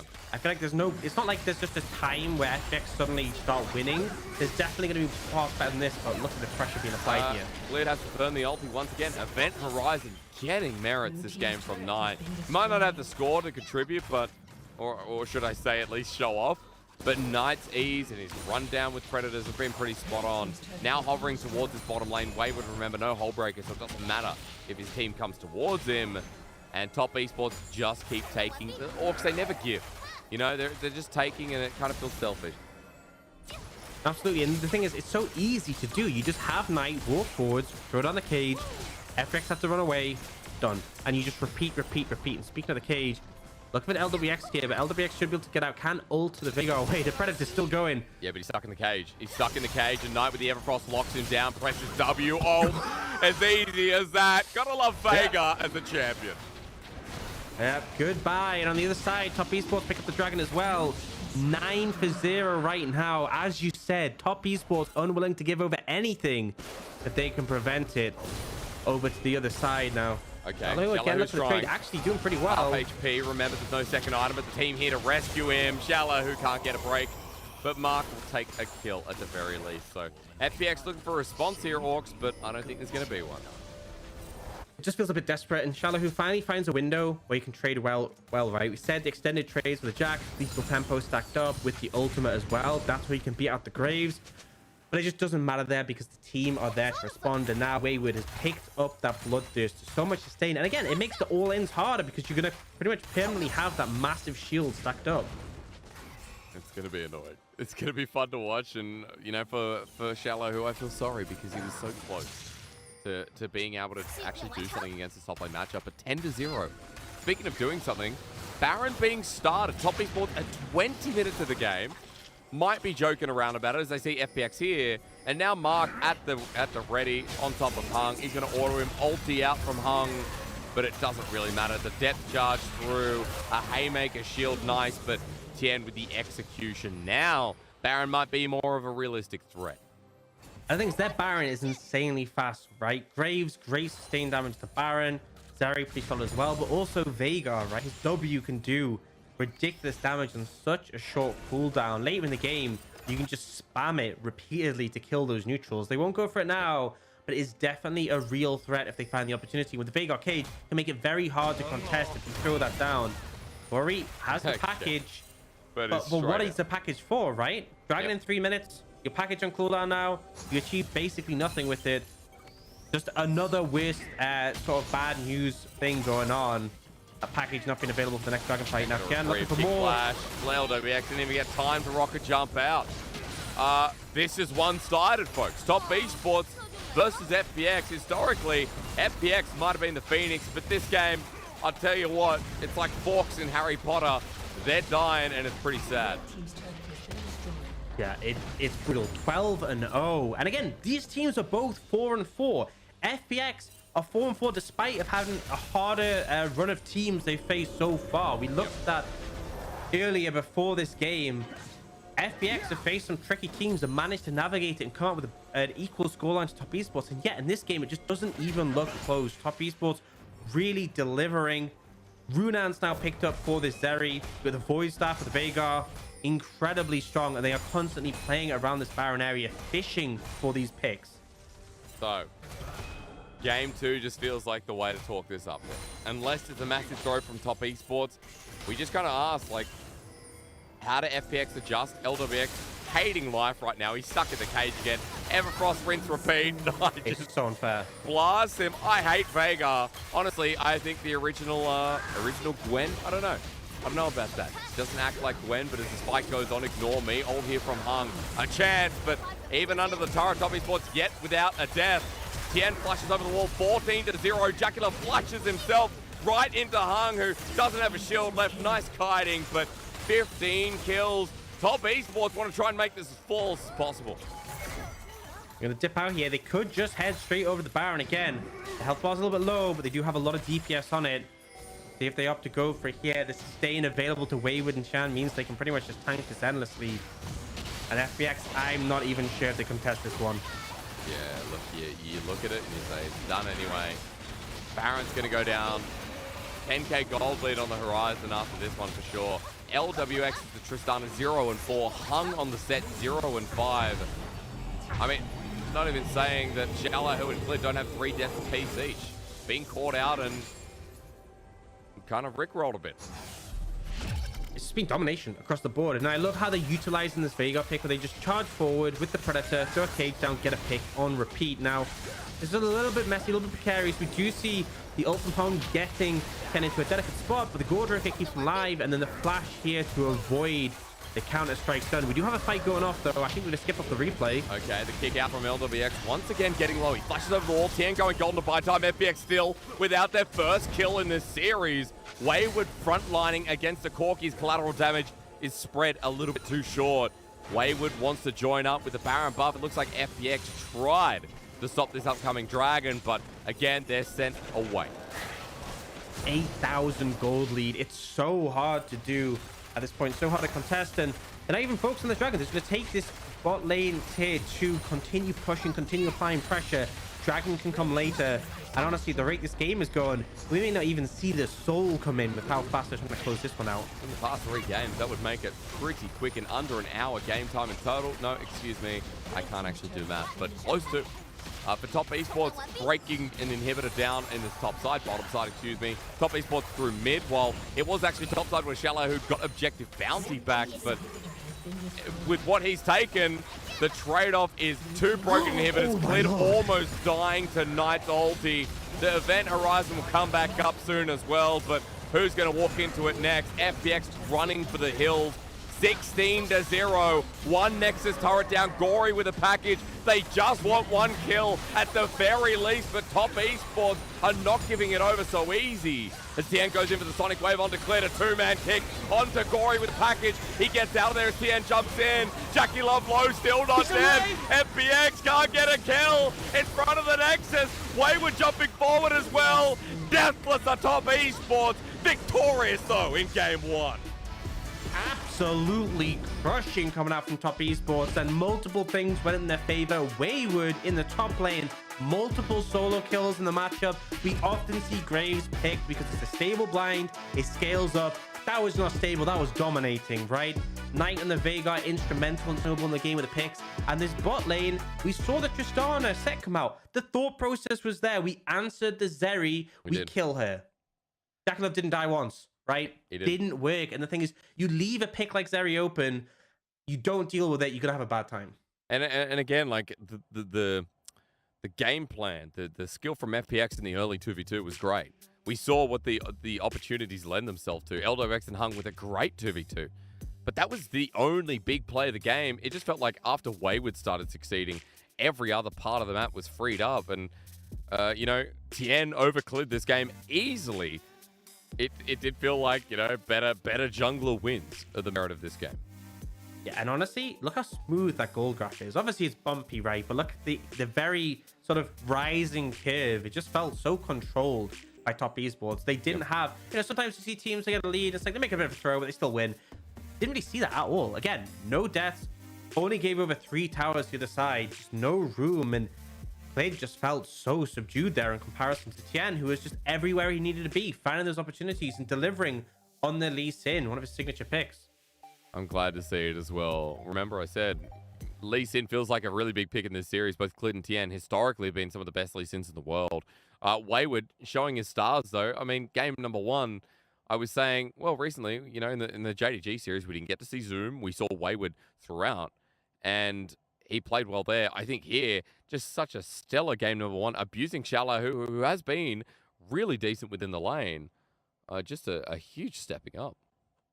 Yeah, and it was big. It was just, I was going to say it was a big top gap. It was a team gap, right? And it needs to be a big bounce back in game 2 for FPX, because that was a wrecking. Slaughter, 0 kills given over to FPX in game number 1. Top Esports, flawless throughout, apart from a couple of turrets in the end.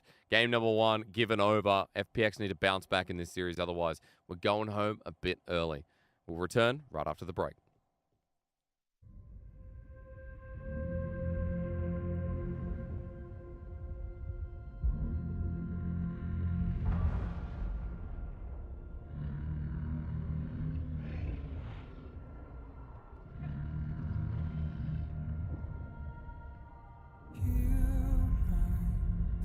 To the fallen, leave me to be with the broken one last time before I go.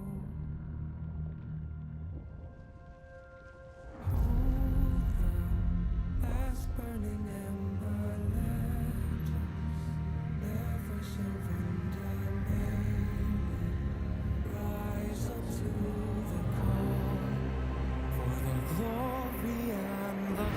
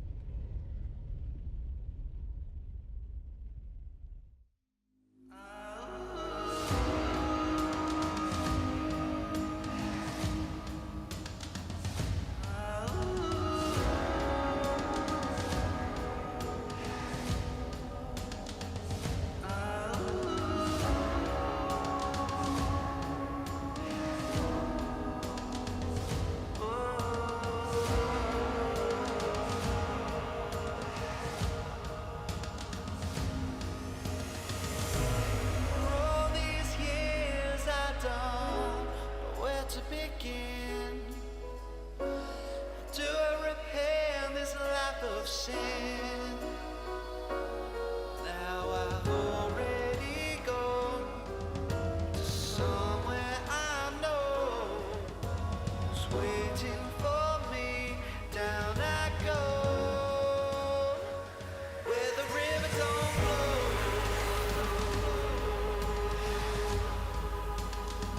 Since I left these bones, done a gun now lost the old. Ferry man took his toll. It's gonna take me where the river don't flow.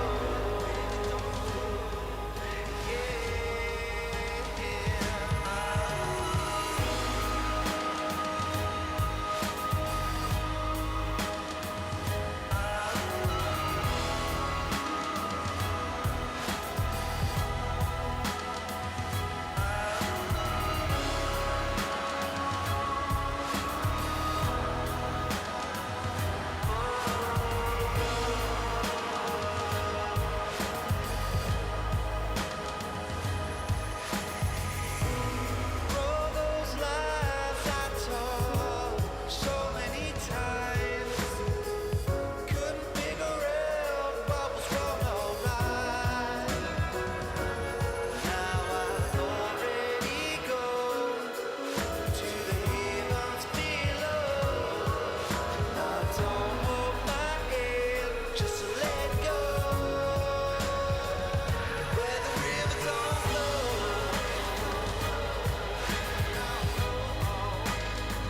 Since I left these bones, down a gone now lost the old. Ferry man took his toll. It's gonna take me where the river don't flow.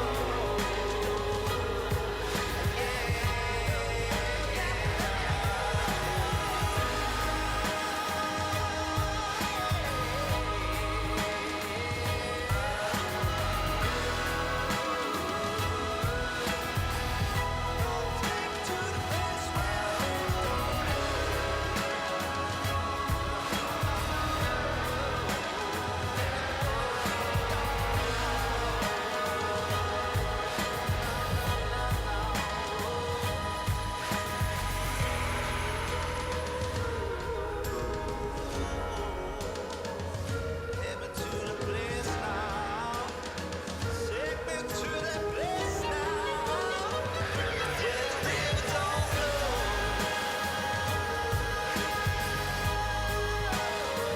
Since I left these bones,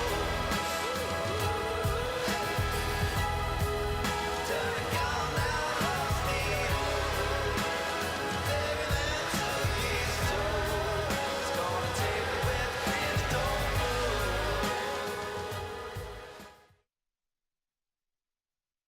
对阵 TOP 的那个打野小天的话就，这一点他有些说就他的路线吧，然后就提前跟我们队友的沟通吧，沟通好的话，我们应该能赢吧。重新来的 LPL 的目标就是我个人觉得是越来越成长好吧，然后磨合的点的话也是越来越好吧。You'd hope so as he returns back to the league. A big deal considering that, Cled in that game was a big piece of focus from you and I, considering that TN felt like he played better, felt like TN ran the jungle in game number 1. TN and the rest of top esports orcs. That was an 18-0 performance. Wayward gets MVP, but you said it before the break. That was a top esports effort to make sure FPX didn't even get a leg in that game. Absolutely. This really felt like this was a top team against a lower standing team. It's crazy to think these teams are equal standing, and particularly Wayward. There was questions about which top laner will top esports be fielding, and they committed to Wayward, and man, did he deliver this game. And against Xiaolahu, we have had so many positive things to say around this early solo kill coming in, but it did not stop there, just consistently pushing his advantage in this game. And isn't it nice to see when, Wayward is coming in over so many other big names? I kept pointing it out because for a lot of people in the LPL, they're like, dude, who is Wayward in comparison to either Xingtian or especially Zoom? But in this game, he made his name known, and with Tien, there was great synergy between the jungle top laner. I think Wayward, on this Graves, will not be getting it again, Orcs. Let's be realistic. That was a pick that trifled with Shallow, who, as you just said, has had some really good laning phases so far in the LPL. I feel like it's such a hard pick to ban though, because there's so many high priority things like the Zeri that we saw. There's things that are a bit out of left field, like the Veigar can drastically change how the game is played. I can understand the ban of those. I feel like throwing a ban of Graves, as much as they may feel like they need to, would really hurt them in the draft phase, because it's one of those throwaway stable blinds that just players may be affected with it, but you don't expect it to have this much impact. You don't expect it to absolutely slam your top laner when you had counter pick as well. Remember, Shallow, who knew the Graves was coming, he picked the Jax into it. It's not like it was the other way around. So a lot of question marks. I think draft needs to drastically change. The bot lane matchup did not work. They weren't able to capitalize on Jackie Love. They weren't able to punish the Zeri. Mid lane, Gory and the Corki. Well, it was Gory and Corki, right? Didn't really do anything early. It's kind of what we expected, but couldn't translate. But I think that's the problem when you come into this situation. Multiple things failed for the side of FPX. It's not just like, okay, change the top matchup from Golden. There was problems across the board. Yeah, and everything fell apart when, even in the bottom lane, we saw the 2v2, but there was nothing else gained from LWX and Hung. Out of the set, out of the Tristana, Hung tried to start moving across the map and matching and giving numbers advantage, but even then, Wayward too big. The rest of the team from Top Esports so quick to rotate. I think Tien and Mark were during up a lot together as well, and Tien was just everywhere at once. I don't really understand. Like, that's one of the games where you analyze. You're like, how the hell did Tien keep clearing, matching clear, by the way, and appear in every lane way before cleared? A lot of questions. He was like 20 CS up at one point, so really delivering. Now, we do see a side flip, and we obviously see a bit of a change of Top Esports aren't messing around. They respect the Zeri. They will ban it away. They're banning the Caitlyn again. FPX do ban the Hecarim again, but the Tom Kench is a bit of a new one. We'll see what they go for the third one here. Remember, Rise still open and available. The Draven that Jackie Love brought out in the previous series still there. Viego, still something on the cards. And that's the thing, is I feel like, last game they banned Viego and Hecarim, and they picked Xin Zhao, and then Top Esports still got Lee Sin. I feel like committing 2 bans and a priority pick, and then the enemy team still gets Lee Sin, and it's Tien's Lee Sin, not exactly really limiting them too much. Now, the Rise will come through as a ban. We'll see what Top Esports opt for their final ban here. Right. Well, we do get, you talked about things like the Draven that was targeted ban from FPX in game number 1, so that's left over to Jackie Love. Jinx picked up first by FPX. Now, what were the conditions again that brought Draven into the game, Orcs? I think it was a scenario where they really wanted to just crush lane. I believe it was into a Zeri was the one that they played it into. I think they might just see the Aphelios here. The problem with Draven and the Jinx is, like, yes, you can really apply pressure on lane, but it gets outranged quite significantly. We may well see this trade-off. We do, though, however, we saw the Thresh ban. That always piques my interest, because sometimes we see the Jarvan come out when the Thresh is unavailable. For now, we are going to see that Nautilus. A jungle pick wouldn't be a miss, but I also feel like AD carry, you're expected to take the Aphelios. You don't really like to leave the third. Yep. That means now FPX, they have options here. Jungle will probably come through. They could just go for that Lee Sin again. They could go in a multitude of directions. They can pick up a mid. They can pick up support to match the Nautilus. Leona, in particular, is often matched up into it as a good matchup. Yeah, there you go. Cleared with the Viego out of left field, though, with Lee Sin, with Xin Zhao, Jarvan up and available. Going to the other jungle that you and I were talking about in 12.2, being our top 4 in the LPL.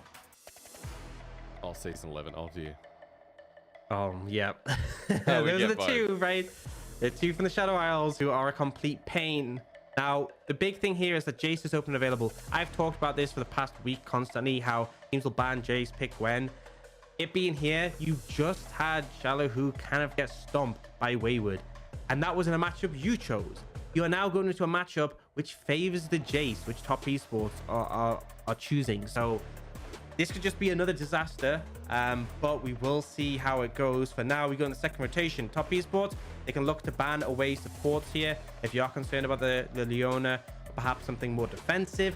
On the other side for FPX, I feel like you look at the jungle pool, Lee Sin, open and available. Xin Zhao, open and available. Even the Jarvan potentially as well. If you ban away those, it would definitely thin the pool substantially. Kind of trying to think as well, you know, what we saw last game, which is things like the Veigar coming through as well. We've already got the Jace, so for Knight, a confident mid lane pick without knowing what he's going up against. Orcs. There's potential there, but mid counter does sound more flexible when you're talking about the jungle priority. So makes sense when FPX ban away the Lee Sin. That felt like it was going to be big between these two. You mentioned the Xin Zhao as well. Up against Viego. Feels like they've got an easy couple of bans here for FPX ahead. Yeah, and top esports, they know. You look at the composition of FPX, you have this great dive potential for the Viego and the Gwen, but you need engage, right? Neither of those function as primary engage, so Leona set, targeted. FPX, they've taken away the Lee Sin. I feel like Jarvan or Xin Zhao probably the more likely one that you see as a ban, but they could go in another direction. Maybe they don't want to deal with the Veigar. They're concerned that top esports could bring it out. Again, they do just go for the Xin Zhao. So I expect jungle here. Volibear is something that we've seen a fair bit, right? As one of these early pressure junglers, great at diving in the side lanes. So definitely an option in this situation. And that leaves Knight with that final pick. It will undoubtedly be an AP mid laner, but that's very common. We don't see too many AD mids. Yep. But it means he can really be flexible here. Now, what is Hung going to do? Because I feel like they need engage. You know, Rel is definitely an option that provides that. Rakan does as well, but is maybe, you know, a little bit weaker in the laning phase. Although obviously a lot more safe, even if he doesn't have as much pressure. And for Hung, you know, on the Rakan, it's going to be up to him. Do you need more engage, though? Like, a lot of the time, Rakan's talked about a supplementary engage on top of something else. Gory would be a delivery system that could work pretty well with the Rakan. Yeah, it would help with the dive, right? And this composition is reset city if they do lock that in. Already, right? You get a kill, Jinx gets excited, Diego can steal a soul. If it's the Vex as well, obviously she gets another ult charge. Yep. So it's very much dive forwards, and they are going to commit to that. I kind of like it. It's kind of fun, right? It's just diving forwards, and basically, whether it's the Jace or the Aphelios or whatever Knight picks, you see a target, you charge at them, you kill a target. We'll see what top esports wants to offer here. Honestly, I feel like just taking something that's going to have a decent matchup into the Vex is going to be important. But honestly, defensive picks that have self-heal, things like, I mean, Syndra, yeah. I was thinking the Veigar could even work here, but Syndra, the big thing about this is the scout of the week. And actually, a lot of players, a lot of support pro players hate playing Rakan into Syndra because you try and drive in, scout of the week hits you, and you just get absolutely nuked. You're probably just going to die off the back of that. True, very good point. Very good interaction to look out for. For top esports talks, it feels like we have Jace, we have Syndra. We have lanes that want to snowball and dominate the laning phase by all odds. So is this just top esports win lane to win game? Yeah, it literally feels like that, right? They have the strong mid jungle where you can lean that to the side lanes with the Volibear. If they get prio mid, they can easily slam down on that Gwen in the side lane. Jace is a winning match up top. The Nautilus Aphelios should win out against the Rakan and the Jinx. But if we do see FPX get this into the later stages of the game, their comp functions extremely well in team fights. And particularly as soon as you hit that level 6 point, Rakan, Vex, Viego all get some massive spikes. So it's kind of weathering the storm for them. And you talked about the reset potential as well. So any of those quick picks at the start of the fight catch top esports rotating, and fight continues and lingers out. FPX are going to be taking control here in game 2, but we'll have to see. I gave some wrong information before. If you're wondering about those percentages, the solo queue, not win rate, I said before, it's how the matchup goes. So over in solo queue, it's pretty much the setup of, well, Syndra 51.8% of the time, you know, wins out against the Vex. 48% of the time the Vex wins out against the Syndra. If that makes sense. Hopefully that information shared can give you a bit of a heads up. So it's like the matchup win rate, right? There you go. That would have been about 10 seconds of my time saved. Thank you all. Well, people love hearing you talk, so I guess we benefited from that regardless. Agree to disagree. Some, maybe some. Game 2, hopefully, you know, they can get through this because I'm looking for all three. And as FPX invade the top side, a cheeky little ward from Mark that'll see the entrance spotted. We'll welcome you to Summer's Rift either way. The invade stops for now. Gory with electrocuting lane is worth mentioning. Airy on Knight as well, Orcs. So lane-focused runes coming out of both mids. Yeah, absolutely. And I think it makes sense for Knight, right? You want to apply that early pressure. You can frequently proc the Airy every time you land a Q, pretty much. So very powerful. And that pressure is so important because, you know, Volibear is going to have more early pressure, especially if you can lead it into the side lanes than the Viego. Viego is kind of conditional of waiting for that level 6 where he really spikes.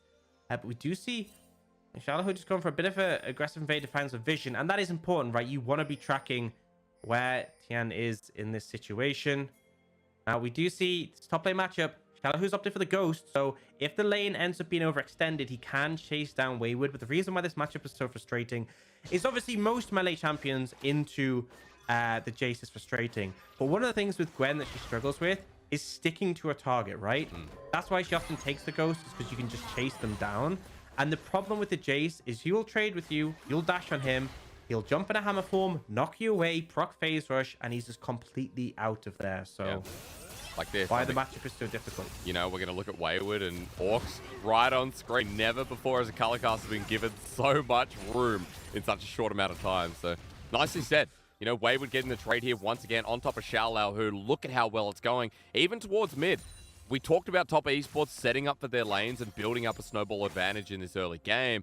Knight with the area has had really good trades with Gory. Gory down to his last pot versus Knight on 2. And, you know, Gory not known for his laning phase, but still Knight definitely known for his. Absolutely. And I think this is where the main pressure is going to come on the top side. You can see Tian has pathed up towards there. Jinx very good at pushing the wave level 1, and particularly because Aphelios doesn't actually have an ability there, a bit weaker. But once they get a couple of levels, level 3, I feel as well for the Nautilus is a strong one. That's where you'll see the matchup turn a bit more in top esports favor. Strong all-in pressure, because if they do connect like a dredge line onto Hung, if he gets caught out, you can layer the CC, chunk him out pretty heavily. I'm going to look forward to where Tien makes his first impression, though, because he's already cleared away 20 CS worth of minions. Once again, Wayward, look at this, dude. This series against Xiaolao, who, it's an absolute top diff so far. Yeah, and Shallow has to recall and get a TP off because, I mean, this was great, right? You know that Tian's pathing up towards the top side. Wayward actually takes a tower hit because the health of the Gwen is actually more important because he's about to get dove, right? If he dies here, it's an absolute disaster. Oh, it will be. Not immune for now. Sky Splitter comes down. Tien tanking up the turret. Wayward getting the final blow. As the turret comes through, they haven't done it. Tien walks back in. You know what? It's not a fateful blow. Instead, FPX, say howdy. Absolute massive mistake from top esports. I'm going to look mid for Knight. Good scout of the week. You talked about that interaction with Hung. It denies him, sends him backwards. He won't die, but Knight will survive. That play top, right? What actually happened is Tien, the red buff burn was still on Shallow Who, so we'll get the replay. So the problem is, Shallow hits level 3. This makes such a big difference. That first minion dying, the Shroud, yes, it doesn't stop the damage because they're inside it, but it gives them a ton of resist. And then watch, right? Red buff burn, Wayward drops aggro. The burn makes Tian take tower aggro. They were going to wait for the tower to reset, and as a result, Shallow Who, not only did he get that kill, he collects that massive wave and has double buffs. He just turned a disastrous situation into a pretty good one. Into an even mark now against Wayward after Wayward set up that wave. Tien coming through, dying, puts him behind in the jungle as well, Orc. So this is like a domino effect. Clid now up in CS, and for FPX, up 500 gold at the 4-minute mark. And, you know, it may not seem like a major thing, but going back to our win cons, top esports had a win lane, win game composition, right? Yep. You know, it's definitely not over now by any means. There's still a lot of room for them to bring it back, but any setbacks like these make a big difference. Clid has just been farming up already. Got about 2, going up to 3 camp lead right now with Tien. And look at Tien. He's not farming. He's going for more of these gank plays. If this one fails again, it's pretty much doomed. And you can see Clid waiting in the wings in the fog of war. He wants his double buffs back, but yeah, if Clid comes through, that's going to be massive. Knight's still without ulti, but he's spotted roaming up. 3 versus 2 until Gory can get there. Tien spotted, waiting, thinking. They're going to back away from the dive, and Clid stopping away the play means for Tien, he goes back empty-handed again. Yeah, and a lot of time invested. In fairness, in this situation, Clid also invested. Oh my god, he might... That's the part of the matchup, right? Kind of freaked me out the amount of damage, but yeah, you knock him away, you have the phase rush, you get out, but still, you can see how scary this can be if the Gwen is fed, if the Gwen can get on top of you. And now, it's kind of reversed, right? We saw Clid covering that dive. He is now pushing up to threaten Wayward. Complete flip from what we saw in that game 1. And Wayward has to be really careful. Tian and Knight are moving up to potentially seek out this Viego. but didn't back Actually, away. it's not Knight. Gory's got the first move. And he's level 6, remember, as well, with the Shadow Surge. They jump on him. He flashes over the wall, but he can re-engage with the ulti. Scatterweight comes through, and there is the Shadow Surge onto Tien. Comes flying through, and Gory sets it up. Even gets the kill. FPX, by one singular mistake from Top Esports, are well and truly in control. All comes shattering down, and now 2 deaths for Tiani. It's such a good game on the Lee Sin. Really fumbling now. Shallow with a kill in the pocket. Gory with a kill in pocket. Clade ahead in the jungle as well. It is all going right, and it will only get worse. Top Esports, I think, Chan, you just need to farm up the jungle, hit level 6, get a big dive in, and then that's a way you can sort of find some momentum in this game, but things are going bad right now. Want to see how that dive comes through. Yeah, the level 6 mark is a good point. For Tien, you know, on that bear, maybe it changes things and gives Wayward some way back into the lane, no pun intended. But Shallow, who now has needlework, and if they try and dive him once again, remember that sustain, that W, armor, and MR is going to change so much. So 1k gold lead just about here, Orcs, and is there any other way apart from top? Like, surely you don't just keep doubling down after what happened. Yeah, I think it's already rough. I think bot would be more rewarding, right? Because you get 2 kills instead of 1, but it's exhausted. It's Flash. Jackie Love getting a bit of experience here, and Clid wants to hand it to him. Another kill goes down, this time to the jungler. FPX 3-0. Just as I'm saying, top is a great option, right? Rakan isn't the best in dives because he's so squishy compared to like a Leona. And if they manage to dive him, they'll be able to get 2 kills, but instantly Clid shows a bot, puts things in favor of FPX there as well. And it's not massive, it's not a huge advantage, but at 8 minutes, every lane on the map for FPX has an advantage, and this is needed, right? We talked about this before. Both teams are 4-4, 9th and 10th in the league. This matchup can be instrumental in securing playoff spots.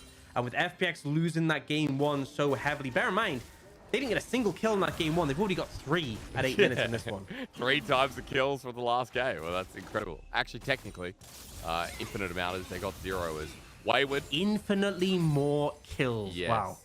There we go. That's a lot. Well, because technically if it's 0, 3 times 0 is 0, right? So it's not True. 3 times 0 because you can never get, so it's infinitely more. Is that correct? A lot. If anyone Yeah, likes it's correct. maths. Okay, good. That's good. correct. Correct. Glad. I kind of hate maths, so the fact that I got something right is kind of pleasant. So with Feels the like Top Esports hating go map for at it. the moment because 800 gold down, and you know some of these trades haven't been so even. Now they are looking towards this Herald. You do see that Top Esports have first mover advantage, but FPX level 6 available for Clid. If FPX come in here and they get a single kill, the resets would be devastating. Vex and Diego so threatening there, but I think 4 members strong for Top Esports. They don't have priority top. They are just going to give this one over. They've already done enough in this game so far, taking it nice and easy when they have to. It feels like, you know, with the conditions you set up from FPX, talking about team fights later on, we have a Viego, Gwen, Vex, Jinx, everyone sits nicely the later this game goes on.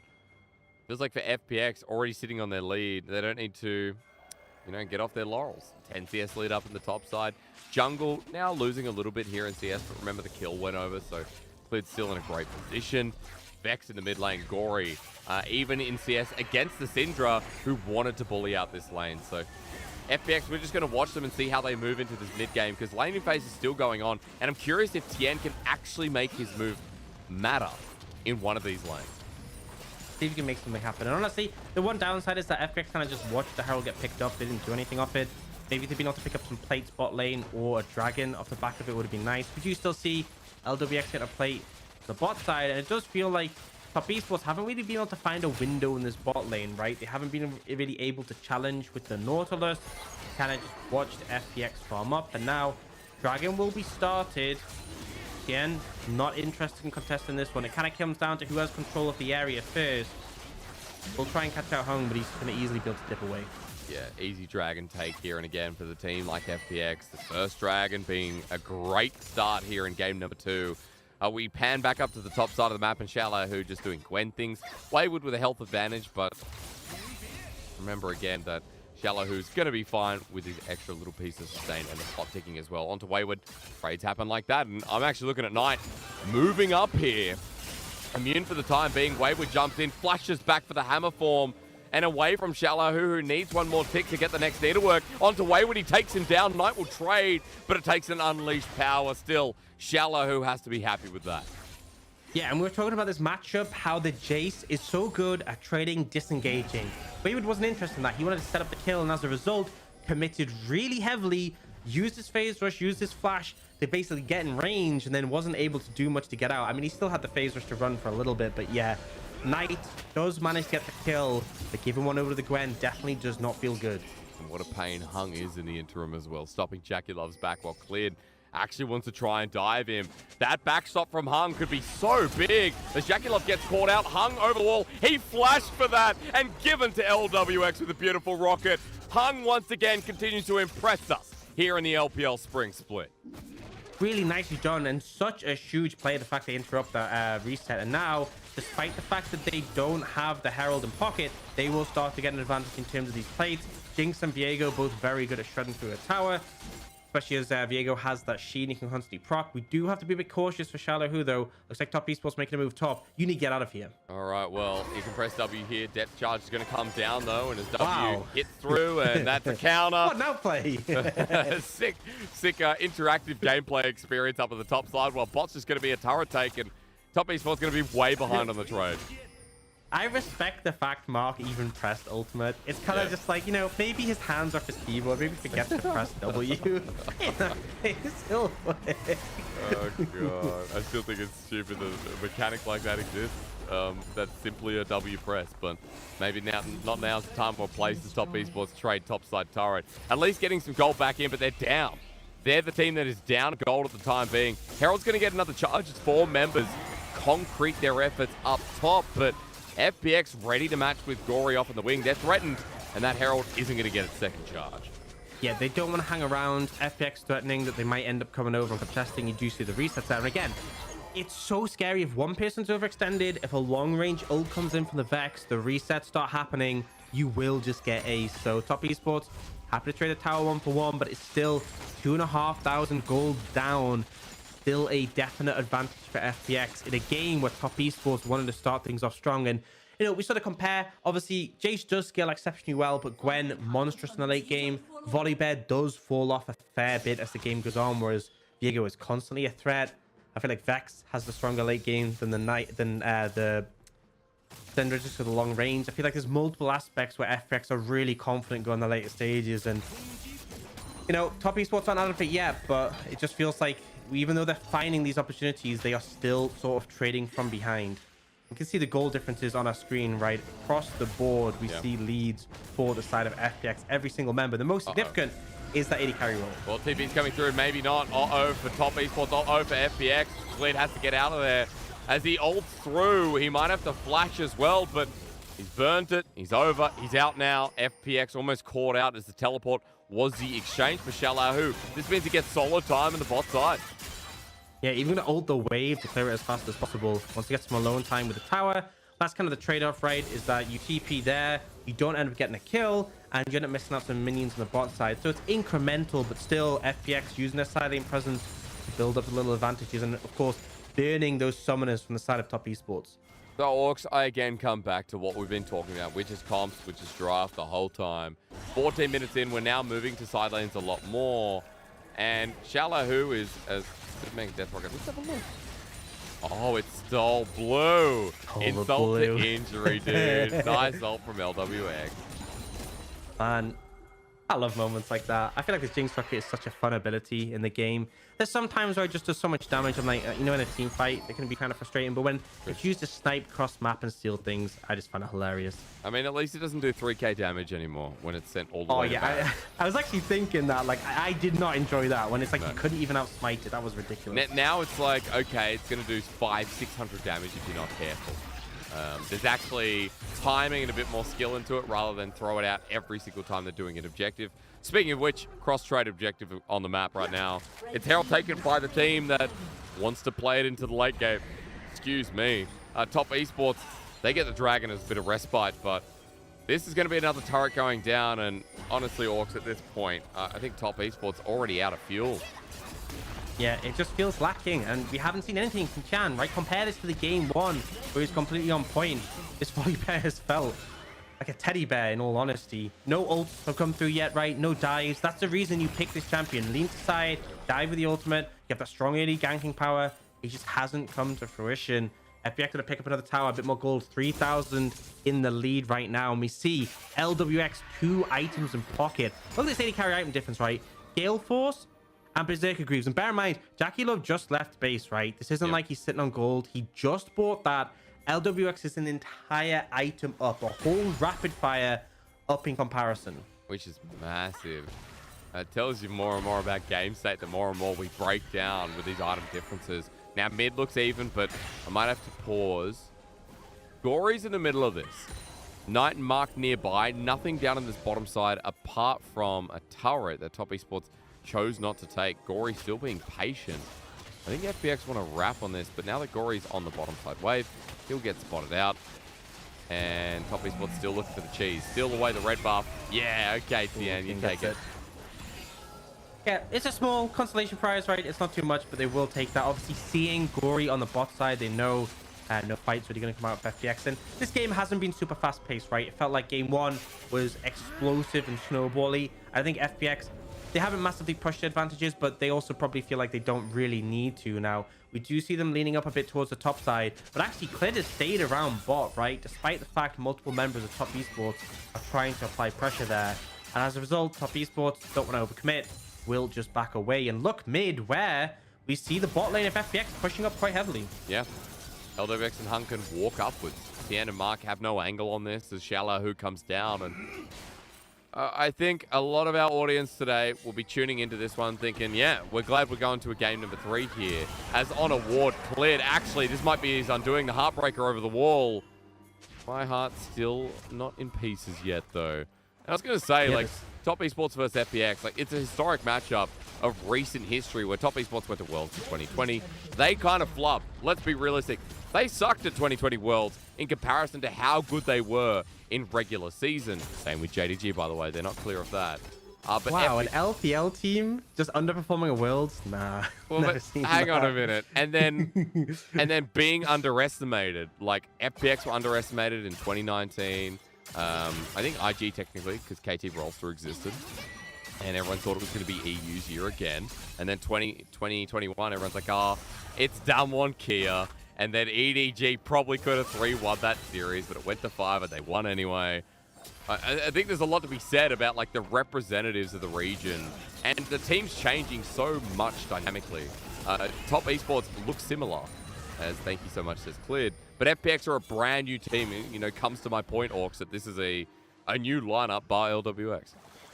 Yeah, and it's a very changed lineup, but also, you know, you go on the underperforming point. FPX were higher. This World's just gone compared to what we saw from the regular season. Don't be absolute monster on the roster. And then his final split, underperforms at Worlds, leaves the roster. And I think FPX, there's been a lot of positives. I think individually, I look at all of these players and I'm really hyped for them, right? I think LWX and Hung have looked great. Hung in particular look fantastic. Yeah. Shallow has looked solid. I think the thing that has been a little bit suspect is sometimes their ability to snowball games, to close them out, to set things up. And, you know, I'm not going to be too critical on this one because I feel like they can just play it safe, but it does feel like they're trying to play across multiple lanes at the same time. They're not really setting up too much, right? It's like instead of Clade aggressing on one side and just smashing through, he's trying to defend on the bot side. It does mean that Top Esports aren't really finding any advantages, but it does mean that FPX, it's felt like this game has slowed down a fair bit, right? As per the condition, and that's why I'm ready to, you know, again, kind of call it if FPX aren't able to get, or Top Esports rather, aren't able to get anything in the next 5-10 minutes, Orcs. There's Dragons that are going to be coming up that FPX feel like they're in condition to fight for. Baron in front as well.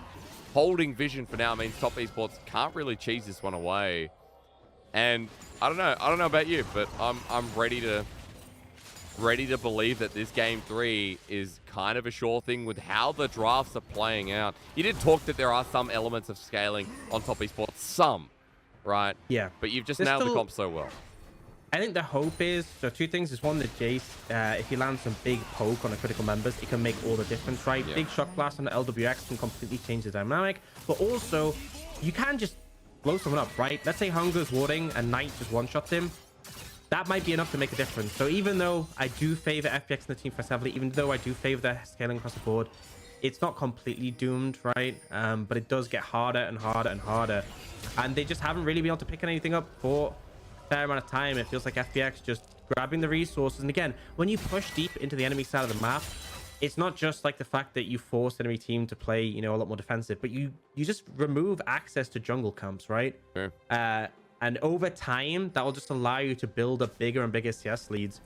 You can see, you know, there was a bit of a back and forth between junglers where originally Clid was up and then Chen overtook, and now Clid is back in favor of jungle CS. Bot lane, the gold bounty for LWX, over 30 CS up compared to the Defender. Still an entire item ahead and closing on that Infinity Edge. Yeah, the Infinity Edge is going to be massive. I like the Zhonya's here as well for Gory, considering we talked about FPX's comp really buying time. And in these next couple of team fights, you know, buying time, getting the pick off that enables reset after reset. And Gory can kind of play with his time now. He's got that on his hourglass. So, yeah, big moves here for FPX in this game number 2. If you're just tuning in now, you're wondering, man, FPX, you know, they're smashing top esports here. Remember, top esports, and again, you might have missed out, they absolutely threw this game in a pile of doo-doo. And I'm not talking about the Korean top laner. This game came from a dive where top esports flubbed it with Tien and Wayward, and Tien got hit thanks to his burn, as Mark actually caught out in the mid lane now as well. That's going to be a golden moment as Mark actually buys a bit of time himself, but he's burnt down. FPX already doing so much damage. Reset comes through on the Everfrost, and Shadow Surge up again. Gory misses the third one, but it might not matter as Hung flashes forward on command. Knight exhausted out, and his unleashed power is just not that. FPX 5 versus 3 are left, and it's only 23 minutes in the game.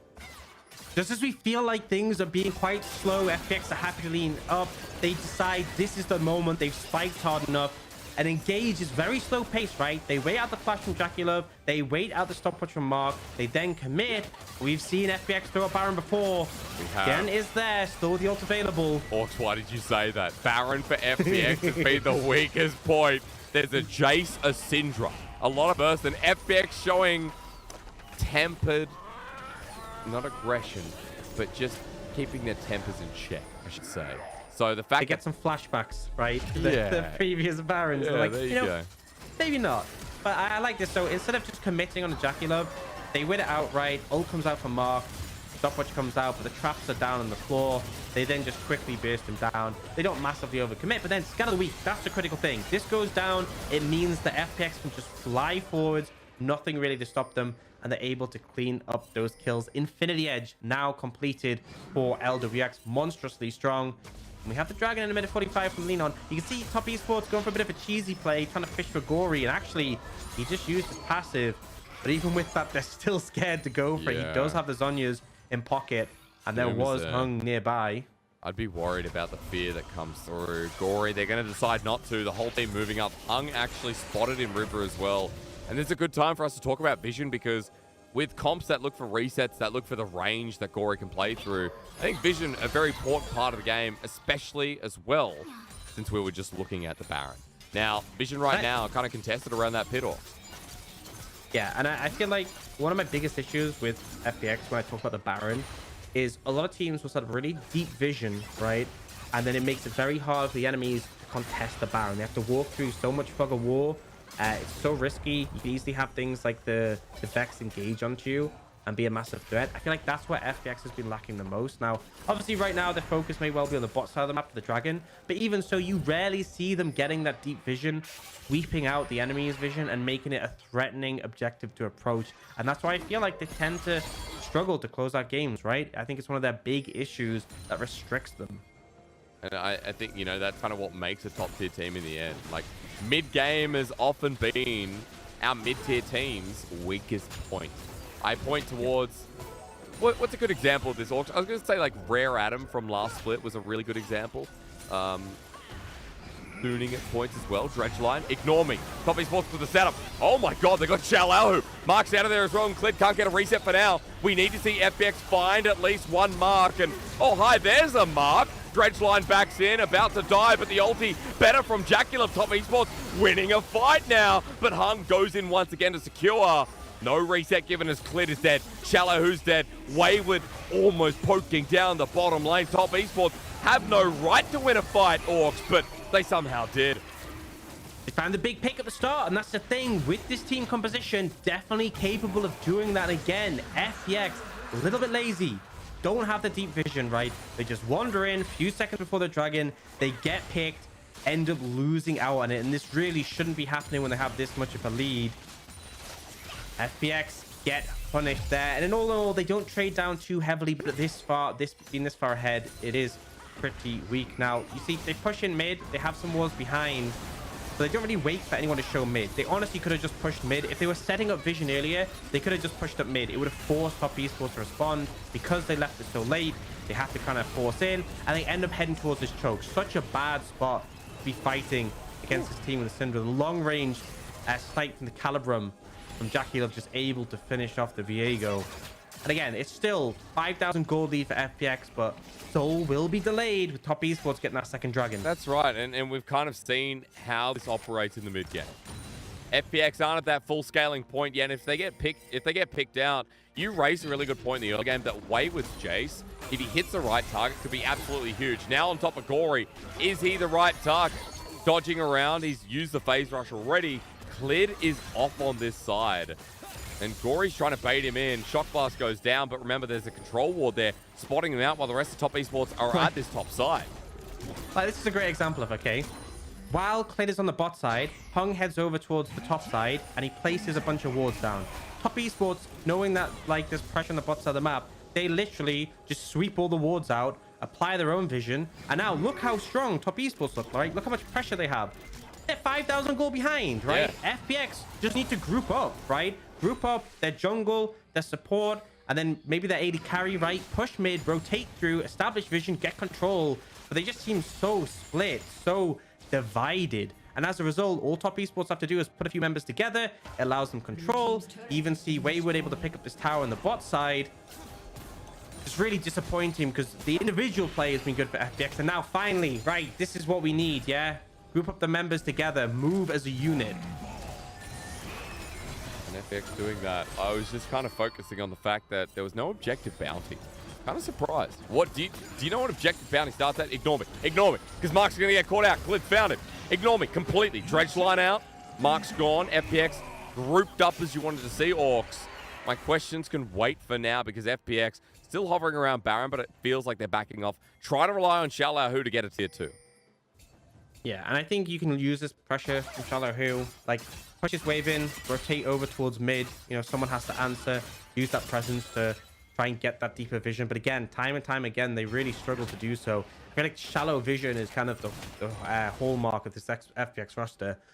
Regarding your objective bounty question, it's hard to actually really know. It's kind of like a weird one. We don't know the exact numbers for it. It's like, there's multiple factors, right? How many towers you've taken, how many dragons you've taken. So the fact there wasn't one is probably down to the 2 dragons that they have. Like, I think if it was 4 dragons to 0, there may well have been a bounty, but I don't think there's like actual explicit stats as to this gives you this bounty and etc. I mean, it's the same with like when you see champion bounties and there'll be an AD carry is like 60 CS down and doesn't have a kill and they somehow have a bounty.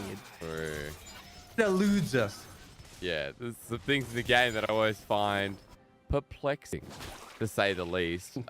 In this game, Orcs, we have been kind of thrown through a loop, though, because we're at a 4K gold deficit only for Top Esports. Before, it was 6.5 at least. So at this point, I'm more inclined to believe that TES are not forgotten in this scenario. They've got a dragon coming up in a minute. There's Baron that's now spawned, and Wayward is just trying to split out of his mind. Draw Shallow Who down here, remembering they both have teleport. Yeah, and they're 3 items apiece, right? As much as we said FPX have strong scaling tools, they had a massive lead early. It's a lot less significant now. And I feel like even though I favor FPX in the late stage, it's not enough to be like, you know, playing this passive isn't really going to favor them. It just means Top Esports have more of an opportunity to close the gap. Yeah. It's still an item lead for LWX, but a 1 item lead when it's 2 items versus 1 is massive. 1 item lead when it's 4 against 3, not so much. I also think, though, it is important to note that a GA has been picked up by LWX, so That item is still going to make a hell of a lot of annoyance from Top Esports in the fight. As he moves into River with his 4 items, with the 3-item Vex alongside him. Gory is a big deal right now with the Shadow Flame as well. Shadow Flame, Shadow Surge, get ready for it. As Top Esports move towards Baron, it's Dragon Soul Point that's spawning, and FPX want to take it. Yeah, and you see critically, Jackie Love didn't have his Infinity Edge, was actually trying to recall for it, forced to stop. He now has it, but they just really didn't see the window to take that fight, so FPX get the Dragon. It's never nice to let the enemy team get to 3 dragons. It's always painful. It puts you on a knife's edge. Infernal Soul would be scary, right? The extra burst damage available to get those resets, but I think Top Esports make the right call. They don't have vision in the area. They didn't have the Infinity Edge complete. Jaculov live to fight another day. Okay, well, slower game, folks. You're not used to it in the LPL, especially with the dominance we saw in game number 1. FPX and Top Esports are putting you through a ringer as well, but we're A-ramming, we're grouping up. Knight wants to pick through the wall. Something similar he did to JDG, but it was towards Dragon's side. He found Hung, ulti through for Jaculov, but he just grand entrance out of there. That was so easy for Hung, and I guess Top Esports thought the stun would last longer, but he's got Mercury Treads, and I think that just saved his life. Yeah, Mercury Treads and probably unflinching as well. Also, it's not like Knight can just flash over and ult him because he has Merc Treads. There's a Negatron. He also has the Locket. Probably Aki wouldn't be able to 100 his Zerum if he just popped the R there. So, do you see them trying to apply that pressure? It gives a bit of a room for FPX. They crash this wave in top and will get this top lane tier 2. And now, this is a bit deeper. Can sweep out some of this vision, apply more pressure. There is still that brush next to the Raptors where Top Esports are stacking. Definitely more control, though, in this situation, and they can fish for something. Wayward on the other side, though, applying pressure, pushing in the side lane. They need to force his TP, so they will start the Baron. I mean, Baron's going to go down quick as well. Remember, it's a Gwen with true damage. Tien's over the wall. They want a 50-50 this wait. FPX don't do it. Tien's over, but not stolen. FPX this time around, they flip the burger, and it lands on the right side. This is just such an FPX. It's like, it gets to the point where they realize the game's slipping out of their hands. Let's flip Baron. Okay, they win the flip. Cool. They're probably in a good spot to win the game. They don't win the flip. Probably doomed. It's just like, man. Such a wild way to decide a game of League of Legends, right? But why not? Why not just coin flip it? They do it all the time. It's just insane that every single time as well. It's not like one of these things where sometimes you see like a slow approach with an enemy team. Oh, hang on. Wayward actually just dead. Just snipped to death. And late game Gwen, we've achieved that point. FPX off of 1 Baron. Now suddenly the trigger's pulled. It's helping completely skyrocket the game speed. Yeah, I mean, this is what they needed, right? It took them so long to get it, and it came to a conflict, but actually cleared. Yeah, he goes golden, though, and not going to get the stun from Tien. Waiting for Scatter the Weak. He ulties out of there. Now that the Heartbreak is down, FPX has to be a little bit more careful. But having said that, straight up towards the topside turret and the inhibitor. Ladies and gentlemen, we have been lulling about in bed for a little bit. Now FPX are like, we are woke, and we are going to end the game, trying to move it to a 3-game series. The Top Esports have 1 Nexus turret left. Jaculov with the ulti as well. Post summon is available. Watch out for the burst that comes through as Knight gets tagged on this Syndra. LWX sets out the trap, still has GA to play with as Nexus now exposed. All in for it as well. It's going to get hit down by the FPX members of the Moonlight Vigil. Doing the work though. FPX playing dangerous. Gory trying to hit it. It goes down. That game ended in about a minute from the Baron. I just found it hilarious how quickly they end the game once they get the Baron, and how long they struggle to wrap their heads around securing it until they eventually went, you know what, let's just flip it. And I feel like, as you know, they have to be confident in Clid's smiting ability. It did pay off there, but man, you can't finish a game like that and feel like, yes, we played that out cleanly. Yeah, by the way, they do manage to answer back and equalize the series. They do manage to make it a 1-1 between the two teams. They do indeed. Look, FPX, a much better game, but having said that, I think we need to be realistic.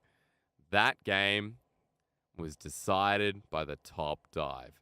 If that top dive didn't come through, it could have been a very different story. And it's kind of sad because we could see in theory, like, Wayward was dominating the lane. Tien coming in with a smart play at level 3, but just not enough damage. W from Gwed does a lot of work. Yeah, a lot of resists. Obviously, I mean, that was the thing, right? It didn't actually block anything because they were in range, but the resistances make such a huge difference. And then the thing is, like, they backed out. They understood that they'd taken too many tower hits. They backed away. There was even potential for them to, like, kill like if Jace could have lined up to maybe take out Gwen from a distance, but then Tian, the red buff, gives him aggro again. He goes down. A little bit messy. We've seen a lot of messy top lane tower dives so far today, and I feel like FPX took that advantage and did take it to the final to the win, right? But still, this game went on far too long, and FPX still trying to work out how to close games out effectively, because it just feels like they stagnate for so long. They do. We sat there, and again, I said we lulled about for so long, and then it's over. Like that in the matter of seconds. Baron helps out, I guess, and that's why they needed to flip it, Orcs, but we still get to go to a game number 3, folks. Top Esports FPX, your Monday night is quite nice. We'll see you after this. That was weird.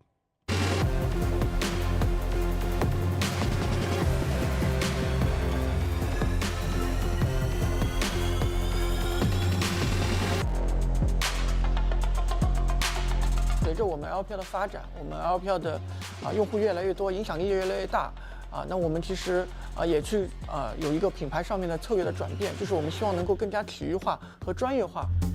因为在目前可能从整个英雄电影竞技去发展的状态上来看，我们不再是去向 S 赛学习，不再是可能持续的大面积的去向传统的体育的转播进行学习的这样一个状态，而更多的是我们需要不断的去突破自己。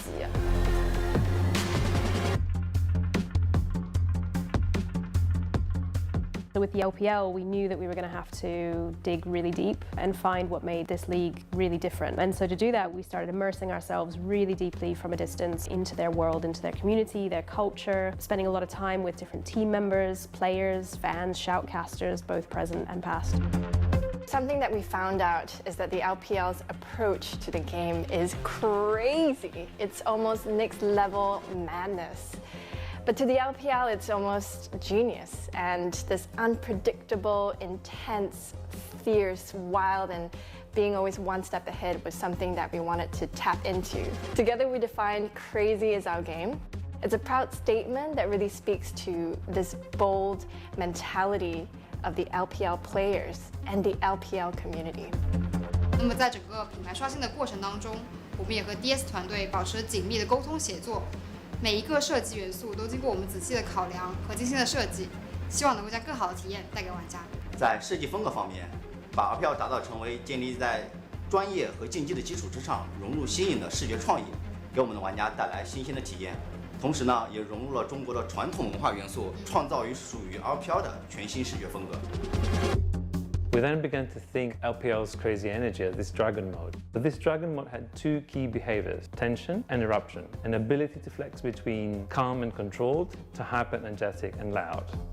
Every one of our elements is designed to supercharge our visual system. They become expressions of the crazy energy that the LPL unleashes on the Rift. And this gives us this great opportunity with our colors. They're both inspired by fire and water. We created a custom headline typeface in both English and Mandarin, with every detail designed to reflect the veracity of how the LPL moves on the Rift. 我们这次品牌刷新也以中国古典哲学当中的五行概念和 LPL 赛场上不同的战况进行了结合，去体现 LPL 竞技为上、无畏拼搏的精神。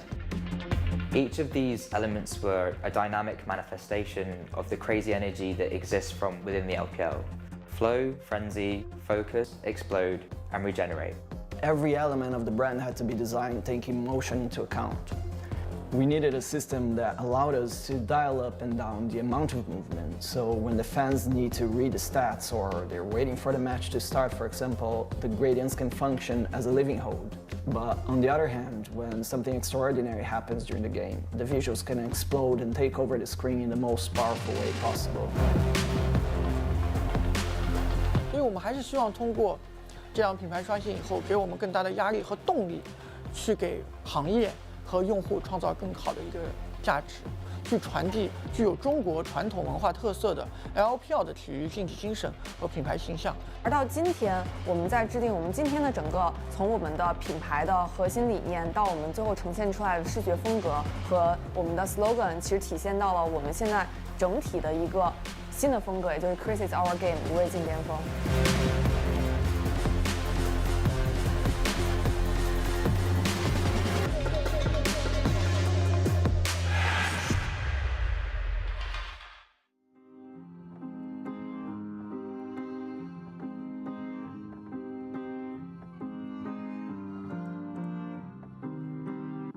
saw you tonight, your beauty from inside, the glowing light is shine. I am with you.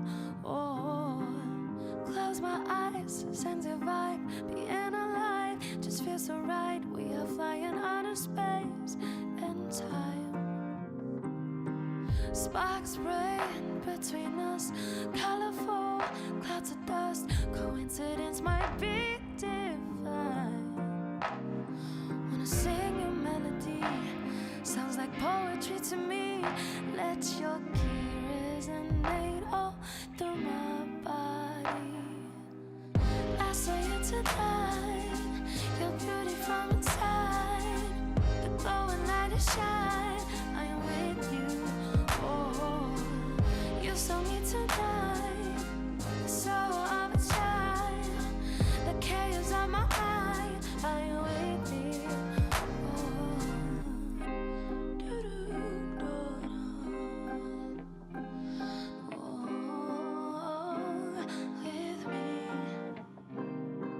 Skin to skin, wondering, landscapes we're discovering. Whole new world so new and welcoming.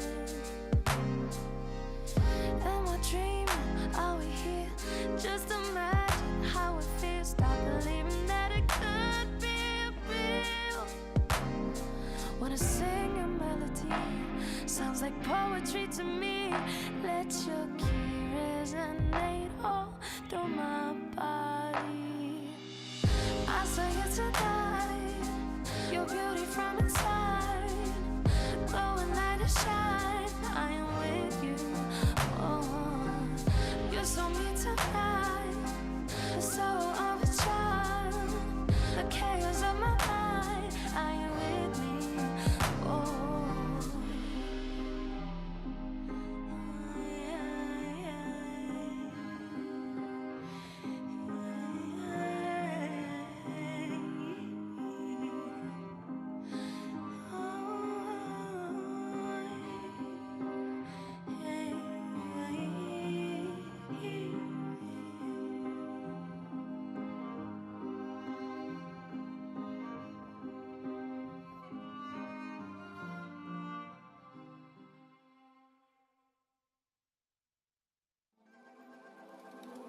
I tell my lover not to stop, oh, I don't wanna recover. Believe me, I know what I want, I can show you the way. Be tender to me, babe, I feel that you are here to stay. Can you focus on me this time? Even though you're back in line, I just need more time. Cause I wanna fly high underneath the stars. My mind till the sun goes down. So high, but baby, I was waiting for this day to come. You and me together alone. 初登 LPL 赛场的话，就感觉很好，跟强者一起打比赛，非常棒。我觉得小老虎的话是一个比较厉害的上单，然后跟他对线就注意一点，他可能会比较凶，然后我不要怕他就好了。Yeah, don't be afraid because we're going to a game 3, folks. Play out like Wayward running in here from Top Esports. Welcome back. The last series of the night, the last game of the night. We've gone the distance in both series, but this one happens to be a bit of a doozy as FPX even out the score and bridge Top Esports into what we thought was going to be a big gap. Orcs, hysterics. Orcs, coming back to you. I'm all over the place tonight. My brain... I've frazzled. I got a coffee in front of me, and I'm gonna, I'm gonna shape up as I, get some of the froth. Who's our MVP? Please help me. I would probably say in that one, fellow who? Is Perfect. the answer, 'cause it showed up on my screen. That's okay. Yeah. I thought as well, like, Our MVP perception usually is 9 out of 10. Coming through here, I think Clid had a much better game. You know, being realistic, always counter-ganking Tien. In this game, Shallow, who's surviving the dive, was great. But as I look at this game, I'm like, I think Gory had the most impact out of FPX. However, it is Shallow who's MVP. This is the dive that really just tilts me and would tilt anyone who's a top esports fan. Yeah, just completely messed it up. And we've seen a couple of failed dives today.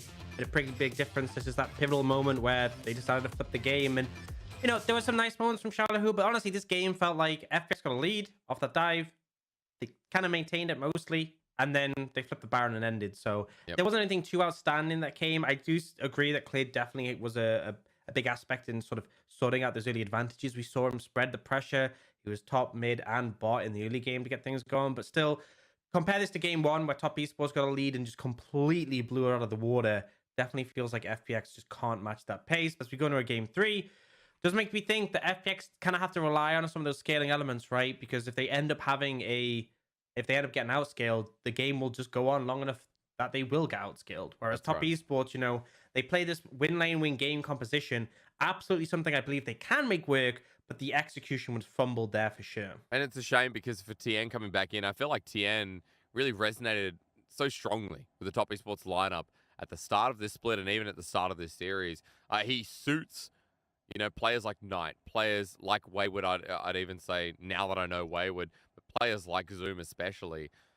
So, you know, seeing Tien in that game fumble up a little bit was sad, but not outside the realms of what we've seen of Tien as of the last year or so. Folks, welcome back. FPX Top Esports. Top Esports on blue here, FPX on red. Now, Orcs, it was FPX on blue, so we've once again swapped sides.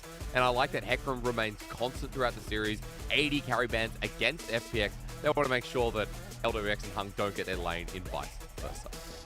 I don't really understand the Zeri ban though, because like game one on this side, FPX, top esports, left Zeri open, and then FPX didn't ban it either, and then top esports picked it, right? Red side should really be the one banning Zeri, so I'm not really sure why top esports are banning on this side, but maybe they have different priorities. Hecarim banned though, Rise banned as well. Those taken off the cards. There is still the likes of Tom Kench, Jinx, you know, some of the things we've seen banned so far this series. Viego, Draven, also things we saw shut down. Gwen, I wouldn't be sad if we never saw Gwen again, but looks like I see a failure. So this is an interesting one. It kind of means that FPX are forced to ban Jinx here if they want to have 80 carry like sort of parity like between them. We've already seen like 3 big 80 carries banned, so it kind of forces their hand here. Okay, so let's see if FPX walk into what we'd call as a light breeze, a light trap. 8 seconds, and once that gets locked in, we can start talking about first pick options there, because if the 80 carries are off the board, as Stake deciding here, oh, Victor instead, so they're just like, okay, take Jinx. Yeah, this has to, I think this certainly is just going to be a Jinx first pick. I'd be very surprised if it isn't. I don't see why you ban a Aphelios in this situation and then don't pick the Jinx, but maybe they have something in plan, right? Maybe this is a specific strategy they prepared. The answer is no. They will lock it in. For FPX, you know, you can look to prioritize a variety of things, right? We saw Viego be pretty effective. Xin Zhao is strong. You know, the Gwen has been powerful as well. But they actually look like they're going in a different direction. So leaning towards Senna, which is something that we've seen like in that earlier series today, have a lot of pressure. So they've only picked the Tom now, and then they picked the Viego. The Viego now makes sense, and obviously is something good for Clid. So you want to pick that up now. The problem is this kind of locks you into a Senna third pick, right? So top esports pick Gwen here, right? If you pick Jace third, Senna will get banned, right? If you pick Senna third, Jace will get banned. So by picking the Tom Kench in that first rotation and not the Senna, FPX have kind of forced themselves into a hole. Jan gets Lee Sin again, it's probably a good time, so I think they can just follow through with that. And then it really comes down to what will FPX take here. Because in my mind, it's Jace or Senna, one or the other. We'll see what they opt to do. God damn, your brain is freaking huge. I can't even get into gold at the moment, dude. Like, what the hell? A pleasure to work beside you is the professional thing to say instead. But, I mean, for top esports, while we are talking about the hole that FPX now have to decide whether they pivot out of, top esports have gone directly towards the top tier picks, right? Tien in game 1, the Lee Sin, great. Gwen for Wayward this time around, you know, not Shala who gets that up. So, feels like a really strong opening draft to game number 3 for top esports. FPX, you talked about the center. We knew this direction was coming, but now we need solo laners FPX. And I feel like for top esports orcs, it's just like, well, ban the Jace, ban Jax or Camille, like whatever you choose. Yeah, Kennen sometimes comes out as something that answers it, although I'm not sure that's necessarily something Shallow will pull out. For FPX, you just ban away supports, right? That is the sort of thing that you have the advantage on having the Tom. Jace ban, no real surprise, and that's kind of why it's really delicate, right? If you telegraph a pick on that red side, on that third pick, it gives you limited wiggle room. So I like how top esports have approached this. You know, they ban out the Leona. Nautilus could be a good one to follow up on this. We'll see what FPX opt for here. And then again, top esports, they do have a fair bit of range what they want to go for on this second ban. Yeah, okay, well, we'll see if it's one of those solo lanes. I like that, you know, we are shorting up the picks a little bit. Corki goes, which is nice. Guys, no Victor, no Corki. pick. That's great. Always a good time. But Vex, is this the next path? So I think in this situation, leaving mid to ensure that you have a good matchup with Gory makes a lot of sense. You know you're going up against the Gwen. As much as we've seen Gwen flex in other regions, hasn't really happened in the LPL, and they obviously already have a Lee Sin. So toying with the idea of the Jax is able to answer the Gwen effectively in the later stages of the game. Decide though, they'd rather have the Graves. Something that is an interesting matchup because you'll have priority as the Graves, right? And you'll scale up pretty well. But if you make a mistake, Gwen can definitely just run you down and kill you. You sometimes see Graves even take Ghost to match the Ghost of Gwen to avoid that. By the way, looking towards top esports, they are toying with the idea of Enchanter, and I prefer Enchanters, right? You know, the Tom Kench isn't the highest pressure engager. It's not Leona, it's not Nautilus. So why not pick a hyper scaling Enchanter like the Lulu? It does mean you're lacking a bit of engage in your composition, right? Lee Sin isn't a great primary engage, and often LPL teams look for the support for that. But still, Jinx Lulu, kind of nuts. The late game scaling really showing up already. And Orianna, just to round that out, I mean, that is so much shielding, so many buffs on 2 super scalers in Jinx and Gwen. Now for FPX, it is their mid lane pick to round out. Multiple options. You could go for something like the Vex again. I feel like into the Orianna might have a bit of a rougher time. So do you go something that just tries to win the lane then? Like, what's the goal? Yeah, I feel like you could go for something that has like a fair bit of pressure. I feel like it'd be interesting we saw in Azir. This would sort of be playing into the sort of range thing. I feel like Orianna is just such a good blind at the moment. It's kind of hard to think of things like there's kill lanes on Orianna, but in terms of trading, she holds it pretty well. But Azir does outrange you, right? Azir is one of the few champions that can shove really well, outranges you quite effectively. And the critical thing is that top esports don't have the greatest engage, so you can kind of dissuade that. But I still think, right, Jinx, Lulu, they'll just run forwards and just fire rockets. Either way, both teams, tons of scaling elements here. I do feel like the Lee Sin for Tian is going to give them a bit of an edge in the early stages, but honestly, an interesting one to see how it develops. Azir, a bit of a fringe pick to come out here. Yeah, it's crazy because never did I think that I'd be looking forward to seeing an Azir. Like, Azir and Orianna as a mid lane, you look at it and you go, oh, that's so much fun. But Azir is not Victor. Azir's not Corki.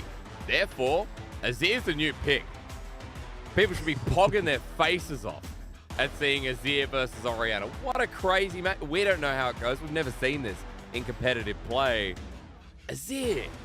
That's sick. And you know what? Coming into game number 3, I'm glad we get something new. I'm glad we get a mixture of flavors from what we've seen in this series. What we've seen throughout the day. Center Time Kench returns. Jackie Love is going to get Mark on the Lulu. And all in all, you talk about scaling here. I'm really curious to see if Tien can be the bridge that makes it easier for top esports, because in both games, Tien sought after agency. Game number 1, he found it. Game 2, he absolutely flipped it away.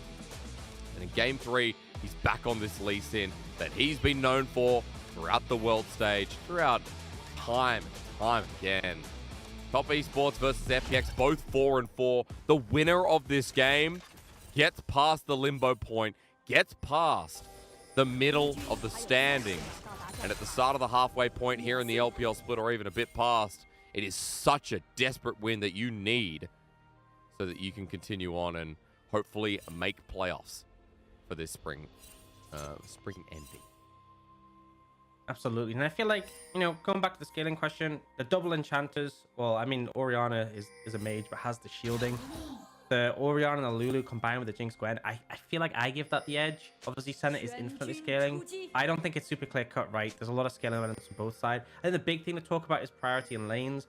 Top lane, we're going to see the Graves have priority. He just shoves so easily with his autos. Gwen might be able to contest level 1, but it does fall off quite a bit after that. Bot lane, Lulu, Jinx, double range matchup into range melee. Not going to be a fun time for Hung farming. Mid one's a bit more interesting. I expect the Azir to come out ahead just because you pop down the soldiers, push. And that means that Clade can really easily play towards that top side and know we have the backup from the solo laners. But really, these junglers, if they can get the ball rolling, if you get some extra gold for a Jinx, for an Orianna, for a Gwen, or the same on the other side, can have a ton of value. I think we've seen too many Gwens be successful in the LPL the past couple of days, so it'd be nice for a change. But to be fair, Graves did the same thing in game number 1.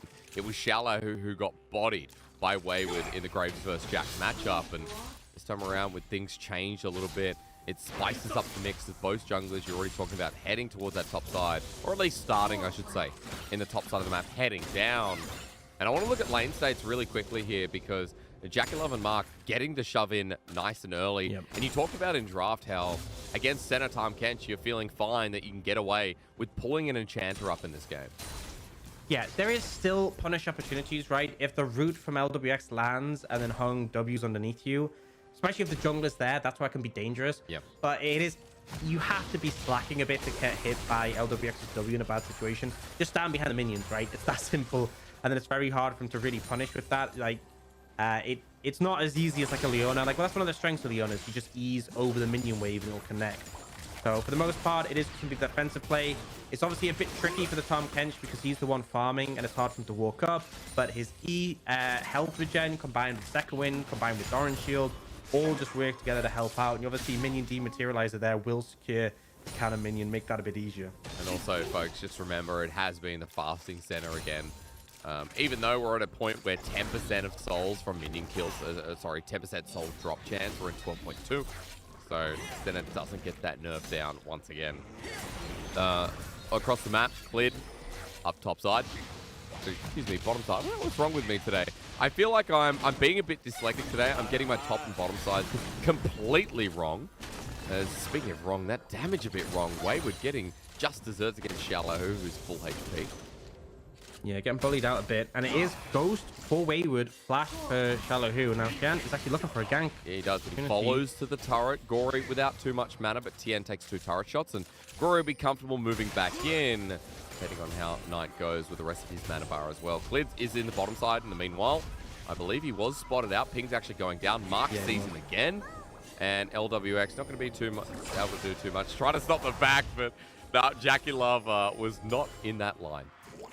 Yeah, and it was a little bit of a cheesy path from Clade because, we were talking about how it's much easier for him to play around top side where he has priority. You actually see Shallow Who's the one taking the scuttle, so Clade didn't get a scuttle. He actually pathed bot where he knew the enemy lane would have priority, and he looked to find a gank angle, but a good ward from the bot lane made sure that they weren't able to get picked up. And as a result, Clade ends up wasting a fair bit of time. You see that Tian is one camp above. That is just that scuttle crab, so Clade tries for the play, doesn't really find it, but does allow some reprieve for his bot lane, and they are able to push the wave out and get a reset in, so there's definitely some positives in that regard. But I will say on the other side, Mark, you can see holding the wave for JackieLove. The cannon just stopping right before the turret. Yeah, a bit of a bro. So JackieLove not missing practically any CS. As that wave crashes in, I don't have the 5-head that you have, but I want to know how the lane state goes from here, because another wave's crashing in, and JackieLove is still holding it for now. Yeah, you can't hold it forever this early in the game, and eventually it will push out, but Mark is taking this opportunity to roam towards mid, maybe get some vision down. He will have to move back bot as the wave eventually pushes out, and then obviously they will be a little bit more vulnerable to ganks, but it won't be too much of an issue now. They're looking mid for Gory. Oh yeah, the Sonic Wave connects through the minions as well. The Flash Tempest! Beautiful. Oh my god, that was gorgeous. Really nicely played. And punishing this Azir, getting his flash. Like, remember, you picked this Azir because it can push quite heavily into the Orianna, can hold her down in terms of the laning phase. And you managed to punish him, bring the flash. Now we see the freeze from before has broken. It's pushing out. JackeyLove is in a precarious position, but Mark rejoins him. So nothing really lost. Maybe a couple of skips here and there. Actually, LWX. They actually turn it. Mark just went for the play in the mid lane. The first blood already given over to him. Flashed away from LWX. JackeyLove burning down, though, and Hung has flash himself. He always flashes forward as JackeyLove steps up to the plate, dodges the Sonic Wave. I can sense Hung is hungry for this. As Mark takes the tongue lash, good little cue. The piercing light comes in, and Hung gets a knock up. Cleared on the way through, has flash himself. Wants to jump on in, but no 6 available. Top Esports survive out, and LWX now without any summoners. Look towards the top side. The needlework starts us off. Collateral damage as well. Flash burn, ghost down. Summoners everywhere. LPL, let's start delivering. Getting a lot of fighting, and this is the thing with this matchup. The Gwen into the graves. You take the ghost, so you can run him down. Shallow very quick to disengage, and the ult turns run enough damage that Wayward can't chase. You want to stay in range with the Graves as long as possible. Use the damage from your snip, but isn't able to find it. Positive play on the bot side, though, for FPX. Clid able to dissuade any more pressure coming in. They do burn summoners now. Clid was trying to start the dragon, but we do see Tien turn up. And remember, there was some time wasted earlier in this game, right? Yep. The scuttle that was secured by Tien, but not by Clid. Tien has a level advantage now. He has that dragon rage. He has that advantage, and as a result, Clid, you're not really interested in fighting. You really need that 6 on the Viego for a massive spike, so Tien will be able to secure this dragon as a result. On top of that, priority in the mid lane too. It looks like here for Knight against Gory. So with the first dragon down, it's 40 seconds until the Herald. Now, Orcs, I want to ask you about this upcoming play, because with the action we've already seen, it seems like we're going to be brutalizing towards the topside objective. But I wish I could say that, but I feel like because of Xiaohu's lead, maybe that's not a right statement. Yeah, I think it might be quite tricky, especially Clid is now just at level 6, right? Shallow, who's really punishing in the top lane. If they do manage to burst out a target and get a reset, it'd be great. But on the other side, the way Top Esports want to approach it is between the Dragon's Rage and the Shockwave, you can just blow someone up 100-0, right? So if they do find someone overstepping, especially Knight already picked up the Sork Shoes, that's an angle they can approach. For now, though, you see actually JackeyLove and Mark doing the red buff, and then just moving back towards bot. Yeah, so just keeping the bot lanes in lane. And one of the things with the Tahm Kench, kind of what we saw before, right? Mark roaming mid. It's kind of awkward to roam for a Senna Tahm lane, because if Senna roams, she doesn't get souls. If Tahm roams, he's the one supposed to be farming. So you do see them roaming together, right? I'm not saying they don't roam, but one of them roaming independently still means you're losing out. Whereas normally for the other side, if the support roams, the AD carry just gets solo farm, right? Look at JackeyLove down the bottom lane. He's going to take turret plating instead. FPX already committing to the start of the Rift Herald. And a good point you raise, where now LWX and Hung are committing to the mid lane, trying to push that out, moving back down. But JackeyLove, for the cost of the Herald, we've seen this in so many games where bottom lane sticking around without the opponents end up equalizing the Herald cost of the charge anyway. Yeah, so it really comes down to how effectively the Herald is used. We don't know until we see it whether they'll get their money's worth, but I believe there's at least 1 plate taken, potentially even 2. And you see, even just from the fact that they moved topside, Top Esports aren't happy with just a plate. They will also look for this blue buff as well. And look at Gory's mana, about a third. Securing this could definitely make a big difference. Knight already has a blue. Ken has one as well. It is 2 plates from the bot lane tower. So if they just get 2 plates, right, I feel like it's it's an even trade, and Top Esports also got the blue, so they can be happy. But it all depends, right? Top lane, there's only 3 plates left. They could get first tower there if they put it down. They could throw it mid tower, obviously much harder to take down, especially against Orianna. So a lot of value. Really comes down to execution from FPX.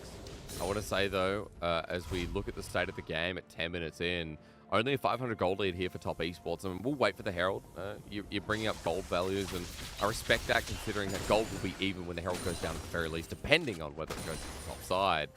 But the CS leads that are big as Tien sets up for a potential dive onto Xiao Lao, who I think he hovered around the vision as Wayward sends out the needlework. All 3 of them hit too. We're about to get true damage on the snip. Xiao Lao, who Immortal Shield Bow pops, but Tien now spotted out. Clid on the wing. Clid has flash as well, and both ultis up and available. Tien's just going to take it. The kick comes through, but Xiao Lao, who flashes just in the nick of time. He gets out, and Tien's efforts wasted as Clid doesn't have to lift a finger. Wasn't even actually the flash from Shallow, who doesn't have that available. Managed to dash to the side, right? Yeah. Really nicely played. Tian trying to be slick there, but they knew they had to make it quick. And Shallow, who makes some great decisions, clearing the minion wave out, so they were forced to make a fast play, and then avoiding the kick from Tian. A lot being from Top Esports. Also saw Knight moving up there, so investing time and effort, all for nothing in that situation. And now, with the reset coming in from Wayward, talking about the 3 plates in the top lane, this is a perfect opportunity. And, you know, yes, Top Esports got 2 plates in the bot lane, but getting a whole tower is another beast. Yeah, it is. I mean, you opened this up in discussion before. First Tower of Blood, gold share between Clid and Xiaolahu. Oh, look at 610. Look at the goal difference between top laners now, 1,700. Massive. Look, I mean, it's because of the CS difference, right? Immortal Shield Bow versus Leeching Lyra and a Blasting One. That's also Executioner, Cloak of Agility, and Dagger. Yeah. There's a big buyback. So we've seen Graves this series absolutely take over, and I think Xiaolahu heading in the same direction as we saw from Wayward in Game 1. Yeah, and now 35 seconds on the Dragon. FPX are moving over. Critically, Wayward is actually holding the wave there for a little bit, wanting to pick up some extra farm. And this means FPX will have a big numbers advantage on the bot side to easily secure this Dragon. It should be 100% theirs, without doubt. They could teleport Wayward in, but I think Graves is so strong right now, I wouldn't want to. Well, I'm going to be looking towards 90 to come through as Hung starts the engage on Tian, the wild growth, excuse me, Xiaolahu. Just showing your point in aces there as FPX find up their first kill of Game 3.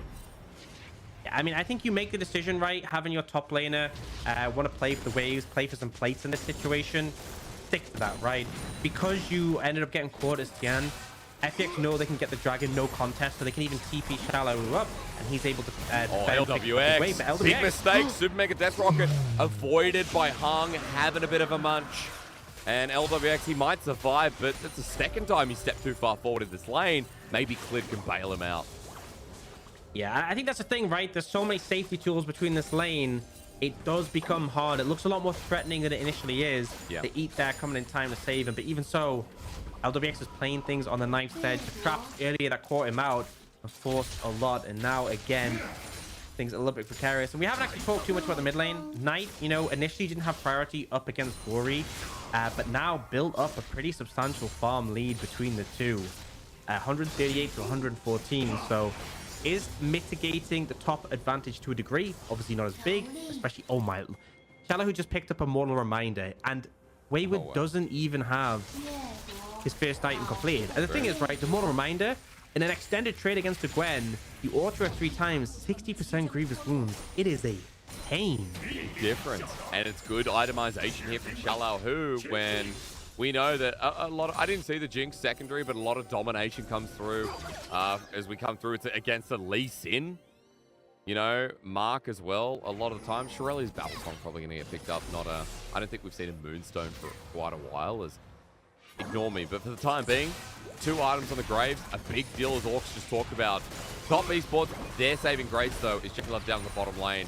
He's a big deal as this Jinx continues to do so much work against LWX and Hunt. Nice kiting coming through. They're just trying to get a turret response. Yeah, and this is the thing that gets a bit scary, right? You're going to have more gold on the Jinx compared to the Senna. As much as you have the souls and they're a factor, Jinx has already got the first item. You have a Lulu buffing it up. Red team's turn. But that's on the other side, right? Jinx applying all that pressure, but top lane, Xiaolahu doing so much. And Wayward knows he can't contest, right? The extra shield from the shield bow, the healing reduction from the Mortal Reminder makes such a big difference.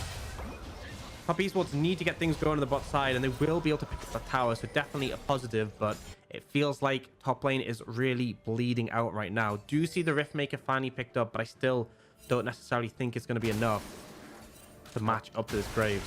Absolutely full control. I mean, just the camera panning over and seeing Wayward getting hit right before the gates of his base. Xiaolahu absolutely untouched at the moment, moving towards mid. That Herald that spawned up as Top Esports are transitioning up here. Now for Wayward taking a safe path, which is nice to see. It looks like Top Esports will be first on this Herald. First to pick it up, and I think the only contest coming through will just be for the bottom lane turret instead.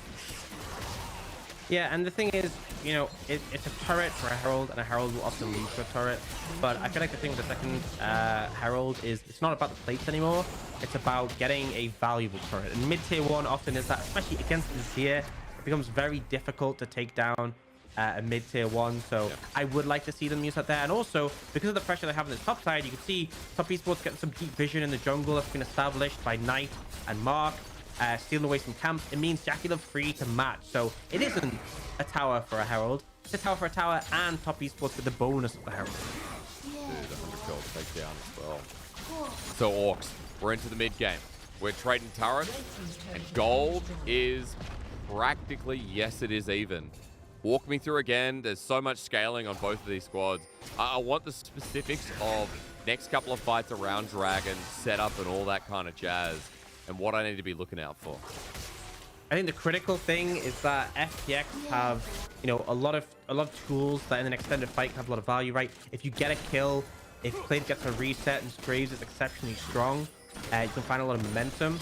I feel like, however, as the game goes on longer, that's where Jackie Love and Mark as a duo gets scarier. You can have to shield them from Knight. So I favor as the game goes on longer, I think top esports probably for me would pull out ahead. The only exception is like Fennec can obviously scale really well, but Jinx is just so strong right now. Yeah. But in this fight right now, I feel like FPX probably feel pretty confident. It comes down to, can you cash out a vital member, right?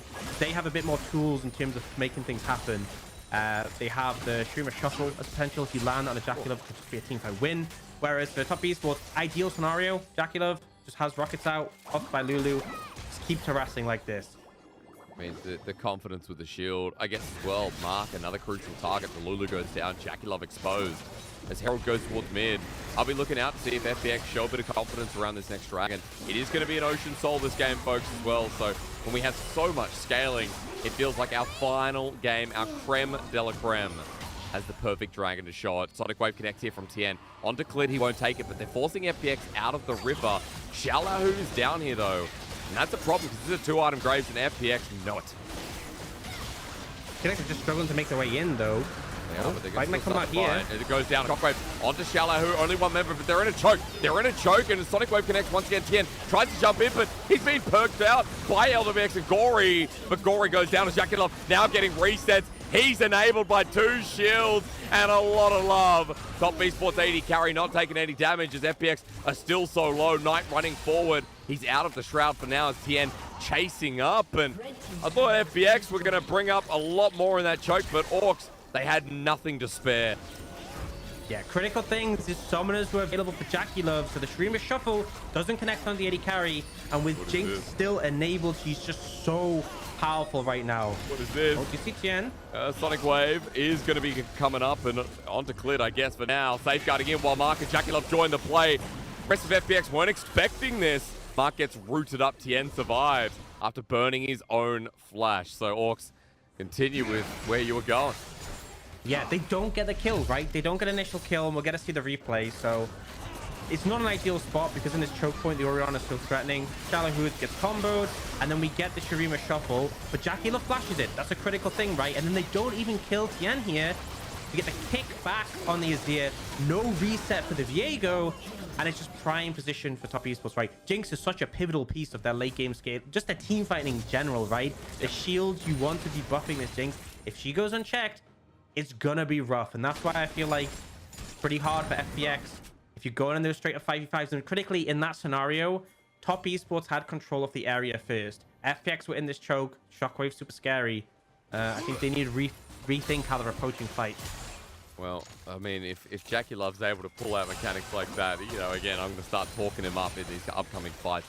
Missed the swoop and boop, but love the fact that Jackie was able to flash away and continue resetting up.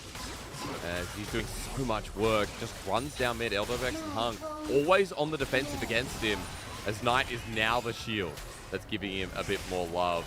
Hey, Baron's coming up in about a second, Dragon up in 2 minutes 50. Top esports, you can see the game's really pivoted to them having control, getting some of this deep vision, clearing out. The map looking a lot more blue at this point, and top esports confident enough knowing that they've got mid control for now too. That's the scary thing, because like I said, I give the edge to Top Esports in terms of scaling. This double enchanter plus Jinx so difficult to deal with, and Top Esports are a team who actually know how to secure a Baron and close out. That's something FPX have shown they really struggle with. So FPX can't just meander through this one. I expect to come through later on. They need to be creative. They need to find angles. They need to punish JackeyLove when his flash is down, and that's the thing, right? What can happen a lot is flash, 5-minute cooldown. Dragon respawns in 5 minutes. So by the time there's a next forced fight, he'll have that summoner available again. And if we get a repeat, it'll just be Top Esports winning another fight, getting another dragon in their pocket. All those ultis going to be up and available as well. Gory's flash is available for the swoop and poop once again.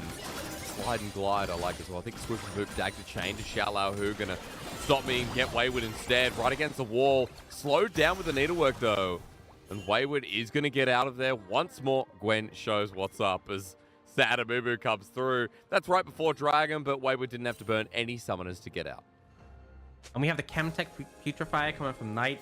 I love this itemization because it's got pretty decent stats, right? Comparable to Morale-Nomicon. Just weighted a little bit differently. Yeah. But critically, it is the best Grievous Wounds item in terms of applying the 6% debuff. Because for Morale-Nomicon, they have to be under half HP. Can't always let that happen. For Mortal Remind, you have to auto 3 times, which is good in duels, but sucks in team fights. Putrefier, you shield an ally, and you both apply it. Oh, there's Gory with a flash against the wall. Mark is caught out, and so is JackeyLove. He gets a wild growth before going down, but reset for cleared. FPX's mid laner comes from Korea and joins the LPL with a how diddly ho. Really nice play coming out from FPX. Said if they wait till Dragon, the flash will be back up for JackeyLove. They won't be able to get too much from it. And now, with 5 members strong, they should go towards Baron. Whether you get the objective or not is one thing, but critically, they can snowball this, right? If Top Esports approach, they can look to turn. They have to be really cautious, though. They lost the last 50-50 in the previous game. They lose this one, it's doomed. Night Shockwave is going to be where I'm looking. Wayward jumping in. Needlework's back up and available. Tien off the back. Don't burger flip it here. Cleared on the side. Sonic Wave hits in. Smite's coming down. It's stolen. FPX 1-for-1 in the series with the Barons. They may take down 2 with them, but Baron goes over to 3 members. FPX, why do you do this? Every single time. Every single time. It's just a flip. And last game they won. This game they lose. It's a Lee Sin as well, right? The Q, the Sonic Wave hit Baron, I believe. So he gets the extra execute damage. It didn't actually come down to that, but it's still so scrappy. So we have great engage, right? JackeyLove and Mark, they don't have backup. It's just the 2 of them. Too aggressive, and Gory finds this beautiful play. Slams them into the wall, actually, for the follow-up. So this is a good positive. This is what FPX should be doing. But then the Baron, no one's even got a ward over the walls, right? Like, that's bare minimum stuff you should be doing. No one's trying to interrupt him. No one's trying to stop him. It's not like we actually connect on the Baron, which makes it a lot easier to steal. But then, Clid actually getting knocked out the pit. Really good play coming out from Chan. And messy. And LWX almost dead. I mean, the Super Mega Death Rocket blocked by Hung, but as we come back, remember, JackeyLove and Mark, who died before, spawned just before the Baron was stolen. So Top Esports have 3 Barons. They've got the gold lead now as well back in their pocket. They've got 3 dragons that they picked up off the reset as well, Orcs. And after what was a sick play from Gory, is thrown all away from a great steal from Tien. And again, it's the FPX Baron case, right? They can make good plays. They got good players. They just don't know how to set up these Barons. And it means Top Esports, once again, in position to control the double enchanter, shield, and JackeyLove. And that's what I was saying before, right? Chemtech Putrefier, you shield JackeyLove. His next auto, 60% Grievous Wounds, really effective against the Viego, against the Graves with that shield bow. Even Senna as well has a fair bit of healing. So easy to apply that. And FPX will be contesting here, but you can see Top Esports, they lean Gwen to the top lane. FPX are grouping in this situation, and they'll lose their tier 2 top in return. Shield bot of Tien. Flank forced out the ult from Gory, and JackeyLove is going to get the movement speed to continue poking through. Tien's out of there. Wayward adds pressure towards the top side. Clid is actually on the angle as well, but he wants a flank towards mid, but spread out, and FPX now down with a couple of tools. This will open up mid as JackeyLove can't die. Remember, it doesn't matter. Lulu, Orianna, and Lee Sin give him more shields. And this Jinx is such a problem. Remember, Flash is back up and available. Yellowhoo in trouble. So much on it. Yellowhoo! Hung has to save him with the ulti. Away. And now with the shield out, doesn't matter. FPX is going to back away because open inhibitor through mid. They can't do too much. Even on the wing, Klid's just been on the side for so long. And they know he's there because of the Shroud, right? Thrown down. Fully aware of his position. They'll take the inhibitor tower, they'll back away. They're on a ward, so, I mean, yeah, you stop the reset. I'm not saying it doesn't have value, but there's nothing really on the map for you to take right now, and they will just walk away. Really feels like Top Esports has hit their stride, and it's a big problem dealing with his Jinx. JackeyLove resetting, about to pick up his Infinity Edge, I believe. Third item should come out. In fact, I think he's going to stay a bit longer to make sure he has enough gold. The FPX, they found that good play, but you have to do that again and again and again. And with JackeyLove's Flash up and available, it is so much harder to do. Well, Gory's Flash not up and available as well adds hard to a next level. 2 minutes till Dragon. That's going to be Ocean Soul and FPX. Down here a little bit early, but more importantly, want the Death Rush to succeed because they're 3,000 gold behind. They know they've lost control of this game. And they just want Top Esports to give a little inch.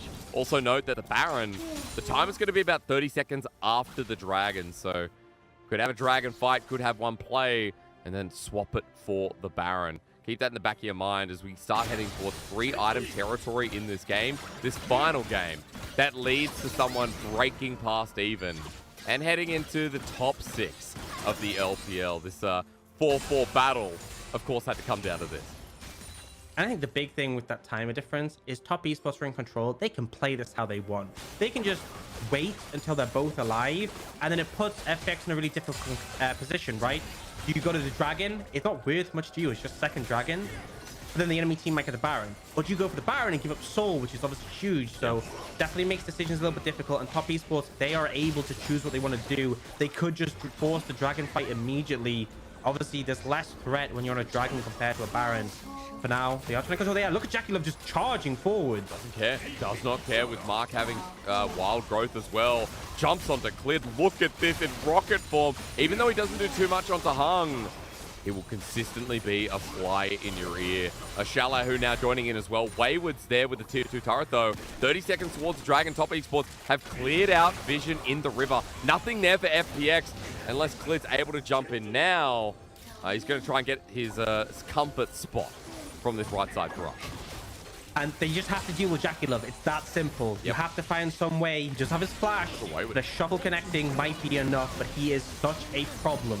Wayward might even just break the base. FPX getting chunked out by JackeyLove in a 5 versus 4. Wayward's not stopping his shockwave. Hits onto 3. LWX in immediate danger as TP's being used to make it a 5v5. FPX with an inside track with LWX still low, but onto Soul Point. Top Esports say thank you.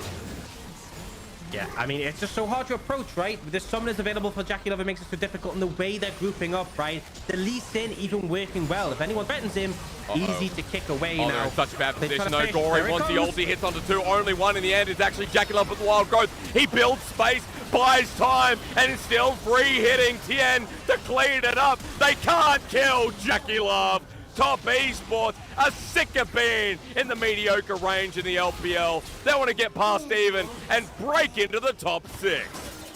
Critical mass has been hit. They cannot deal with this Jinx. Even with, honestly, a great shuffle from Gory, they're not able to burst him out. He flashes out. He gets a shielding. He gets the ult from the Lulu. And with that, Top Esports going to be able to close out the game. Definitely a back and forth series. Both teams 4-4, but Top Esports. Maybe. Orcs, LWX and Hung. I think they have this. 3 seconds. Gory up in 3 as well. It's going down pretty quick, but as LWX comes out, maybe you're right. Next star going down, and with that shockwave, it's imminent doom. You're right. Forget it. The gold matters so much more as the Nexus exposed, and Top Esports destroy the Phoenix 2-1 in week 6. Really convincing game playing around JackeyLove. And yeah, this series had a lot of back and forth. It's expected. These teams are both middle of the pack. Neither of them are flawless, but at the end of the day, Top Esports able to deliver and close this one out. Man, we had some pretty good Azir ults come through. We had some moments from FPX, but the shield comp onto JackeyLove, let him free hit, let him have a great time. Knight and Mark just pumping him up. And this is the jovial team we wanted to see. Like, good vibes, really, really good energy coming through. It's what you want to see out of a team on stage, especially when they were down in the dumps. But now for Top Esports, 3-win streak, getting back on top is a huge deal for the team that at the start of the split lost to Rare Atom. Yeah, I mean, I will say, I think we had a lot of criticism towards them. They looked rough at the start of the season. There's constant questions. I specifically remember in the story meetings, right, we were talking about Top Esports. I remember Munch saying, it would be Munch, right, with the mojo, but he was saying, you got to be careful, Top Esports, they can just come out of nowhere. They have the talent on their roster. And I feel like they really showed up today. FPX, I've been critical of the Baron setup, but they're definitely not a weak team. Yep. But it really felt like Top Esports came in and with a better team on the day by a fair margin. Yeah, that's true. You know, because game 2 was up to that throw. Like, the only reason we got to that point was because of a huge throw. I keep bringing it up because it's so important. But in game number 3, Top Esports with such a simple, clear track mine composition. You even talked in draft how predictable it was for FPX with the early time Kench. We knew Senna was going to go bot. And Top Esports got to play around it quite a lot in that game. And I think one of my big criticisms of the LPL at the moment is I feel like a lot of supports, they feel like they have to play engaged champions. Yep. Their team is relying on them playing engaged champions. Chocho in particular is someone who feels like his team doesn't function if he's not on them. And as a result, we've really struggled to pick up enchanters as much as other regions like LCK. Now, I'm not saying every support should be playing enchanters, but this is a prime example of a perfect enchanter scenario, right? You're into a Tom Kench Senna. This isn't going to have too much pressure in the lane, and you pick this champion in the Lulu that just makes your Jink go from a very good scaling champion to one of the most broken late game champions there is, with the Lulu buffering her up. So yeah. Credit to Mark, you know, recent addition to the roster, comes in, picks the Lulu, doesn't. There's actually a line from Emily Rand about how some of the LPL supports, they play enchanters like are still playing, you know, Leona's or Nautilus's. Yeah. Mark definitely didn't do that. He knew his job, sit behind, shield, speed up, and he let Jackie Love do what Jackie Love does. It was a very intelligent play. I think, yeah, props to Mark, you know, helping out Jackie Love, because he's such an aggressive AD carry, and when you give him tools like that, he pops off. And I feel like less room for error for someone like Jackie Love, who is prone to it. Knight as well. Bit of a shield bot on the Orianna. It wasn't always about his damage, his trades in lane. Sometimes, sure, but came down to his shield on Jackie Love as well, with area that all Oriannas are taking. So nice to kind of see that, you know, in that series, they rounded out with a very critical strategy. Something very not one track, you know what I'm trying to say? They were smart. They were smart orcs, and they thought with their head. There you go. Can't do that. And honestly, I feel like the game 2, you know, as much as there was that lead for FPX, the fact it came down that Baron 50-50, it just it doesn't feel like a good closeout to a game. Like when you win a game in that manner, it feels like it was so incremental, right? Whereas I feel like on the other side, for the side of Top Esports, you know, you have to sort of give them credit in terms of being able to make things look a bit cleaner, at least in that game 1, right? That was a very convincing match altogether. Dude, why do FPX do that? I don't understand. I don't understand. I'd love to sit down with them and just be like, look, just stop, right? I mean, it's just like, the thing is, I feel like if they learned to do Barons, they would actually be so, like, it's easy to just say, just learn to do Barons, right? There's obviously a lot of nuance to it, but if they showed up that weakness, I really feel like they could just fly up the standings so fast. Agreed. 100%, because FPX, this started all the way back at Demacia Cup as well. Like, it's been happening throughout the season, and FPX with Barons has gone beyond a meme to, like, a serious concern, like, something that you would need, like, rehabilitation for. You know, you need a 14-day retreat where if you're doing Baron, you got to do your due diligence. You talked about it, even a ward behind the pit against a Lee Sin when you're blue side. No, when you're... Yeah. Well, and I feel like it's one of those things where if this was one of the top-end teams who had this issue, I would be like, right, well, they have time to fix it, right? We're about halfway through the split. The problem is, though, that's still technically true, but FPX are on, like, the edge of making playoffs, right?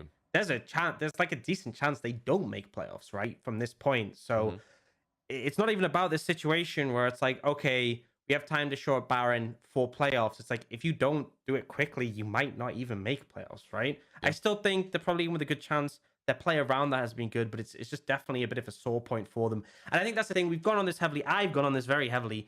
The reason why is because it feels frustrating, right? If a team is struggling altogether, a team is struggling altogether. But when FPX can do something so well and then do something so badly, it just feels like surely this should be a lot simpler. But I digress.